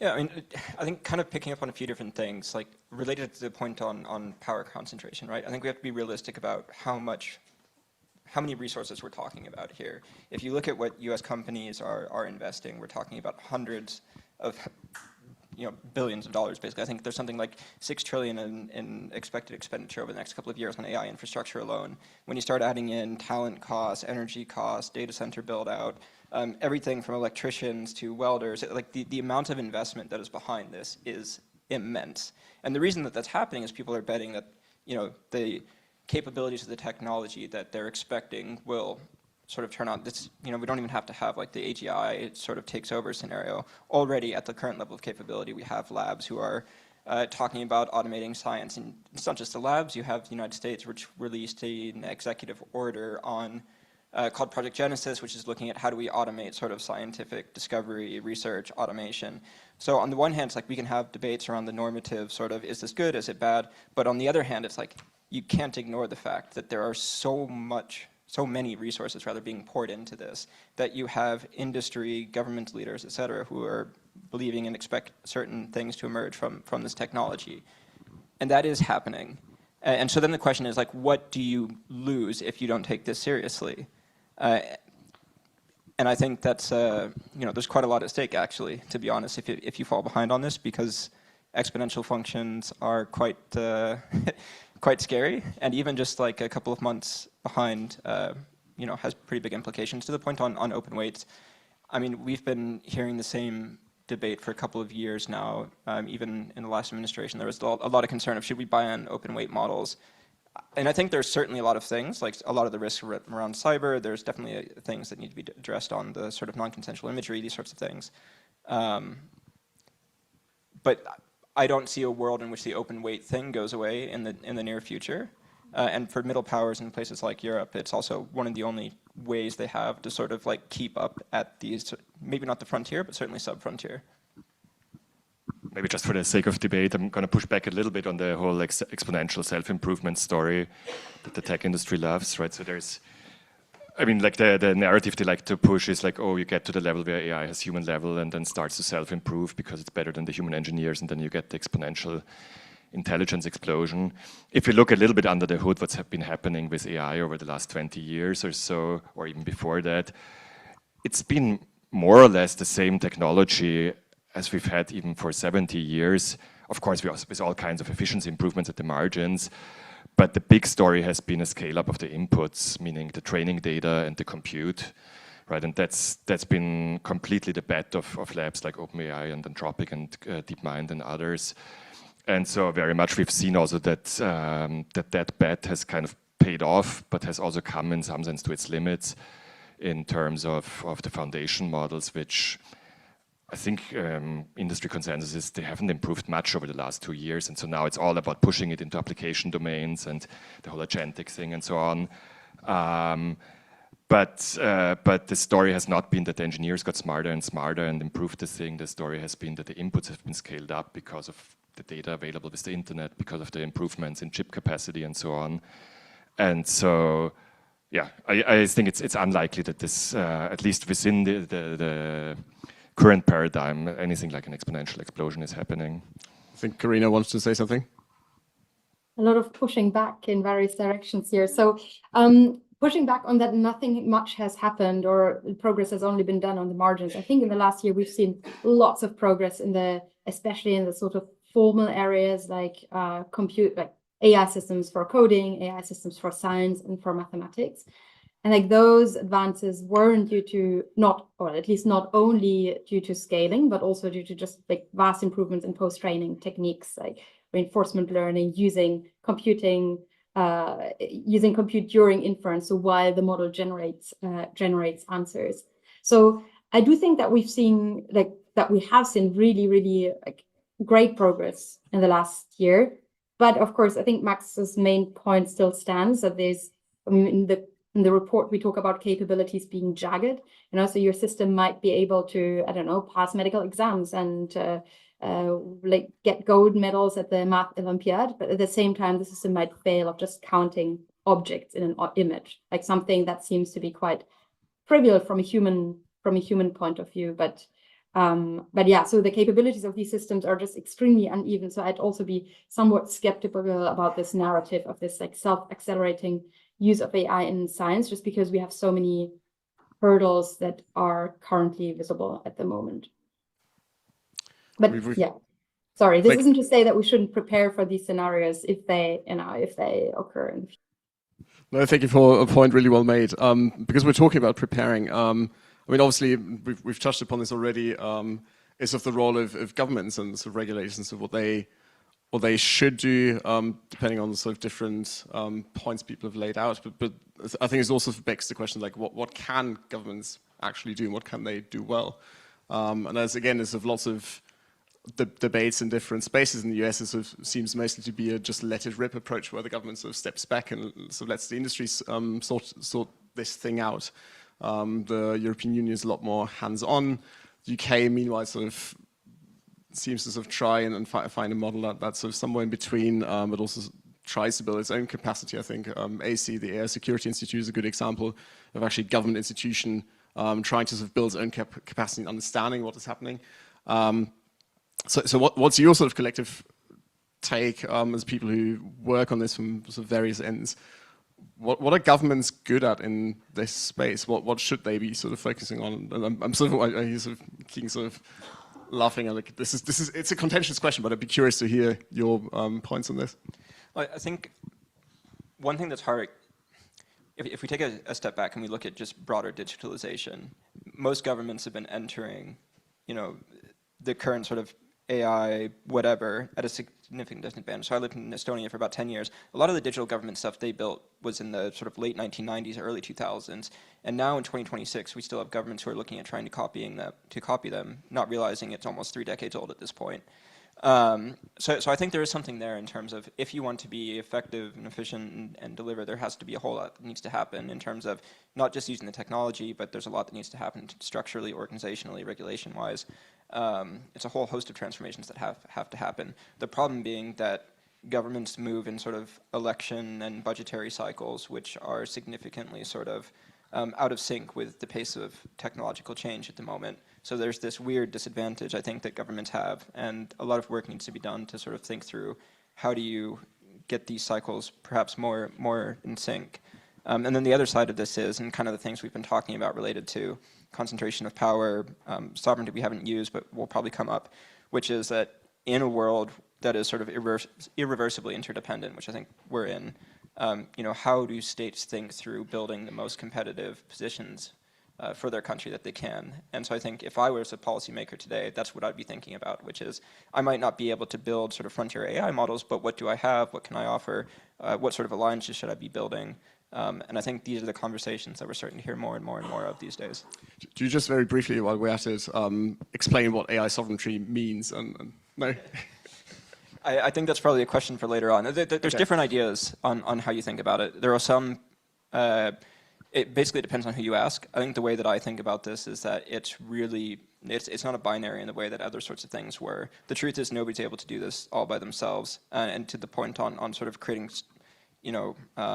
alliances or deals, it's really trying to understand where your advantages are in the broader AI stack. So that's everything from data to talent to energy to compute to like the actual models themselves, applications, adoptions, and then working through who you want to work with, how you want to partner. Do you work with closed model providers? Do you use open source solutions? Do you build them yourself in-house? Are you doing fine-tuning? And so on and so forth. So if people are interested in this, we did a big report on it. And I don't have a copy to hold up like everybody else, unfortunately. But we had a forward written by the Minister for Digitalization of Ukraine, who explained how they were approaching AI sovereignty, how they were using an American model to build and train, or rather fine-tune their sort of sovereign approach, how they had used technology to move from near the back of the sort of digitalization rankings in Europe, and I think now they're probably top 5, if not top 3, in a short matter of time. So there's some really interesting thinking out there.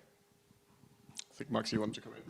Sure. So maybe to take it to a slightly more abstract level again, I think the big picture story is one of where we do have a lot of agency, right? And so often, I mean, a lot of this discourse is kind of divided between the pessimists and the optimists, the doomers and the boomers.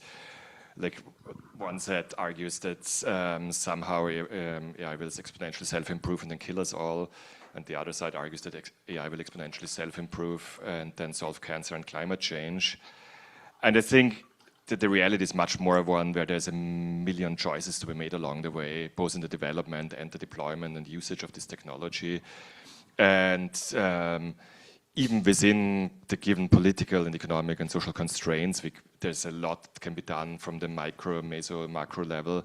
Right, we can decide at Oxford, how do we want to use AI in teaching? How do we want to use it for exams? How do we want to use it for homeworks? How do we want to use machine learning for admissions and so on? All of these doesn't mean that we have to take control of global AI companies first. Same thing for, I mean, all the other myriad applications, right? Say, ride-sharing platforms are using algorithms that decide who gets what wages, who gets to work when, or social media companies that use AI machine learning systems to decide what information is shown to whom, and a million other applications. All of these, there's all kinds of decisions you can make at the local or national or regional level without necessarily having to have like sovereign control over the full like stack of AI production. Yeah, so I think that would be my big picture message. There is agency, again, or say like in the context of automation, it's not preordained whether AI will replace jobs or make just everybody more productive and happy in their work. It's again what we do with this technology in the workplace, which in turn depends on who makes those choices in the workplace and in the economy more broadly. Natalie?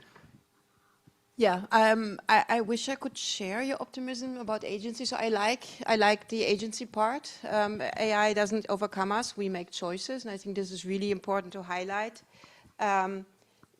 I'm also glad that you already mentioned digital sovereignty, although I don't like the notion. I rather talk about strategic autonomy because I agree we do not have to be 100% sovereign. But I think the European Union is a good example how digital dependence in strategic sectors also affects the ability to govern and make independent policy choices. And I think that is a reality, which we also see, for example, in the Netherlands, where we just discovered that our mandatory electronic identification system, how citizens communicate with the government, will probably be sold to a US company, and there's no way we can contractually prevent that because we simply didn't think about that in the contract. Having said that, I do think that there's a really important role for governments to stimulate public interest innovation. So innovation in the sense of asking and I think that is what we already mentioned, where do we want to go as a society, what kind of decisions do we want to, and how can we stimulate AI developers and deployers who actually try to optimize for also societal goals instead of only winning races. And I think through their buying power, governments can do a lot of in that space. An example is the Dutch involvement in the Dutch GPT and the Dutch language model, which was very much also stimulated and invested to in the government to develop an AI model that does try to address issues around bias, misrepresentation, extractive practices, and so far. So I think there's a real opportunity here for governance as procurer of responsible public interest tech. King, you're good? Okay. Let's sort of move on to sort of one question that we sort of hear quite often, and we also had this as part of this panel, of the sort of idea of human-centric AI, and which in many ways sounds nice, but it also raises the question who and what is sort of the human interest and who defines it. So we often hear things like everyone says AI should sort of serve society, but it's not quite clear who sort of gets to define that objective. Is it sort of consumers? Is it citizens? Is it the workers? Is it creators? Is it the affected communities? Is it states? Is it companies? So in many ways, what would a realistic version of democratic control and AI that works for society look like? How will we get it into that direction? Because I think sort of we do agree to some extent that it's not quite there yet. So what would have to happen both sort of practically but also on these sort of broader meta levels? Karina, do you want to start us off So I'm going to let the experts on political science and the law and economics talk about the democratic control, but I can talk a bit about the pre-requirements that we need as a state in order to get us started, which is one, to just create evaluation capacity on the side of the state. So UK AC is a really good example where the state is really trying to build up capacity in order to be able to understand the models better, to understand their impacts, and they're just doing a lot of really valuable work and also serve as a bridge between the science and the institutions, as well as ecosystem monitoring. So the idea that we're really keeping track of how AI systems are used and for what they're used and which models are used for what. So so I think these are some of the pre-requirements that we need, or that the state can implement in order to ensure that overall we manage to regulate or to govern AI. Just briefly, as a follow-up from your experience, I mean, AC is sort of doing really well on this front. It's sort of been written about quite a lot internationally. Is this sort of a one-off, or do we see this in other places? Because at least sort of in my knowledge, I mean, the US sort of briefly had something that's sort of similar to AC. There's sort of various places which conduct independent research, but we also know that this is getting increasingly hard as sort of academia gets defunded in various countries. Not every country might be sort of interested in producing that sort of independent data and these evaluations. So is the UK on that front a one-off, or do you actually see this in other countries where they've sort of built national capacity to do exactly what you said, which is monitoring the impact of AI across systems, where it's about evaluating those systems directly? Yeah, so I think the UK certainly is leading in this regard, but we see that, and internationally we see other ACs popping up as well. So Canada has a very active one, Singapore has a very active one, Australia now has funding for one. We in France, we also have one without the funding yet, but like soon, hopefully. Macron's listening, please provide money. Korea, Japan. And as somebody who's written a report like the safety report, you do get a bit doomery by the end of it, just because you see how many issues there are to address. But when I was in India at the AI Impact Summit, I was lucky enough to participate in some of the meetings between the different ACs, and that really gave me hope, because these are organizations that are sort of trying to cut through the politics to get an understanding of what can we do together to evaluate AI systems and to build the capacity to evaluate AI systems. So I think there is definitely some movement there, and hopefully it continues. Thank you. Keegan, maybe what do you think? What should we make of sort of current efforts to understand this and sort of move it into a broadly more democratic direction? So I think I would probably approach it like this, which is probably not the answer that people are going to want to hear, but I mean, you're not going to regulate your way to competitiveness. We have seen this be tried. It doesn't work. Like, if you want to have more of a voice, it's important that you're either building it or using it. And if you're not, you don't have any leverage. There's not much you can do. You can choose not to use it. That's fine. And with other technologies, that might also be great. I think, and we're quite far out from this, but what would it mean if, for example, in 5 years, this isn't all a bubble, it's not all hype, and I'm not even talking about AGI. Like, let's just say the capabilities remain what they are, right? Let's say that GDP starts growing in countries that are using this. How long do you think people are going to be happy to say, no thanks, I don't want that? This is what we're talking about. There are real trade-offs to some of these conversations, and it is very hard to engage in these conversations if you're not contributing, building, partnering, or doing anything with the technology. All right, let me disagree again. This is so nice. You're all doing so well. This is great. I think there's a ton of policy levers, right? And so again, like the bigger picture, I think, is there's many different actors in society and many different parts of the existing regulatory state and possibly also new regulatory levers that can kind of interact to ultimately distribute power over the systems more equitably. with maybe the end goal of giving those who are being impacted by AI decisions a say or what these decisions should optimize. And so, let me just pick to kind of randomly, like say, two specific policy domains where we have a lot of legislation. Right? One is the regulation on the collection of individual data, where we have a lot of privacy legislation, things like the GDPR and so on, which I think have a lot of limitations because they are centered on individual property rights over data, which misses the point that learning is all about kind of patterns across individuals and what economists call data externalities. But you can regulate locally what data on individuals should be collected and to what ends it can be used. Right, and that is extremely consequential if you think on all kinds of domains from, say, healthcare, where it's used to exclude people from insurance, or if you think about, I don't know what's happening in the US now with immigration and customs enforcement, where they combine all these public data sources with an explicit numerical objective of putting 1 million people in camps.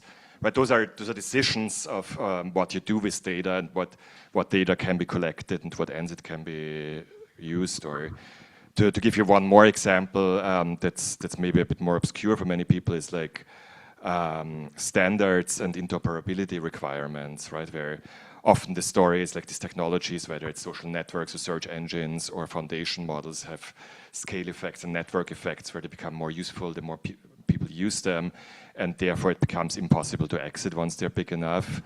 But that's completely artificially created because, so take the case of social networks, right? If you're on one social network, you can't follow a person on another social network, otherwise you would lose all your friends and so on if you move over. But if you use your mobile phone, you can call your friends on another mobile phone provider's network. You don't even know what network they're using because there are these interoperability standards where you're required to be able to call from one network to the other. You could make similar requirements, say, for search engines, social networks, and so on.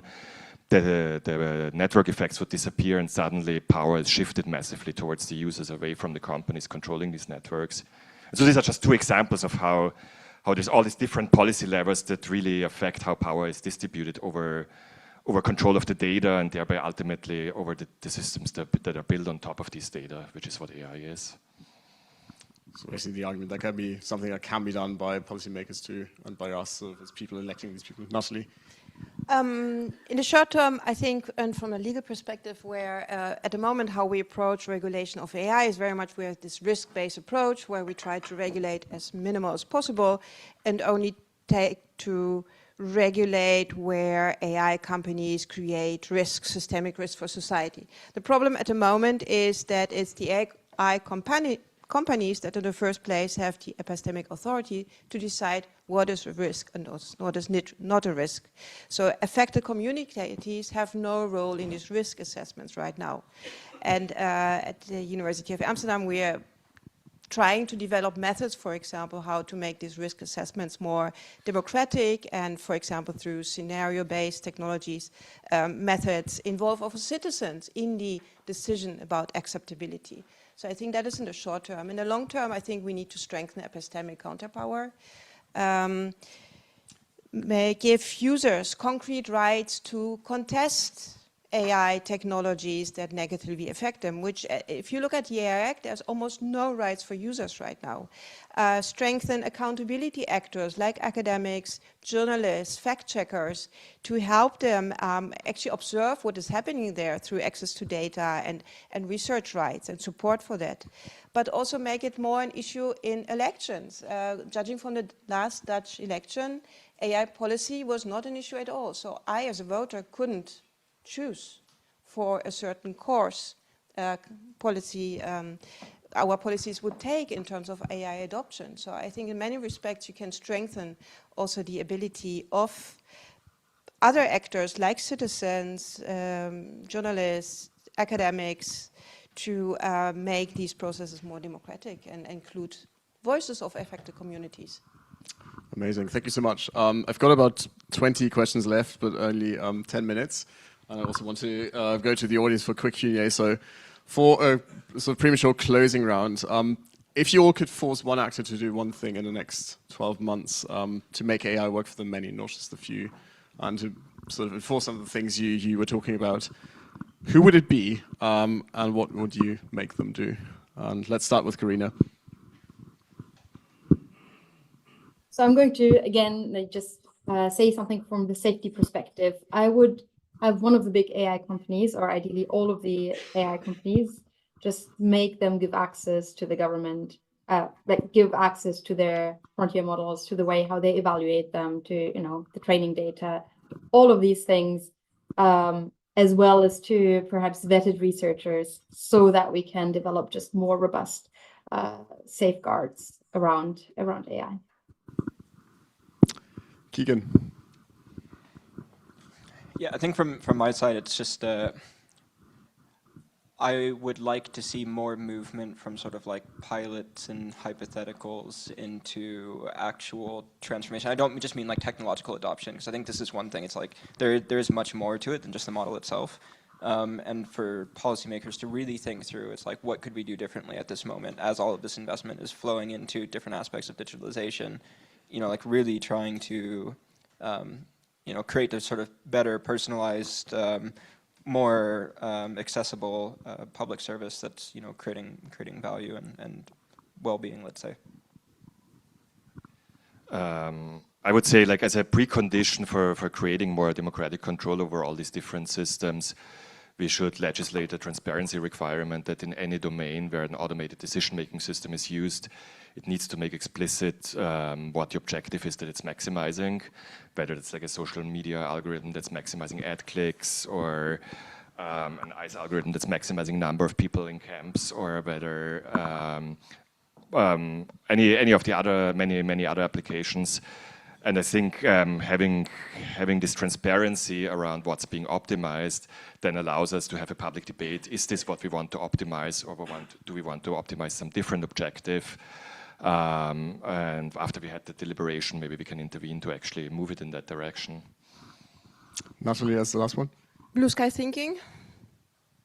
Yeah? Okay. Then I would go up to the Commission, actually building on what you go actually out to societal actors, ask them what are the societal problems that we want to solve with AI, what technologies and values do we need, and how can we incentivize public interest AI. So I would like to ask the Commission for a complementary public interest action plan. Amazing. And with that, we will go to the Q&A. I also can reveal the poll results. So we did ask earlier, are we under or overestimating how transformative AI is going to be? And 72% of you said we are underestimating it. And 28% said we are overestimating it. So yeah, really interesting results. I probably would have thought it would go the other way, but here we are. Let's start with questions from the room, and then we'll have some selected questions from the online audience. So anyone in the room has a question, and let's maybe start with Craig over there.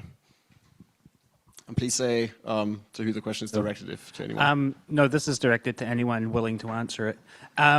Because Felix wants to make it spicy, so I thought of the spiciest question possible. If China took over Taiwan tomorrow, what would happen to the AI industry? Feel free to not answer if you don't want to. Who wants to take that one? Keegan? I'll give a roundabout answer, which is that the world is irreversibly interdependent. So I think people like to say that, you know, there are some countries who could do everything themselves, but that's just not true. And so I think it is important just to realize that, you know, this is just the way that the world works. You will have choke points and points of leverage throughout the entire supply chain, all the way up from sort of critical minerals to semiconductors, and so on and so forth. And so when people have these conversations around digital sovereignty, you know, it's like even the people that are pushing this, they want to do everything themselves because they think other people are doing it themselves. It's like, just to that hypothetical, it's like they're not. That's just the way that the world works. The technology is so global, it's so dependent on, you know, global supply chains, that small changes kind of anywhere can have sort of bigger impacts. Yeah, so I think it's a way of answering it without the more political part of it. Okay, no one else. We have a question from online. It's probably one for Natalie. Given the pressure from tech companies and their increasing monopoly, could newsrooms reclaim their role as bubble bursters by building or adopting open source AI language tools that are transparent about their sources and limitations? Yes. That was a quick one. Thank you. Scott. Or do you want to follow up briefly? Sorry. I think it's a really good question because I had a look at all the ethical guidelines from newsrooms. And something that is really striking is that all these guidelines, or most of these guidelines, as you, by the way, also did, are around using AI responsible, being transparent and blah, and so far, which is super important. But there are very few ethical guidelines that talk about making responsible technology choices, choosing technology where we know it's not biased, where we know that it's transparent, that it's open source. So I definitely think that especially large newsrooms and public service media could have a role here in promoting more responsible AI. Thank you. Scott Hale.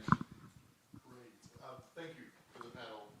I'm curious to what extent or what might be different in how we think about regulating frontier model creators versus companies that are building products on top of those models. So when it comes to liability or other regulations, you know, it seems like we often lump them all together. Oh, people using AI in products, but it feels like there are actually kind of distinct groups. And I wonder if anyone on the panel just sort of engage in what ways we might, update our thinking to think about those two groups differently.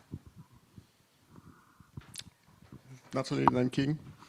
If you look at the AI Act, so it is actually focusing on the frontier models and only a very small handful of models at the moment, mostly US-based, because only US-based companies will pass the threshold, whereas applications like ChatGPT or so build up on that. At the moment, only have transparency obligations. Let me add to that there is, most models are not regulated right now. So according to the estimates of the European Commission, actually, and that is something that we often forget, almost 85% to 95% of all AI systems generally are unregulated under the AI Act. And because AI Act is maximum harmonization, that means it also prevents member states from regulating. So I think we saw a year or two ago in California this exact debate where there was a bill, it ended up being sort of struck down, now there's something else that came into its place. And this was one of the big actual contentious points was, and I'm paraphrasing, and it's sort of directionally correct, but it might not be exact. But it was basically they wanted frontier model developers to sort of guarantee that if somebody was using their model, they wouldn't do these sorts of things. And if they did, then they would be held, and it clearly would not be possible. And I think we're seeing more and more interest from the regulatory perspective of how do we actually differentiate between these things, and how do we enable builders to, build the products that they need to. And I think actually within Europe there maybe were some carve-outs around like open source and things like that that were kind of hinting at this. I would throw in copyright, which is obviously quite a big deal here in the UK at the moment, and we've seen sort of stymieing effects on like academics, for example, on how they might be impacted by some of this. So it really is easy to get hyper-focused on the sort of like frontier model developers, and I think there are quite a lot of negative externalities that come from that approach. And having a sort of more use case focused, sector-specific approach to regulation that's able to account for some of these is probably a strong way forward, so you don't negatively impact your ability to compete and build products and innovate. I think one key point maybe with regards to frontier or different name foundation models is really the massive redistribution that's happening around knowledge coming from the public domain, what you could call enclosures, where there's all this knowledge, whether it's like all the contributions on Wikipedia or Stack Overflow from coders or all the papers and archive from scientists and so on, that are effectively being incorporated into these foundation models and then become a source of revenue for the capital owners of these companies. And so I think we should really think about how, I mean, that it relates to copyright in many ways, but a lot of this stuff is also coming from the public domain. What we want to do about the distribution of the material benefits that come from the enclosure of these public resources by the big tech companies. Probably got time for one more question, so if anyone has one. But keep it short, please. So my question goes to maybe you or anyone. So when the journalists are using AI, what is that one thing legally that we should think about or have it in our mind when using AI platforms for our work or whatever thing? In terms of law? You mean in terms of legal obligation? It's mostly, I mean, AI Act almost doesn't apply because there's carve out from the transparency provision. So mostly it would be GDPR, dealing responsibly with data. All right. Unfortunately, we are at time. Please give a big round of applause for our wonderful panel. And a big thank you to Karina for joining us online. Safe travels. And yeah, see you all soon and enjoy the rest of the day. And thank you again. Buy the books, read the reports. Thank you very much, and to the panel. We getting to the last discussion of the day. So I'm just going to let a moment to the panel to move out the stage and ask the new panelists to come in.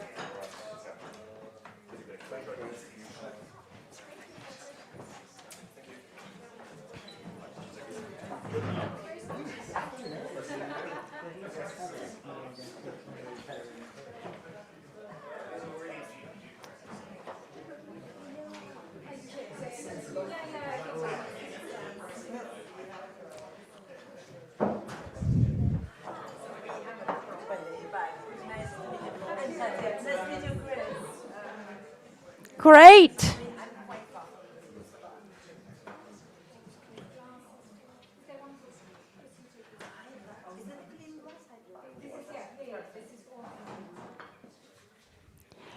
Great. So we remain on a sort of like a zoom out picture, and we finish with looking at how what's the road ahead for Gen AI, looking at platforms, audiences, editorial standards. And the discussion is going to be chaired by our director, Mitali Mukherjee. Federica, thank you very much for that. Thanks to those who've sort of stayed online and in the room. Time flies when you're having fun and learning new things. So it's been super exciting to hear the panel so far. Just by way of how many pushbacks there were in the previous panel, I decided to be sat in the middle. Maybe that'll help, but we'll see how it goes. As Federica pointed out, I think part of what this conversation is, and it's always hard to go at the very end, is kind of to bring all these different threads together, which is what does this all mean for journalism? What does it mean for society? What does it mean for audiences, i.e. the public? And then where does AI fit in with all of this? I'm in the sort of unique position of having the luxury of two superstars on my left and right. So I just have to sit back and they're going to do all the talking. But let me introduce them. On my right, Chris Moran, who is Head of Editorial Innovation and the editorial lead on Gen AI at The Guardian. And on my left, Ekaterina Hertog, who I'm going to take the liberty of calling Katya through the course of this conversation, who is Associate Professor of AI and Society at Oxford's Institute for Ethics in AI, joint with the OII, which is the Oxford Internet Institute, and in association with Wadham College. As you can see, she is very popular across Oxford. Good. We're going to start with kind of just context setting. Chris, you are a familiar face at the Reuters Institute, which is great. But tell our audience a little bit about the work that you've been doing at The Guardian, and tell us what in the last couple of months, and I won't make it a year because time moves fast with AI, what your kind of moment has been. And use that very technical term to be shocking, appreciative, or anything else. And you're going to need a mic. Oh, yes, thank you. Sorry. Hi, everyone. So I actually will go back a bit further than that. I will go back about a year because I think there was a key moment for me at that point. I was very taken by the data earlier, which was talking about how many news organizations have introduced their own AI tools versus third-party tools. And actually, around about a year ago, I came to the conclusion that the things that we built were less important than the things that were openly available that any individual journalist may choose to use professionally within their working day. And so the biggest focus we've had over the last year is, in fact, around training. We've rolled out a very wide-scale mandatory training program for all of our staff. It's identical across the newsroom and other areas. This isn't 10 prompting techniques that will change your life, right? That stuff doesn't really interest me. It's about fundamentally understanding the basics of a probabilistic model, about understanding what happens when a model can't find great information, about maybe how it will choose sources you might not expect, and therefore the kind of mental model as a journalist you need to bring to that. That's culminated recently with a couple of small adaptations within our AI principles, which are now 3 years old, and our editorial code, which kind of recognize this new area where everything is available to everyone, and you can use it for everything if you so choose to. So I think that's super important. And then zooming into your kind of the more specific bit of your question, I don't think there's any doubt for me that the big change is kind of since November last year, and it coincides with newer, bigger models, but also harnesses, and particularly things like Claude Code, which undoubtedly are going to open up some new, exciting, and quite scary things in a newsroom. Can I ask a follow-up question around the training, Chris? And there was a point made in a previous panel about how the use of coding has changed. We know sort of in 2026, for example, vibe coding is certainly a term that's bandied around. How important is coding in terms of part of this training for the newsroom, or is it something wholly else? So hilariously, of course, our training, when we rolled it out, came before Claude Code really kind of coming out. So we spoke to the use of coding in things like Canvas in Gemini and the ability to create kind of prototypes and interactives and examples of things that you might then go on to build. But this is definitely a change. Just to be clear, we don't have Claude Code rolled out across The Guardian. People are not using it in that way. I mean, it was interesting seeing the panel on data journalism earlier, and I think a lot of people in different newsrooms are thinking of data journalists as people who are well placed to very carefully experiment with these things, not necessarily in deployed stuff, but for example, if you're going off to manually download a whole load of data, why not ask Claude Code to do it at the same time and look at what the differences are and whether it's worked effectively. So a lot of our work is about trying to get the right people to evaluate these things as closely as possible and think about what that might mean as they become more widely available. Katja, your work sits at the intersection of family sociology and digital sociology, which kind of feels like the start and end of everything. Tell us a bit about your work, and again, the same question to you. What's been sort of this moment in the last few months where you've sat up and thought, oh, okay. Thanks for the question. So I'm a sociologist, and I would also go back a little bit further than the last few months, because while it sometimes feels that technology sort of moves very fast, humans are still staying humans in many ways. So I'm sort of thinking back to about a year ago when I was deep in doing the work on two related projects. I was quite interested in how in digital mediation tools, which now increasingly incorporate AI, and specifically in the family context. So parents monitoring, supervising, supporting their kids using a variety of digital tools. At the time, I think we did see some predictive algorithms get built into them where AI looks whether any nude images sent to your kid or something like that. But a lot of it wasn't AI related.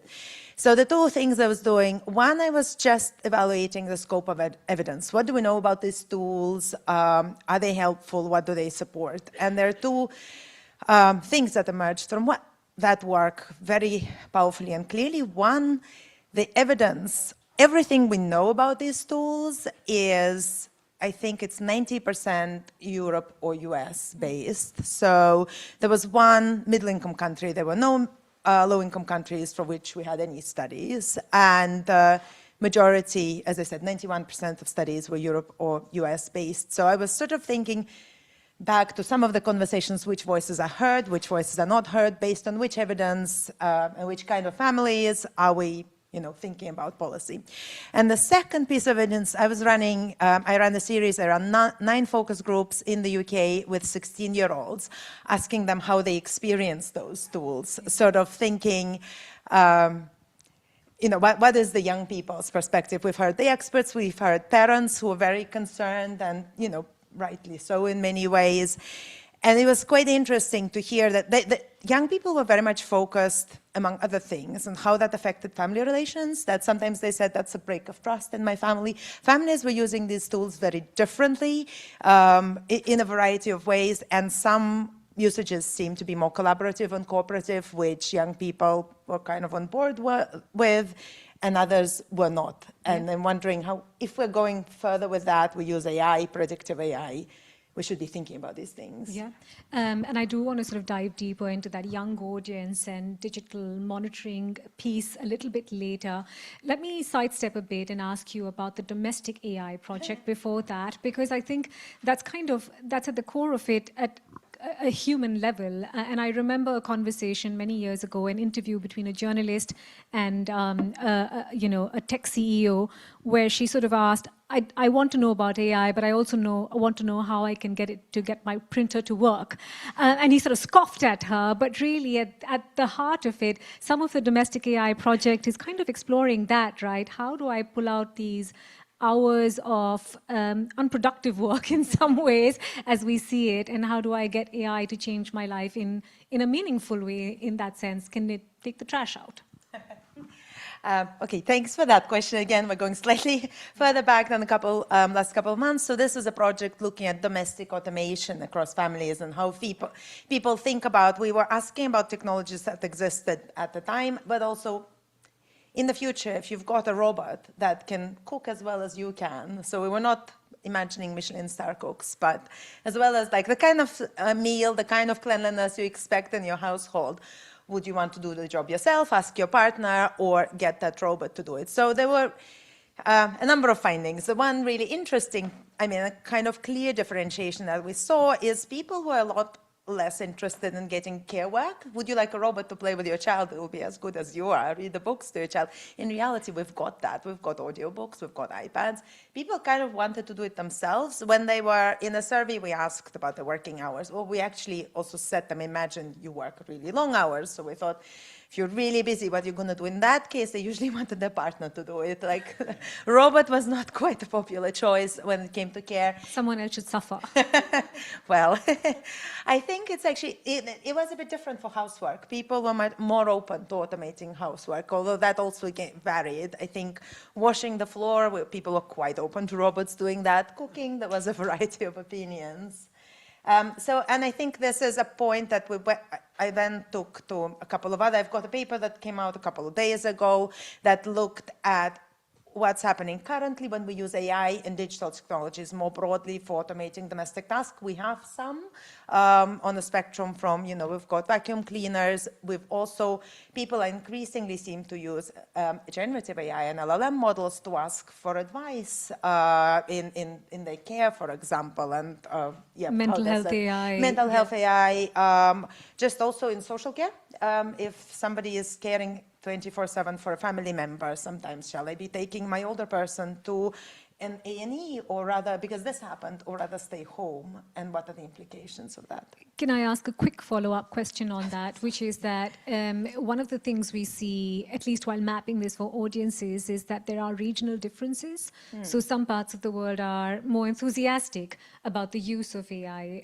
Asia, for example, is more open to the idea of kind of an AI avatar delivering the news on television stations. I'm not sure how many countries you've been able to sort of map this for, but do you see regional differences in appetite?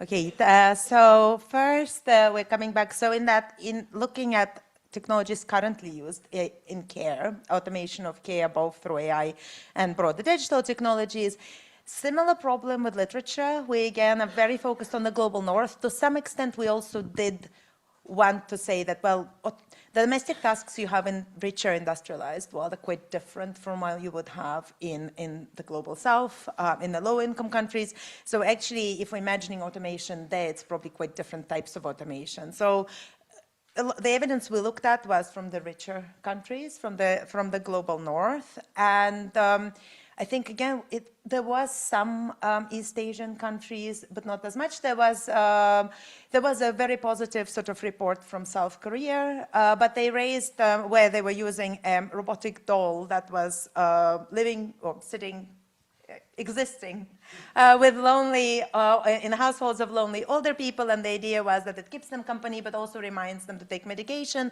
and alerts both paid care workers and family carers about the situation. That was very positive, but even that article highlighted the issues. It was a pilot scheme which provided the technology and support for it for free. They very clearly said they were wondering what's going to happen when it's not free anymore and who is going to be. That's a kind of inequality built into AI. A lot of these technologies that are currently on the market, even thinking of robotic vacuum cleaners, they're expensive.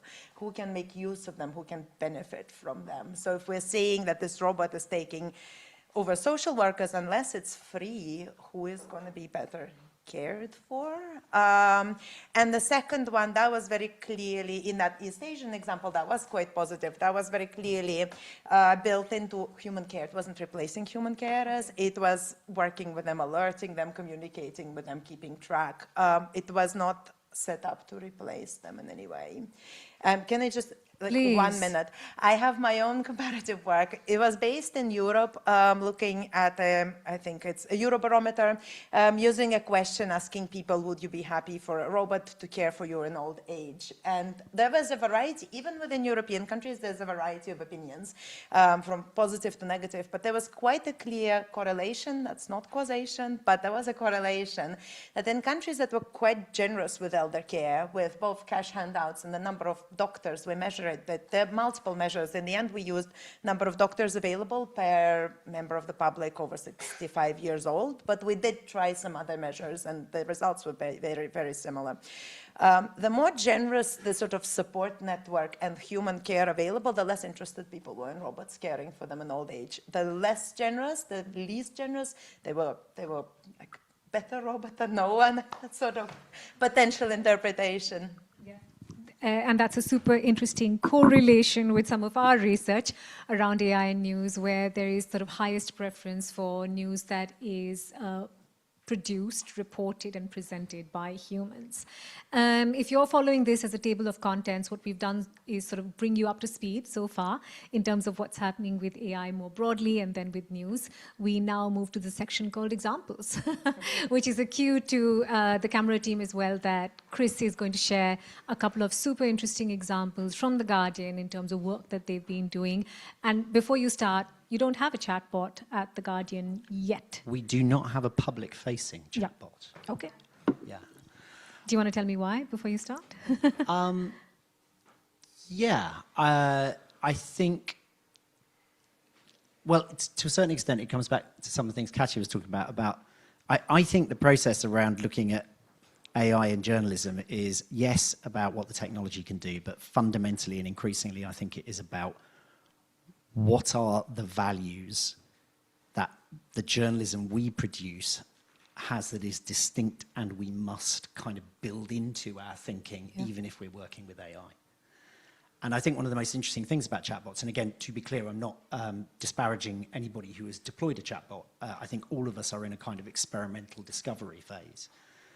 But I guess the question I would have is, just because you point an LLM that you don't own at, through RAG or whatever, at your archive, does that mean what it spits out is Guardian journalism?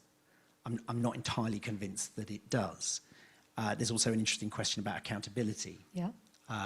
People were talking earlier about the fact that it will always change, it will always be novel. That is a very interesting distinction between AI journalism and journalism. You could argue that they both have their upsides, but they are distinct. So for now, we've chosen not to do that, and I think there would be a very high bar to entry for The Guardian in particular. I think it's fair to say, I hope it's fair to say that we have a principles-first approach, not just in terms of how long we've had our principles, but those are the things at the front of our mind. Fair enough. For those online, Chris is going to share his screen now. If you have any trouble viewing this, let us know in the chat, and we'll try and fix it. Well, fingers crossed, it looks like it's working. So what you're seeing here is just a recent example of data journalism. And again, obviously, lots and lots of news organizations are absolutely building AI into this layer of their work, principally because data journalists are used to dealing with data at scale, think about its provenance, are extremely careful around it. This was, in fact, well over a year of work, not just with our brilliant data journalism team, but also our data science team in conjunction with researchers at UCL as well. And it's just a really lovely thing. We analysed 100 years of rhetoric around immigration in Parliament. We built our own model, and I can talk a little bit about that as well. And it's just a really, really fantastic reader-facing explanation of the ways in which political rhetoric changes according to certain events as you go along. It's a huge piece of work. We couldn't possibly have done it without AI in the background. People were talking about the importance of transparency, and we're very careful about methodology, and we think, again, with data journalism, this is a way of really being good on this and helping people understand how these things work. In this case, the LLM's use was really quite minimal. It was actually about annotating. The model itself was a fairly traditional ML model. But this is the kind of stuff that I think is really obviously beneficial in a really kind of responsible place in newsrooms, and it's no accident that the New York Times are principally focusing in this area too. In terms of kind of, oh, go on. No, I was just going to ask, can you walk us through a little bit in terms of the process that was happening behind the scenes? How large was the team? How long did this take to put together? A little bit more about the tools that you mentioned. Yeah, so it was over a year, and again, it was a combination of data journalists and data scientists. How much they were attending to it over the course of that year did kind of shift. But ultimately, if you're analysing 100 years of rhetoric, and especially rhetoric around immigration, which is quite specific, and then hoping to extract sentiment around it, you can only really do that by building a very carefully tuned model for that purpose, and that was what most of the time was spent on. You also notice in trying to attack that bigger time span, that language naturally changes across that 100 years as well, and you have to cater for those things too. So a huge part of this was about the iteration of the model, the use of the LLM to then help us annotate it, so actually identify what we thought were reliable sentiments with a human group of people, and then the LLMs modeling off that as well. So very complex, really carefully run. And I kind of want to contrast this with something else which has changed in the last few months. This is Claude, and fairly recently, just in the chatbot, Anthropic introduced charts and illustrations. And this is not the work of a year and a large team, although you could argue it is in terms of the training of the model. This took 30 seconds earlier today. What's the current situation around the Straits of Hormuz? Use charts. The first one's fascinatingly ugly, isn't it? So, you know, that's hope for now. Blob art. Although I strongly suspect, obviously, that will look very different in a couple of months' time. You have all of this, right? And, you know, it might be great. I don't know. I haven't fact-checked it. And I would be surprised if a user was able to effectively fact-check it. But this is kind of what we're up against, right? And I think it's very easy to look at this and feel quite despondent, because I'm certain this will be good enough for some people, and it might be great. But I do think this kind of speaks to that idea of what is the difference between this and something that The Guardian or The Economist might produce. And I think there are good answers to that, which are about accountability, about precision, but also about the values you bring through your news organization to what you're covering. You know, the only way to respond to AI is not just through the use of AI. But I think we're going to have to think very, very carefully about how we manage to convince a wider readership that what we do is valuable, even though it is expensive and incredibly intensive work. Just a few other little things which I can step through fast. In terms of internal tooling, we've been quite careful. But this is a really sweet example, I think. It's called LAMP, LLM and MP. There's nothing complex going on here. It's Claude attached to good government APIs. In this case, I've asked it to look at everything from Kanisha Narayan, who I think is the AI minister, and then in contrast, Baroness Kidron in the House of Lords, and what are their particular positions on AI, identify any overlaps and distinctions. You can identify exactly which bits of the API it wants to hit. We're also extremely careful about showing the thinking. We do expose that before we get to the answer. Not every journalist is going to look at that, but we think it's helpful if they see something odd in the final response. And I just really like it because whilst you're obviously relying on a summary and that needs checking, just being able to link that through to Hansard and the specific part is, I think, obviously a straightforward kind of common good. You asked me about a Guardian chatbot earlier. This is it. It's Ask the Guardian. And we did build it 2.5 years ago. It's actually quite basic. It just hits our API. But what we did with it eventually was we used it to look at what the answers look like and thought about how that might impact a reader or our reputation. And ultimately what we've done is chosen to use it as an internal research tool instead. It's pretty flexible. Again, it exposes its thinking if the journalist would like to see that. It's probably most useful just to go right back into the archive and find a whole lot of content pre-SEO optimization, frankly, which we still have quite a lot of. So is it just pulling into the Guardian archive? It's hitting there, the Guardian's API, basically. And again, once it comes back with an answer, it's tasked with citing and takes you right back to the exact point that it's getting it from. But I mean, just for people who are looking for interesting interviews, old interviews with Peter Mandelson, or quotes from an individual person, or what have you, again, it's fairly straightforwardly obvious why it's beneficial. And can I ask how popular it's been within the newsroom, and secondly, whether you've got kind of feedback on how it stacks up against any large model? So I think both of these things are intended to be really specific and narrow, right? So actually, we're not collecting huge amounts of user kind of analytics on this. They're offered. That none of this is mandatory. Again, it needs to be said, we're not asking anybody to use it if they choose not to.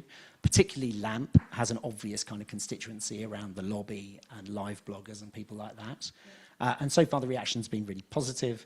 Ask the Guardian is more new in terms of its entrance into the newsroom. So we're just starting to kind of get feedback on it and see what we can change to help people.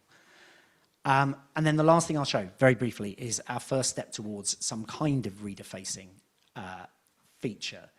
And in some ways, you could argue we've built this exactly in opposition to the fact that we are not going to do a chatbot anytime soon.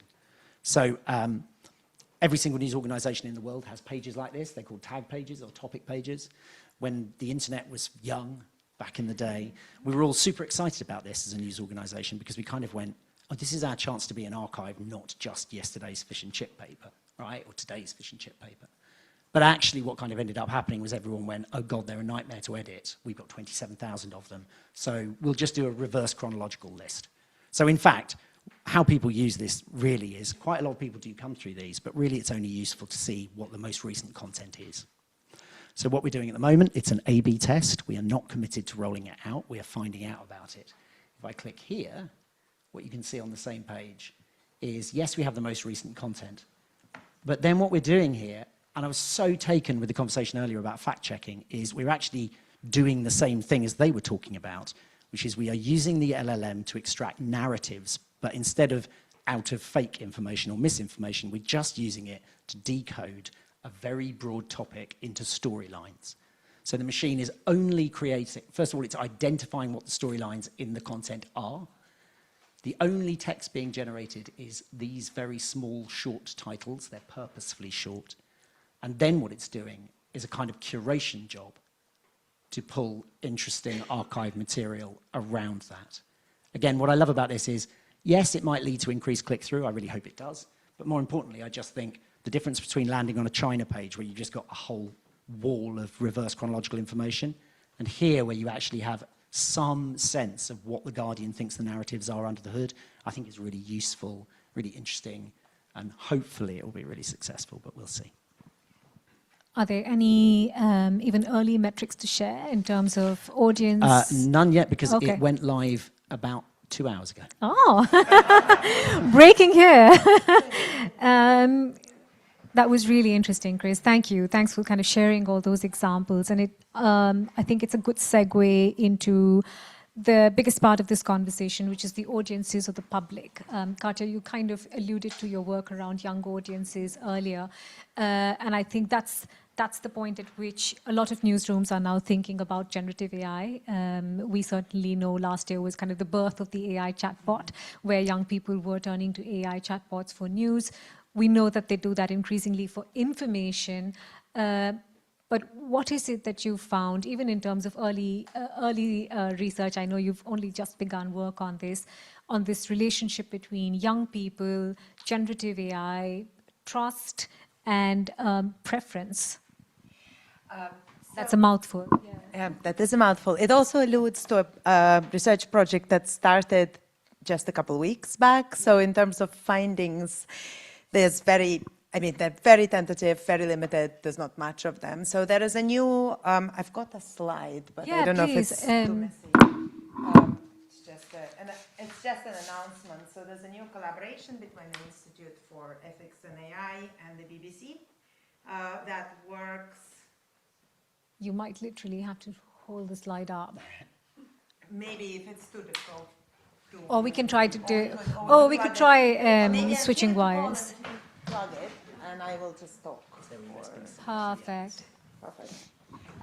So this is a new project that the Institute for Ethics and AI partnered with the BBC to work on, and the idea has been specifically to kind of think about young people, AI, and information seeking. We are now very much, if you put just play from current slide. There you go. So we're very much in the data gathering stage. The idea is to kind of try to look at this both qualitatively and quantitatively. We've started qualitatively, and the very first stage has been looking at some records of passive tracking of how young people use their phones over fairly, I think it's at least a month. We don't see their screens, but we get sort of where they go. We get websites where they go, which apps do they use. And I thought it was quite interesting also based on the conversation here and the earlier comment from Keegan possibly, where we're talking about the rise of use in young people, by young people in AI. We of course we can't look back very far, but what we see is there's a huge variation. There are young people who are very high users of generative AI, and there are young people who barely use it at all. There was someone who's, I think, like hit it 4 times in a month, and each time stayed for like 20 seconds. So I think in our project at the moment, we're quite interested in going deeper in this and making sense of what's behind those differences. Based on my past research as a sociologist, generally, I'm always interested in inequalities and variations. We would be very interested in looking at how, whether there are any patterns in particular. We know people vary in their digital literacy. We know people vary in how they use AI. There's very interesting work in, for example, in AI and productivity, looking at how variations of one sort of digital literacy lead and how successful and how beneficial the use of different tools is for different people. But what about young people? What do they use? Are there variations of who is using it for AI companions? Are they all young people alike, and everyone sort of to some extent turns to it for emotional support, to some extent for information seeking, and so on? When they're doing that, which tools they're using? And my suspicion as a sociologist would be that there are big differences. My suspicion would be also that there are big differences not only between young people, but the families they find themselves into and how their families are able to support them, which conversations they're having or not able to support.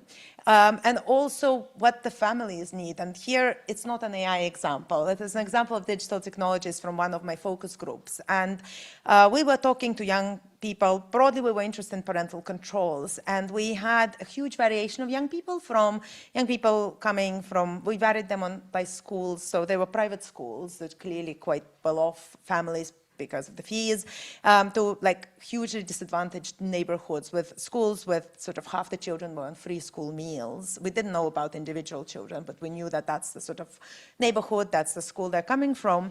And there was one young woman was sort of very articulate, was talking very strikingly how her parents would strongly encourage her and her siblings to be on social media, to be online as much as possible. She was saying, well, I live in a neighborhood that's really unsafe. The parents are quite worried about the kids going out. It's a very poor neighborhood. It's a very poor, under-resourced school, which has no clubs. She was talking about how she'd like to go to a park to meet with her friends. There is no park to go to nearby. There are no clubs after school. And parents are shift workers. So when they're home, they are often, they need to rest, they are cooking.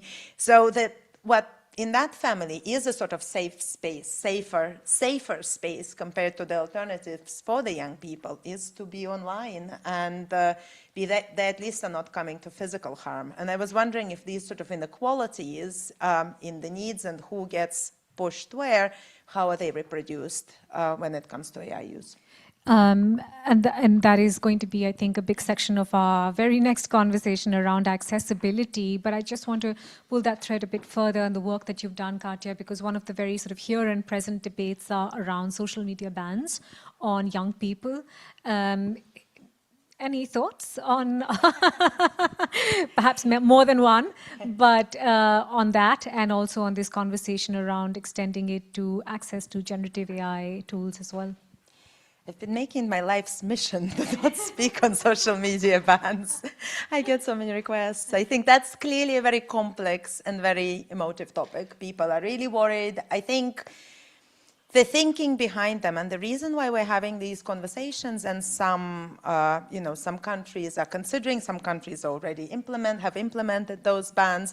It comes in many cases from real concern, from real worry about the well-being of young people. I have a very practical concern about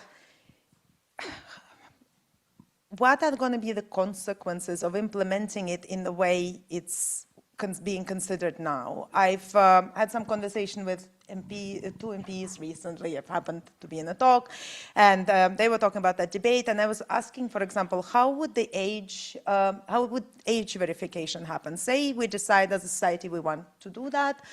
We've really weighed carefully pros and cons of that choice.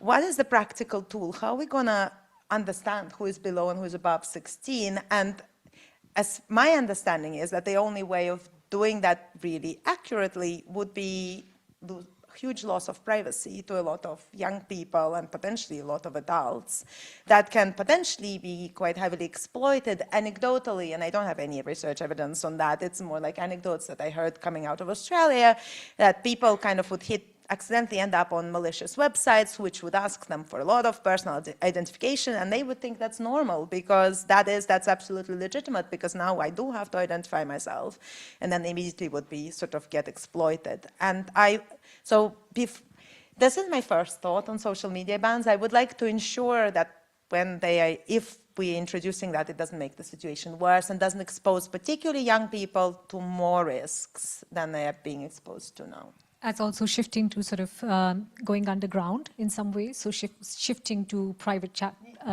There is that concern. So the way I was thinking about the conversation in the UK, I would really like to see solid research evidence coming out of Australia. The ban was passed there. We do have that situation. We do have some before and after. I'm sure there were a lot of brilliant research happening there.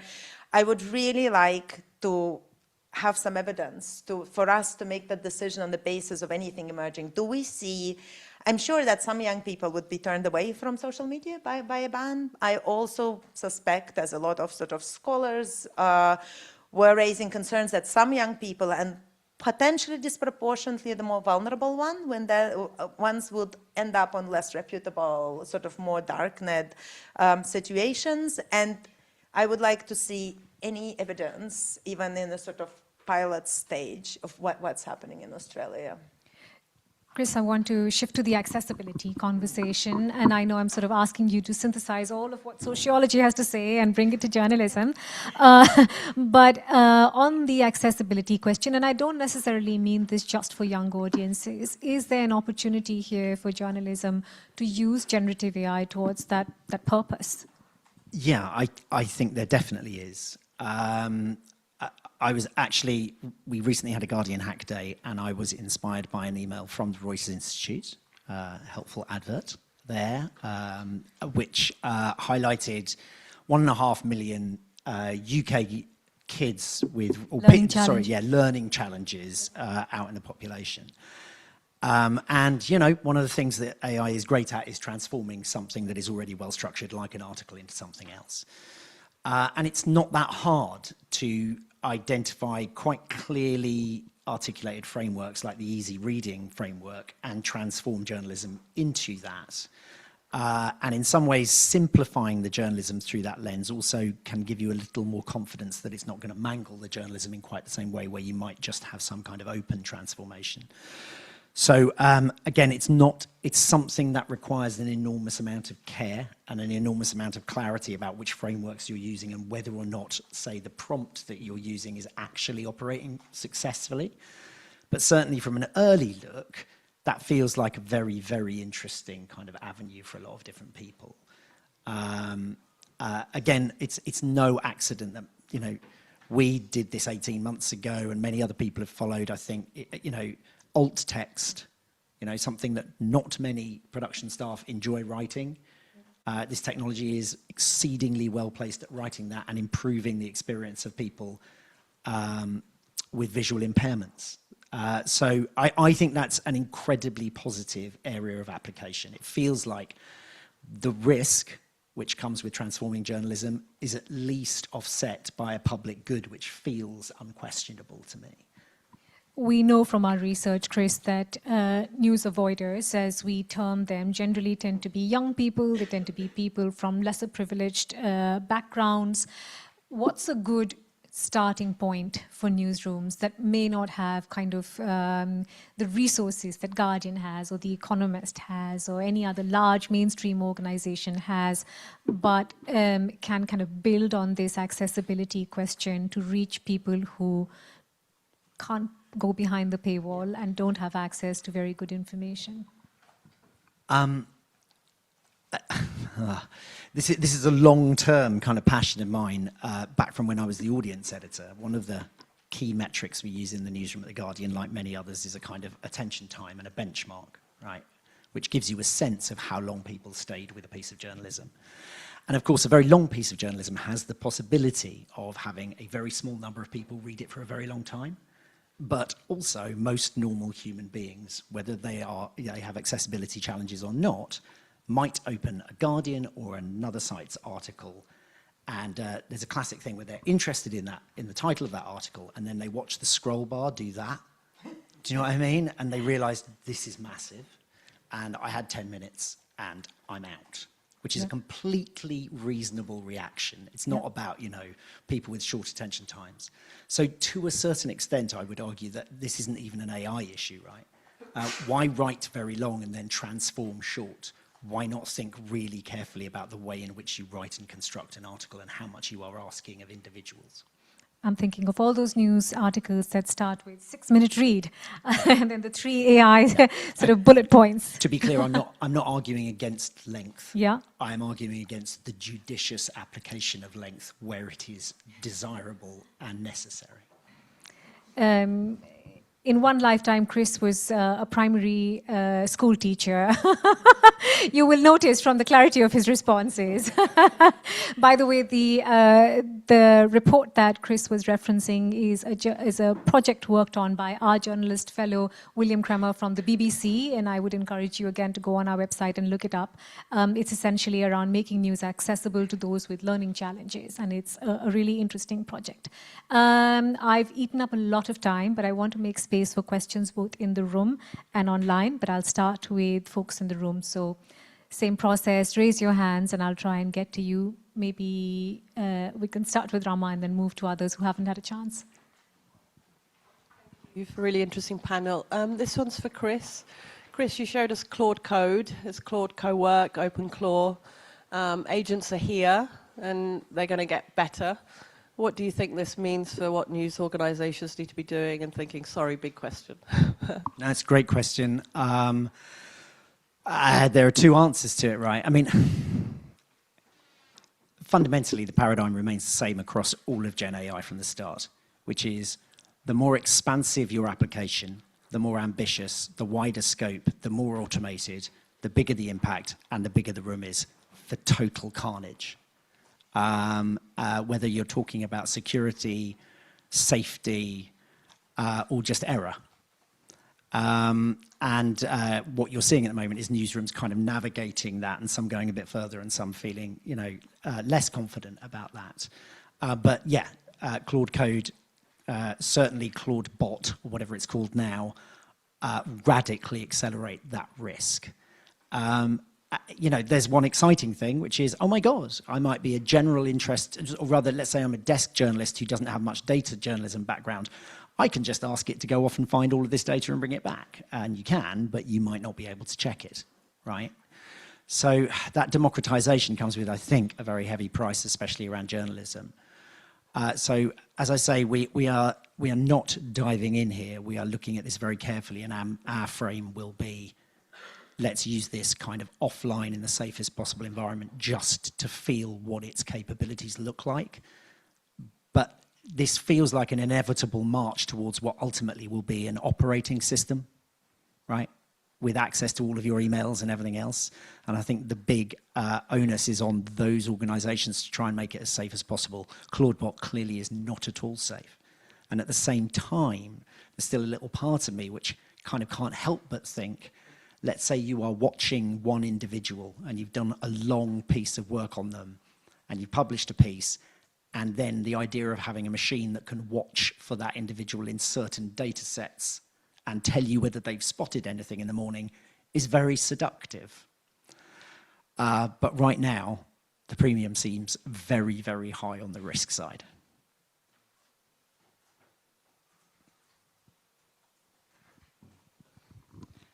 Hello, I'm Barbara. I'm from Reuters Institute. I'm a fellow there. You asked when you show this example, how can we convince our audience to read, to listen, watch, whatever, depending on a platform, what we've done.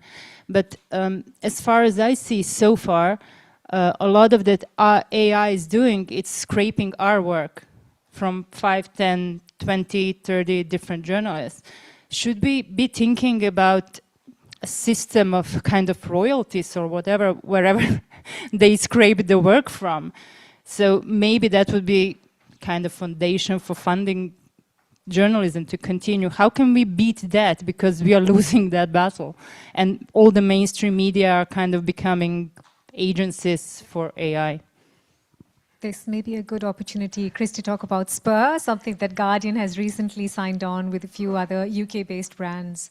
Native for News, I believe, is the term. Yes. So Spur is a coalition starting fairly small. We're in there, the BBC, various others, Sky. And the aim is, you're exactly right? There's a huge whole separate bit of this, which is about attribution. It's about whether or not our journalism is being presented accurately in these areas, whether there is, citation, whether or not there is a business model. So the thing I'm really pleased about with Spur is it's been set up specifically to bring together thinking and work collaboratively across the industry, which is, I think most of us would agree, we're not very good at most of the time, but this feels like an urgent enough question. So we're one of the founding kind of signatories to it. Run by Dominic Young and David Buttle, and there's been a huge amount of interest in it from launch a few weeks back, and they're definitely looking to grow, but it just feels like, I don't, those questions are really big and really tricky. They might be impossible to answer, but I'm full of optimism just by virtue of the fact that a group of quite disparate publishers with very different backgrounds, business models, and perspectives on the world have started to come together. We are almost at time, but Katya, final word with you. So much of the conversation today has also been about the fact that AI has really been kind of a running thread through our lives for many decades now. Certainly, if you speak to someone from the natural sciences side, they will point to how they've been using it forever. As a sociologist, though, in terms of what you've seen of its use at a very individual level, what can journalism take away? What should it be thinking about now? Wow. That's an interesting We won't hold you question. to it. but-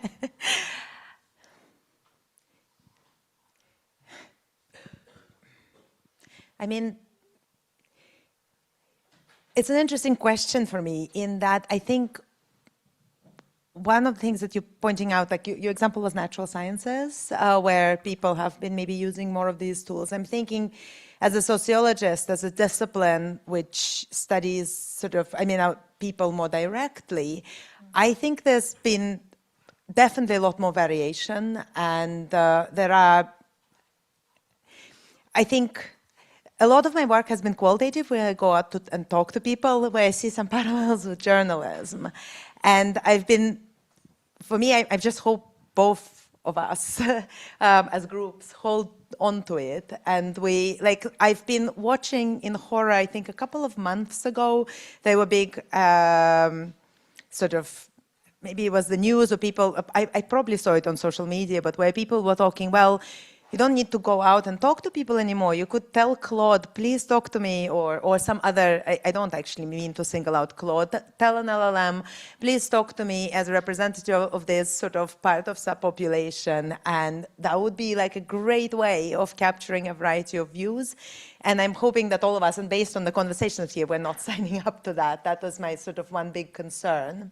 And I hope that we all hold to the values to keep talking to real people, keep remembering that the voices that, not only have the power over AI and design and work with it, but also the voices that inform. Those models are trained on data. The data that's out there on the internet, it's very disproportionately comes from very particular types of people. So even if we wanted to kind of use a model to represent a certain voice, the level of accuracy would vary dramatically. We are across time now, the time allocated to us in any case. I want to thank everyone that's joined online. I hope this has been useful for you. I hope there's been lots of interesting things for you to take away. We will be posting a recording of the conversation in case you missed out.